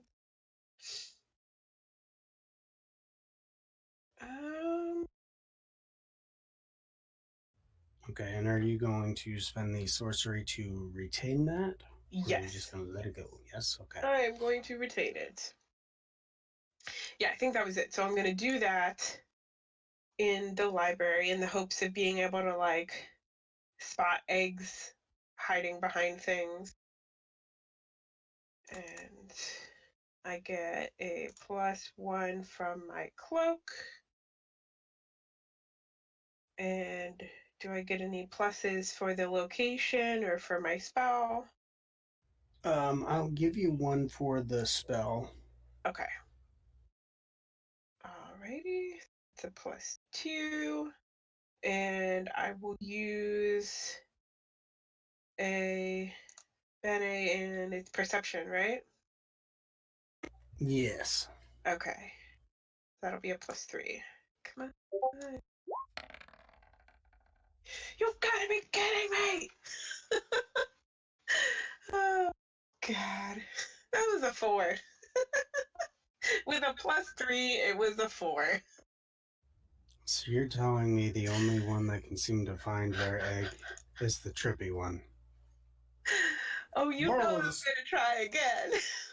The moral of today's story is drugs are good. Apparently. I think that's the first time I've ever heard that. Okay. So you can see, like with the casting of your spell, you can see every single location where an egg has been hidden in this library area. And Yeah. absolutely none of them call to you. Okay. Well, at least I know it's not in here. Okay. So, elsewhere. Okay. So Vanessa is tracking to find her egg. What is everybody else doing? Probably looking for eggs again. Have most of the other guests found their eggs and returned back up the stairs at this point? Yes, quite a few have actually found their eggs, and you can see that the crowd of individuals is considerably thinner than it was when you guys made your way down here. Are Mori Gras and the Feaster chickens still standing still? They are still standing still.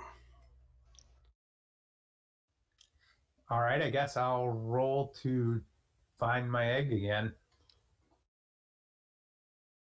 Okay, this time I want you to add a +1 to it.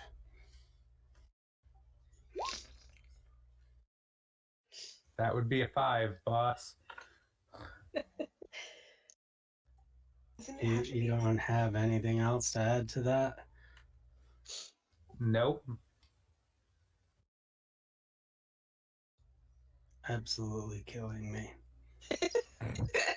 Slowly You're and horrible at hide and seek.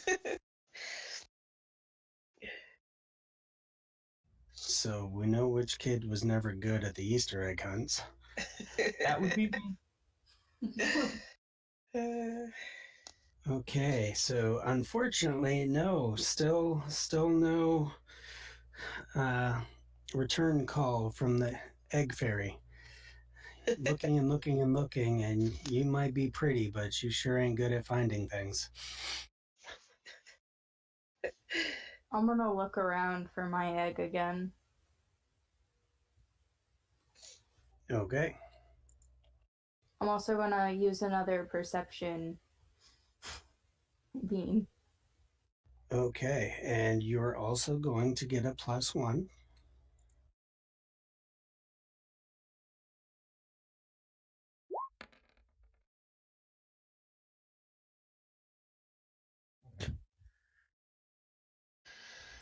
All right, do I seriously have to give you guys like a +5? I'm fitting to find mine on my next roll. Guaranteed. Holy shit. This is awesome.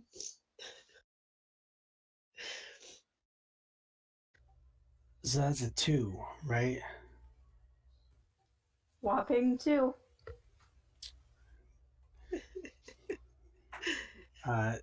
No, sorry, Natalia. No egg for you.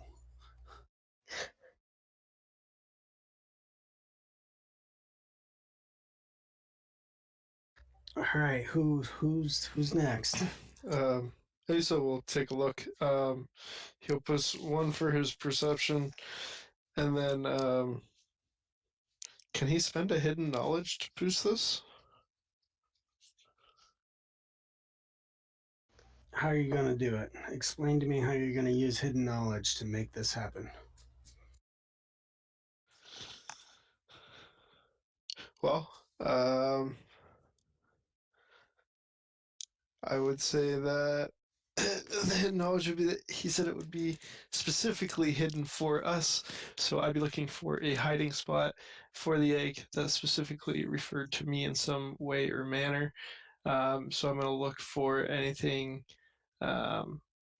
glassy or vase-like or icy, and look in those specific areas. All right, sure. I'll give it to you. Alrighty, so +3.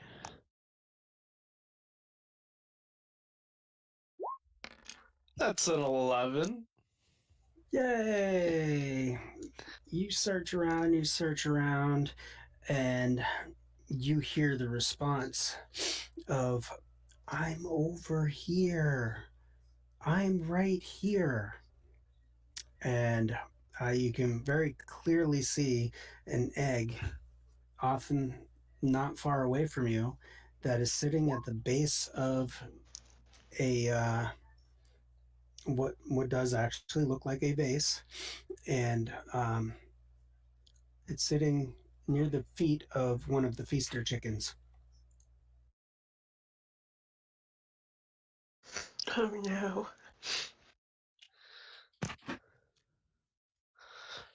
I'll reach for it and grab it.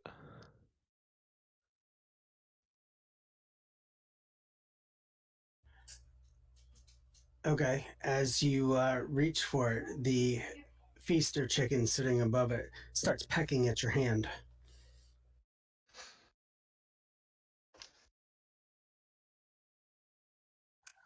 Alrighty. I will throw on my nimble gloves to give myself a bene in movement and 2vex in accuracy to give myself a little protection. I'm going to go for it again and try to get a hold of it.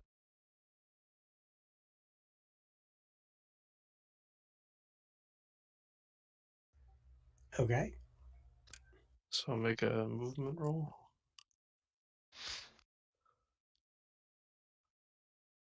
And I'm going to push a bean, the extra bean that I get from the glove. Sure. Yes! 2. Easy. Ha ha! 1, 2. Did and done. All right. So as you reach down initially to grab your egg, the feaster chicken, it starts pecking away at your hand, like trying to steer you away from it. You pull back. You're like, this son of a bitch, I'm put my gloves on, try this again. And you reach down again and miss the egg and actually wrap your hands around the throat of the chicken. Come on, man. That wasn't even a flux. Well, realizing my mistake, I'll release my grip on the chicken's neck. I'll take a step back and contemplate how I'm going to get my egg. Okay.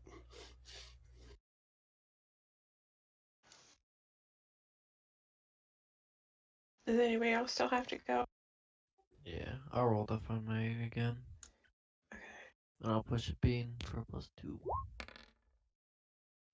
2.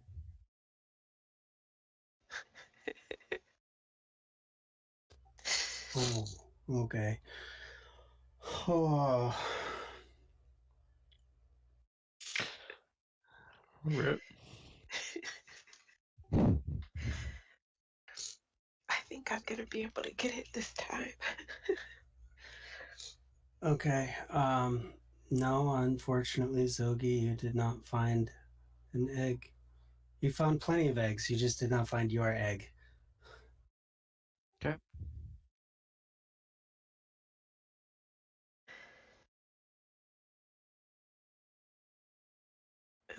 Okay, so I guess it's my turn to search and or Vanessa's turn to continue going after her egg. Yeah. You want to go first, Vanessa, or? Sure. Well, I guess I'll do another roll to see if I sober up. Yep. Asa's over there now too, though. So at least if you start getting in trouble, he'll be there. Okay. You start coming to and feeling a lot better.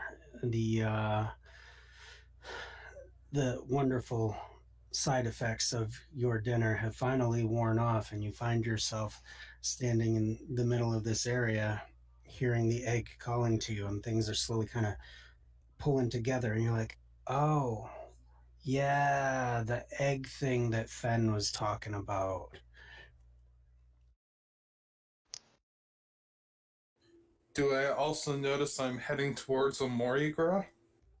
Sure you do. You can hear the egg talking and calling you. Morrigra and the feaster chickens are there waiting. Yeah, I'm not liking this at all. Um, No, don't worry. all right.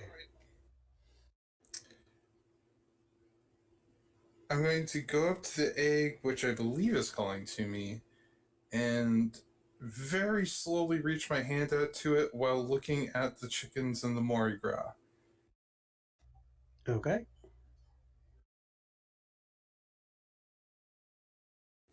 Some sort of roll for that? Yep.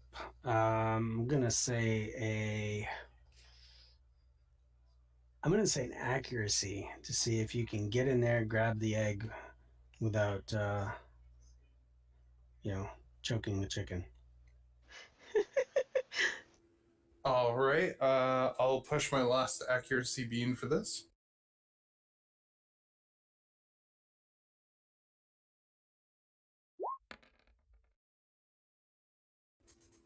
That'll be a 9. Okay, you managed to eyeball the feaster chicken and zip right in there, grab your egg, and bring it back to you without any sort of situation at all. The feaster chicken doesn't even move, no register at all that it even realized you were there. Morrigra hopefully also not moving.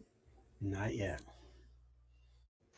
I I am gonna back away now, facing the Morrigra, because the kids in the masks were freaky enough. Nope. Okay.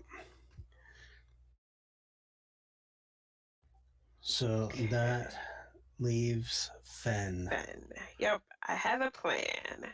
So I'm going to leave the library and I am going to get into as open a place as I can, and I'm going to cast Eyes of the Overworld again using the sorcery to cast it and not lose it.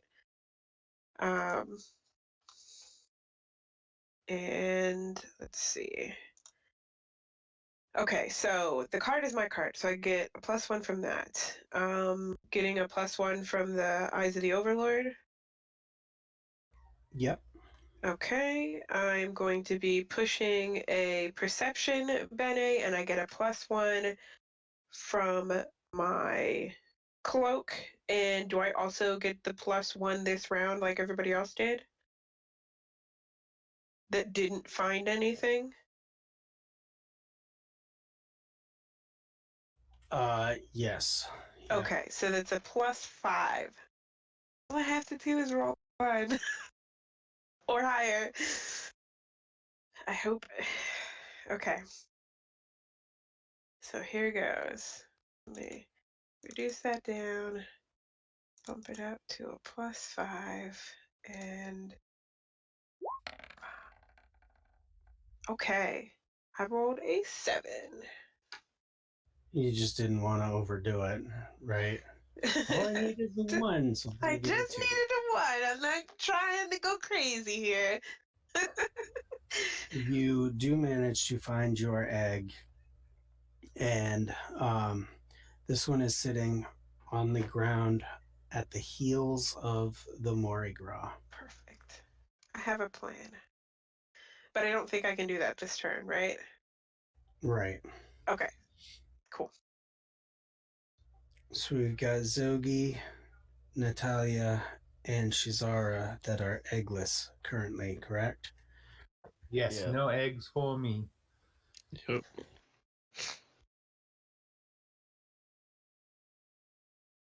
All right. Do you guys want to try again, or are you just cashing in your chips and going home?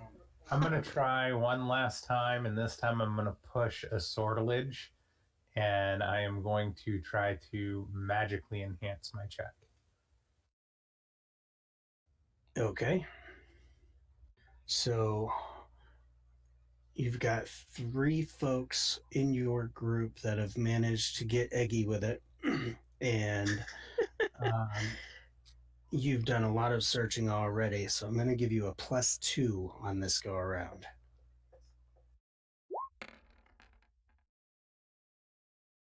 Yay!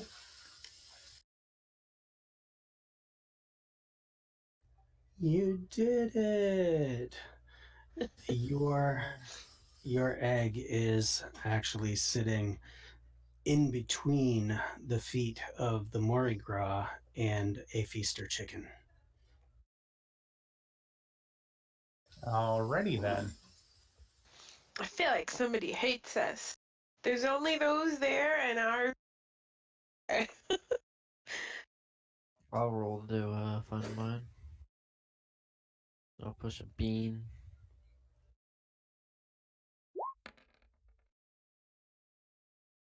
4.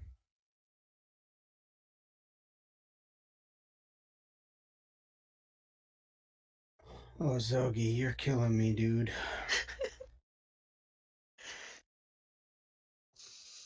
I mean, there's the will of the dice, and then there's, I don't even know what you call this. We're all just rolling like the lowest possible numbers. I'm gonna try again as well, and I'm gonna push a sortilege to make mine magical. Okay.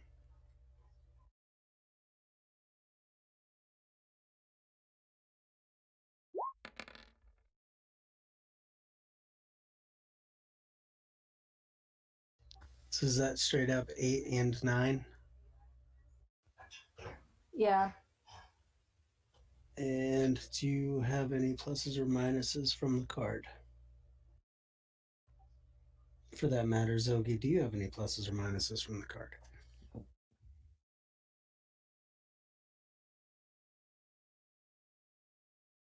The card is notions. No. Nope. All right. Natalia, you very easily now, just like, oh, I can't believe I overlooked that. You find your egg resting on the head of the Mardi Gras, right in between his ears. Oh, no.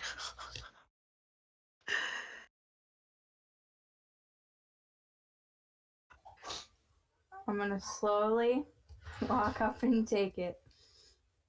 It's mine. They said to come get what's mine. Taking what's mine. You can make your way there. You have to wait just a minute to go and take it.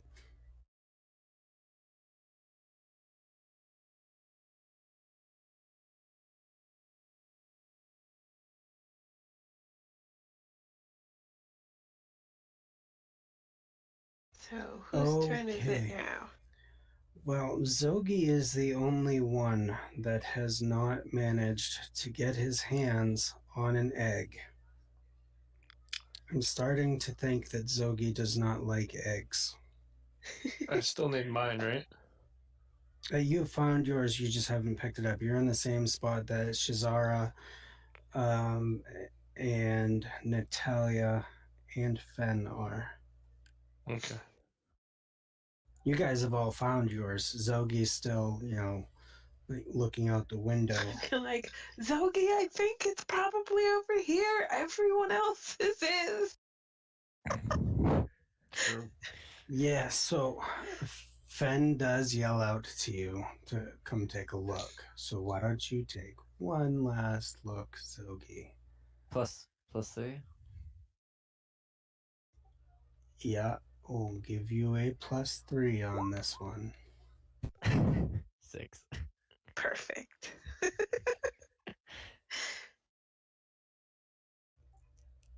Yep, your egg. If you look very closely at the feaster chickens, let me see if I can make this picture a little bigger for you. Ah, there we go. If you look real close at the feaster chicken, you see that wonderful little organ that's just barely hanging on in there? That would actually be where the "I'm yours" is coming from. Oh no. That egg Like, hasn't quite made its way out yet. Time to make you some KFC.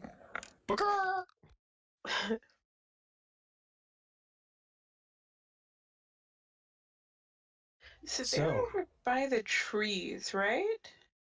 yep, they're by the trees. Okay. Would you say it's shadowy over there?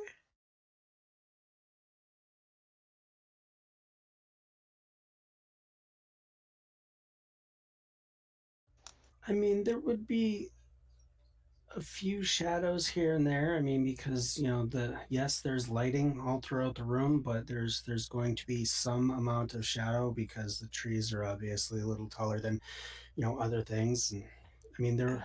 wouldn't be completely, but there'd be a little bit. Okay. Well, I have a plan, but if anybody else wants to go first, that's fine. If you have a plan, rock it.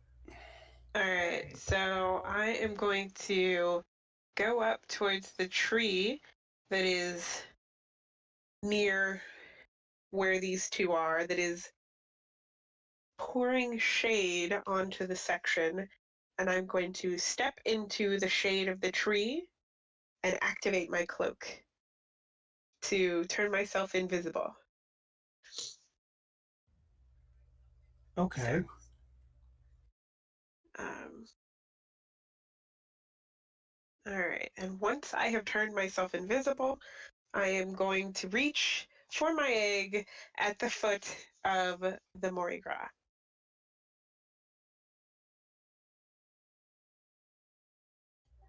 Okay.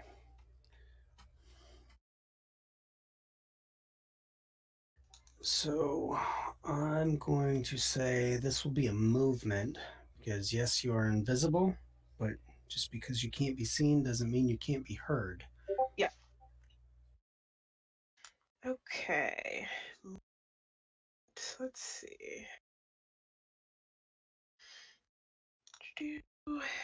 All right. And let's see. So, out of curiosity, while she's working this out, has everybody kind of pinpointed and stated to each other where their eggs are? Yeah.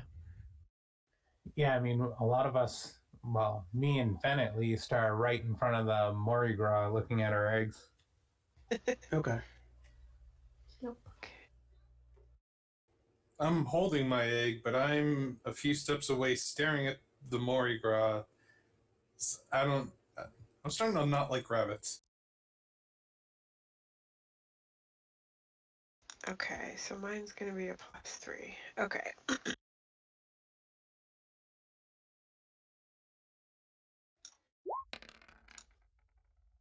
Perfect. I rolled a 12. Okay. So your egg was at the feet of the Mardi Gras? Yes. Right, it was at the heels. Yep. So you said 9, 12.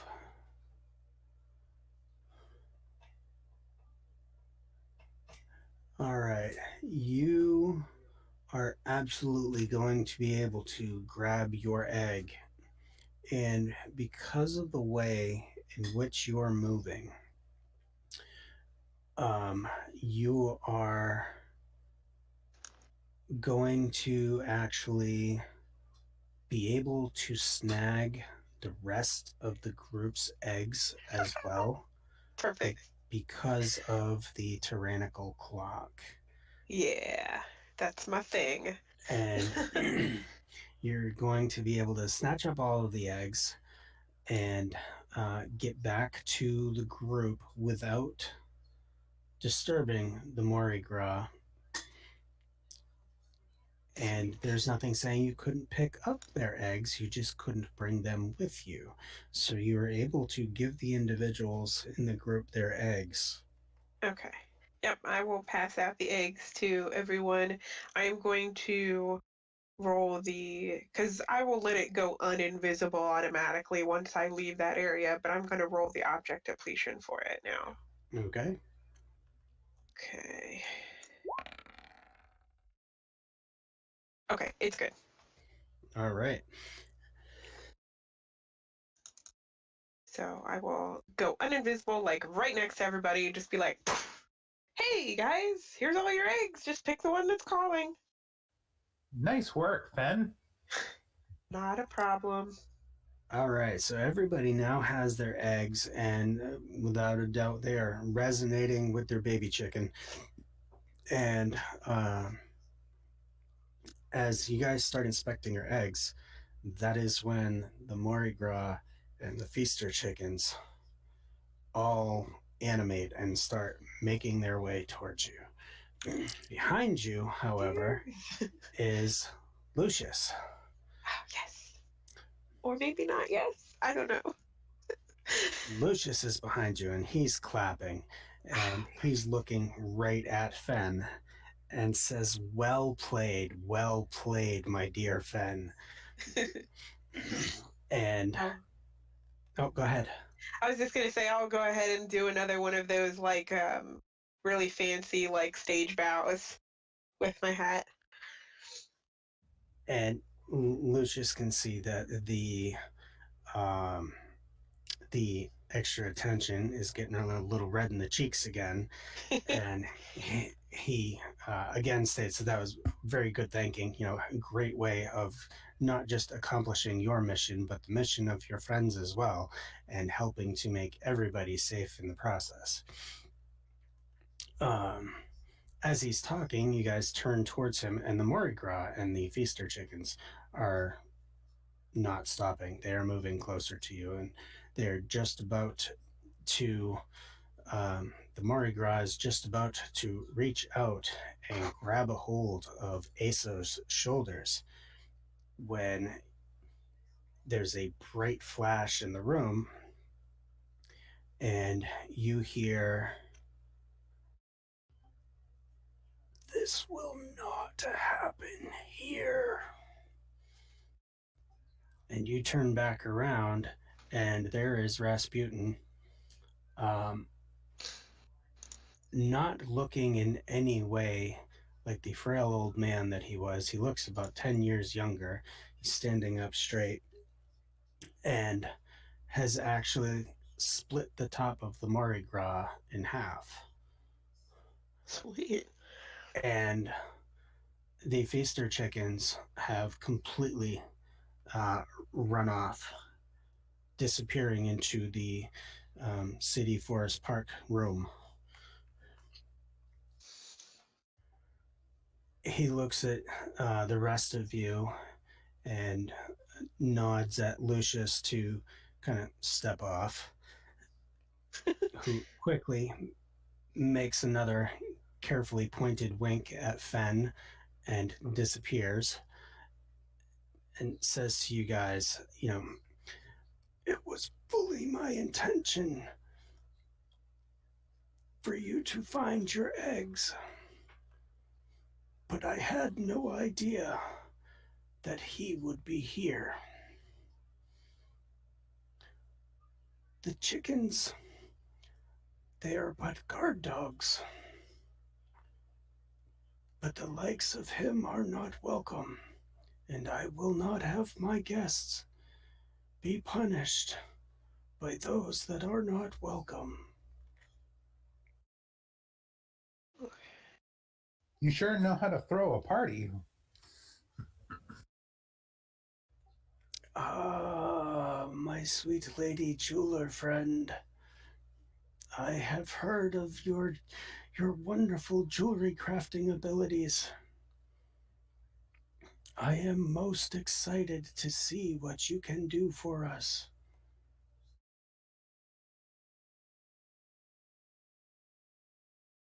Well, once I get settled, I'd be happy to have you come by the shop. Maybe you can send one of your associates down to do some browsing.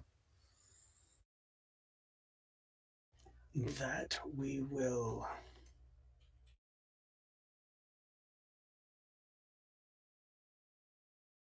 And now, my friends, I ask that you excuse me, for I am but an old man and I am very tired. And almost as quickly as he appeared, um, this time there was a flash of darkness and he disappeared.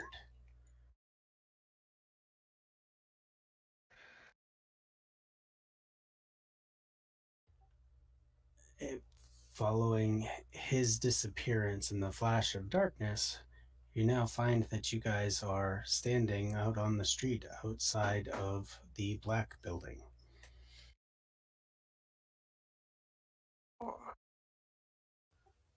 Well, that was wild. Yeah. Was fun though. You guys always have the best parties. I'm a little bit jealous. So I mean, this is only the second party I've been to, so. I need for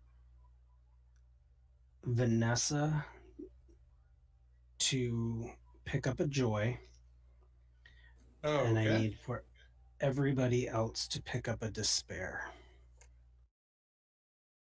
Why? Oh shit.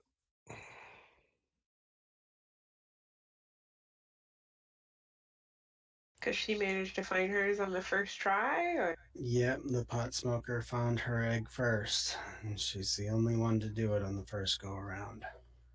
Okay. Things finally came up Vanessa for once. Wow. That's okay. I was also the only other person to actually retrieve an egg, so I'm satisfied. So I want you guys to make sure you have your Easter egg hunt egg marked down and Okay. a boon from the food marked down. And those will be coming in written form throughout the week. Sweet. Sounds like a deal. Yep.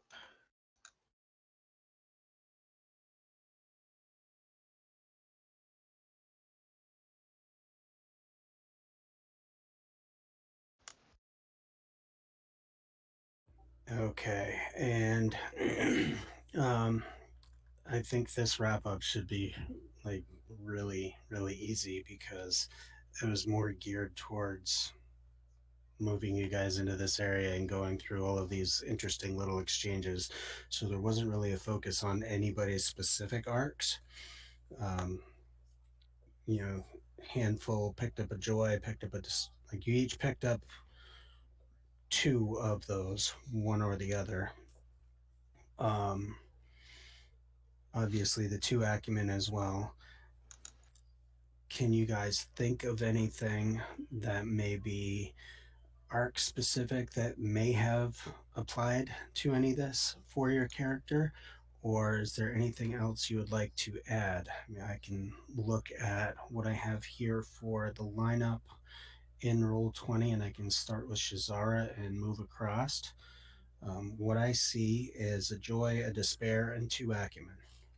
Yeah, I think that's it for Shazara. Everything else is kind of more side session driven right now.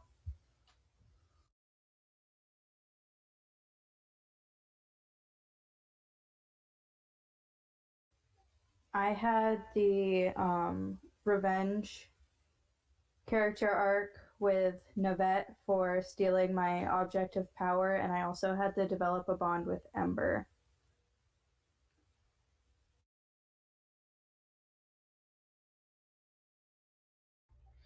Okay. Well, let's see. Where were you actually at with the Navette deal?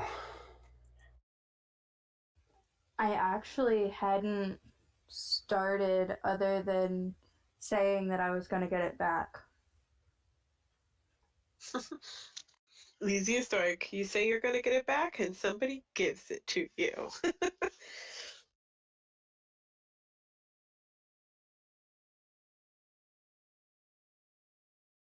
All right. So you have that character arc written down on Natalia?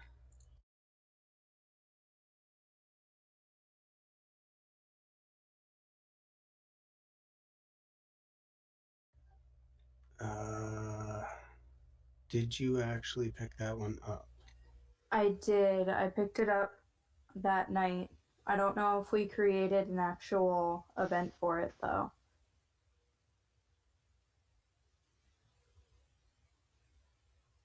But I have it on my sheet under character arcs. Okay, so no steps have been done with it then, right? Right. All right, so we'll just jot that down and take a look at that and see where we go with that then.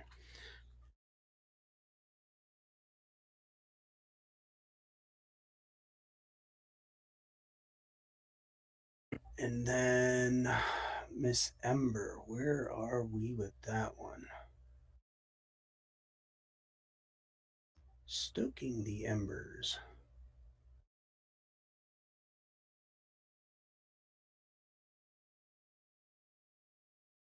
So you've completed the opening and the initial attempt, building a relationship. Maybe many such steps as you develop the relationship. Yeah, I'll give you one for that. You guys kind of aired some grievances between the two of you, and um, certainly put a little bit out there trying to reestablish what you had tried to get started. So, yeah, it says there may be many such steps as you're developing the relationship. So, yeah, we'll say you checked one off, so you can get two acumen for that.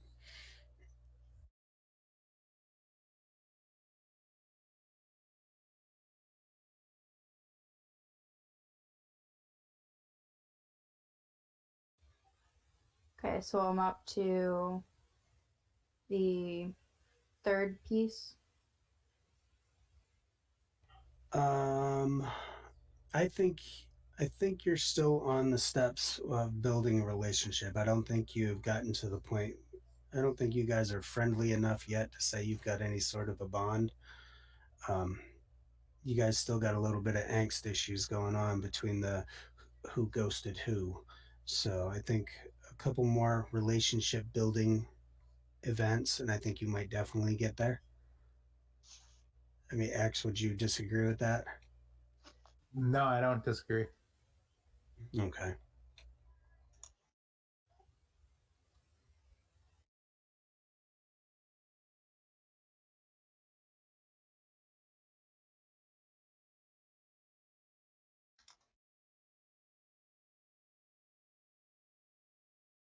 All right. Anything else?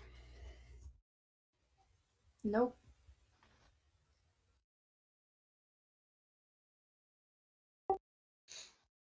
All right. Aso, what do you got?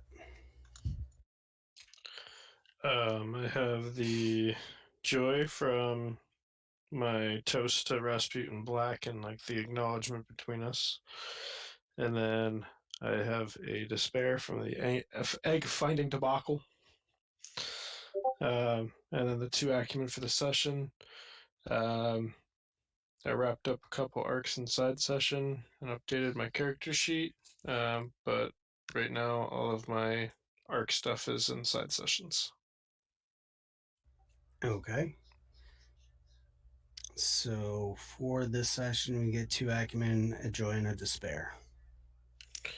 Correct. Cool beans. We'll make sure we get the side session stuff continued on and hopefully wrapped up. Vanessa, what do you got? Well, not much. My storyline arcs really didn't have anything to do with anything that happened today.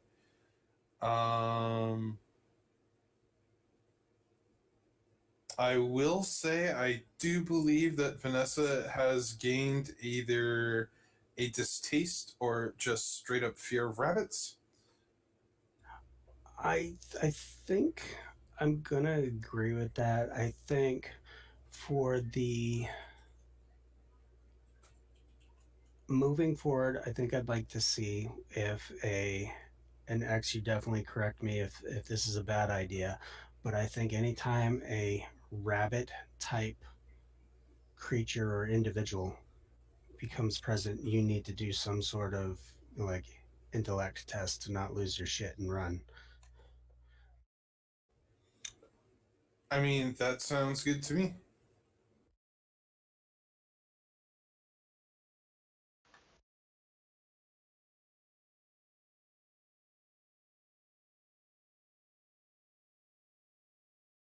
Okay. Well, that was Vanessa. How about Zogi? I gained 2 despair from the session, and I gained 2 acumen. And I didn't make any progression on my arcs.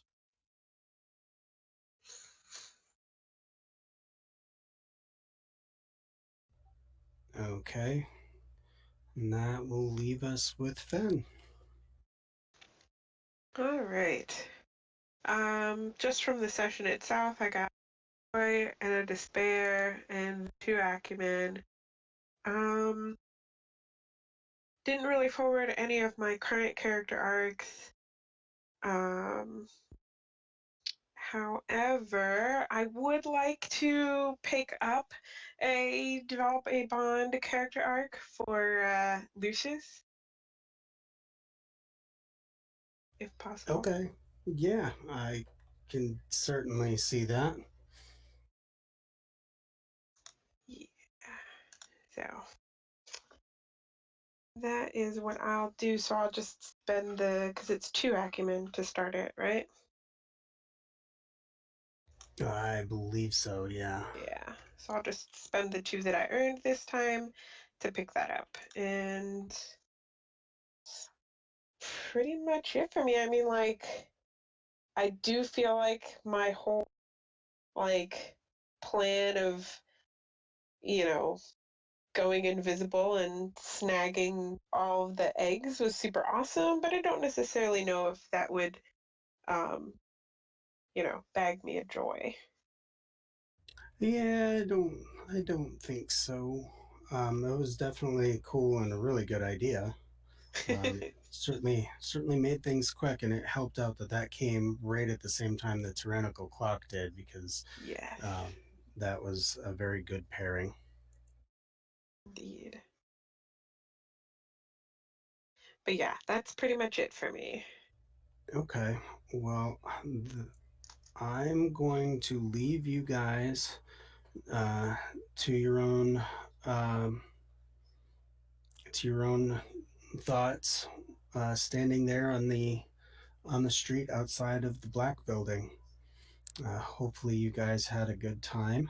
I thank everybody that was along for the ride, watching and getting involved. Thorian, I think you like to pick on me, and you think the worst of me and my NPCs. All of my NPCs were very nice and very helpful tonight. They So, were. yep. Um, Anybody else have anything to add? No. No. I am good. All right. Well, thanks a lot, guys. You all have a great night, and everybody take care. Have a nice night, folks. See you guys. Bye. Have a good one. See you later.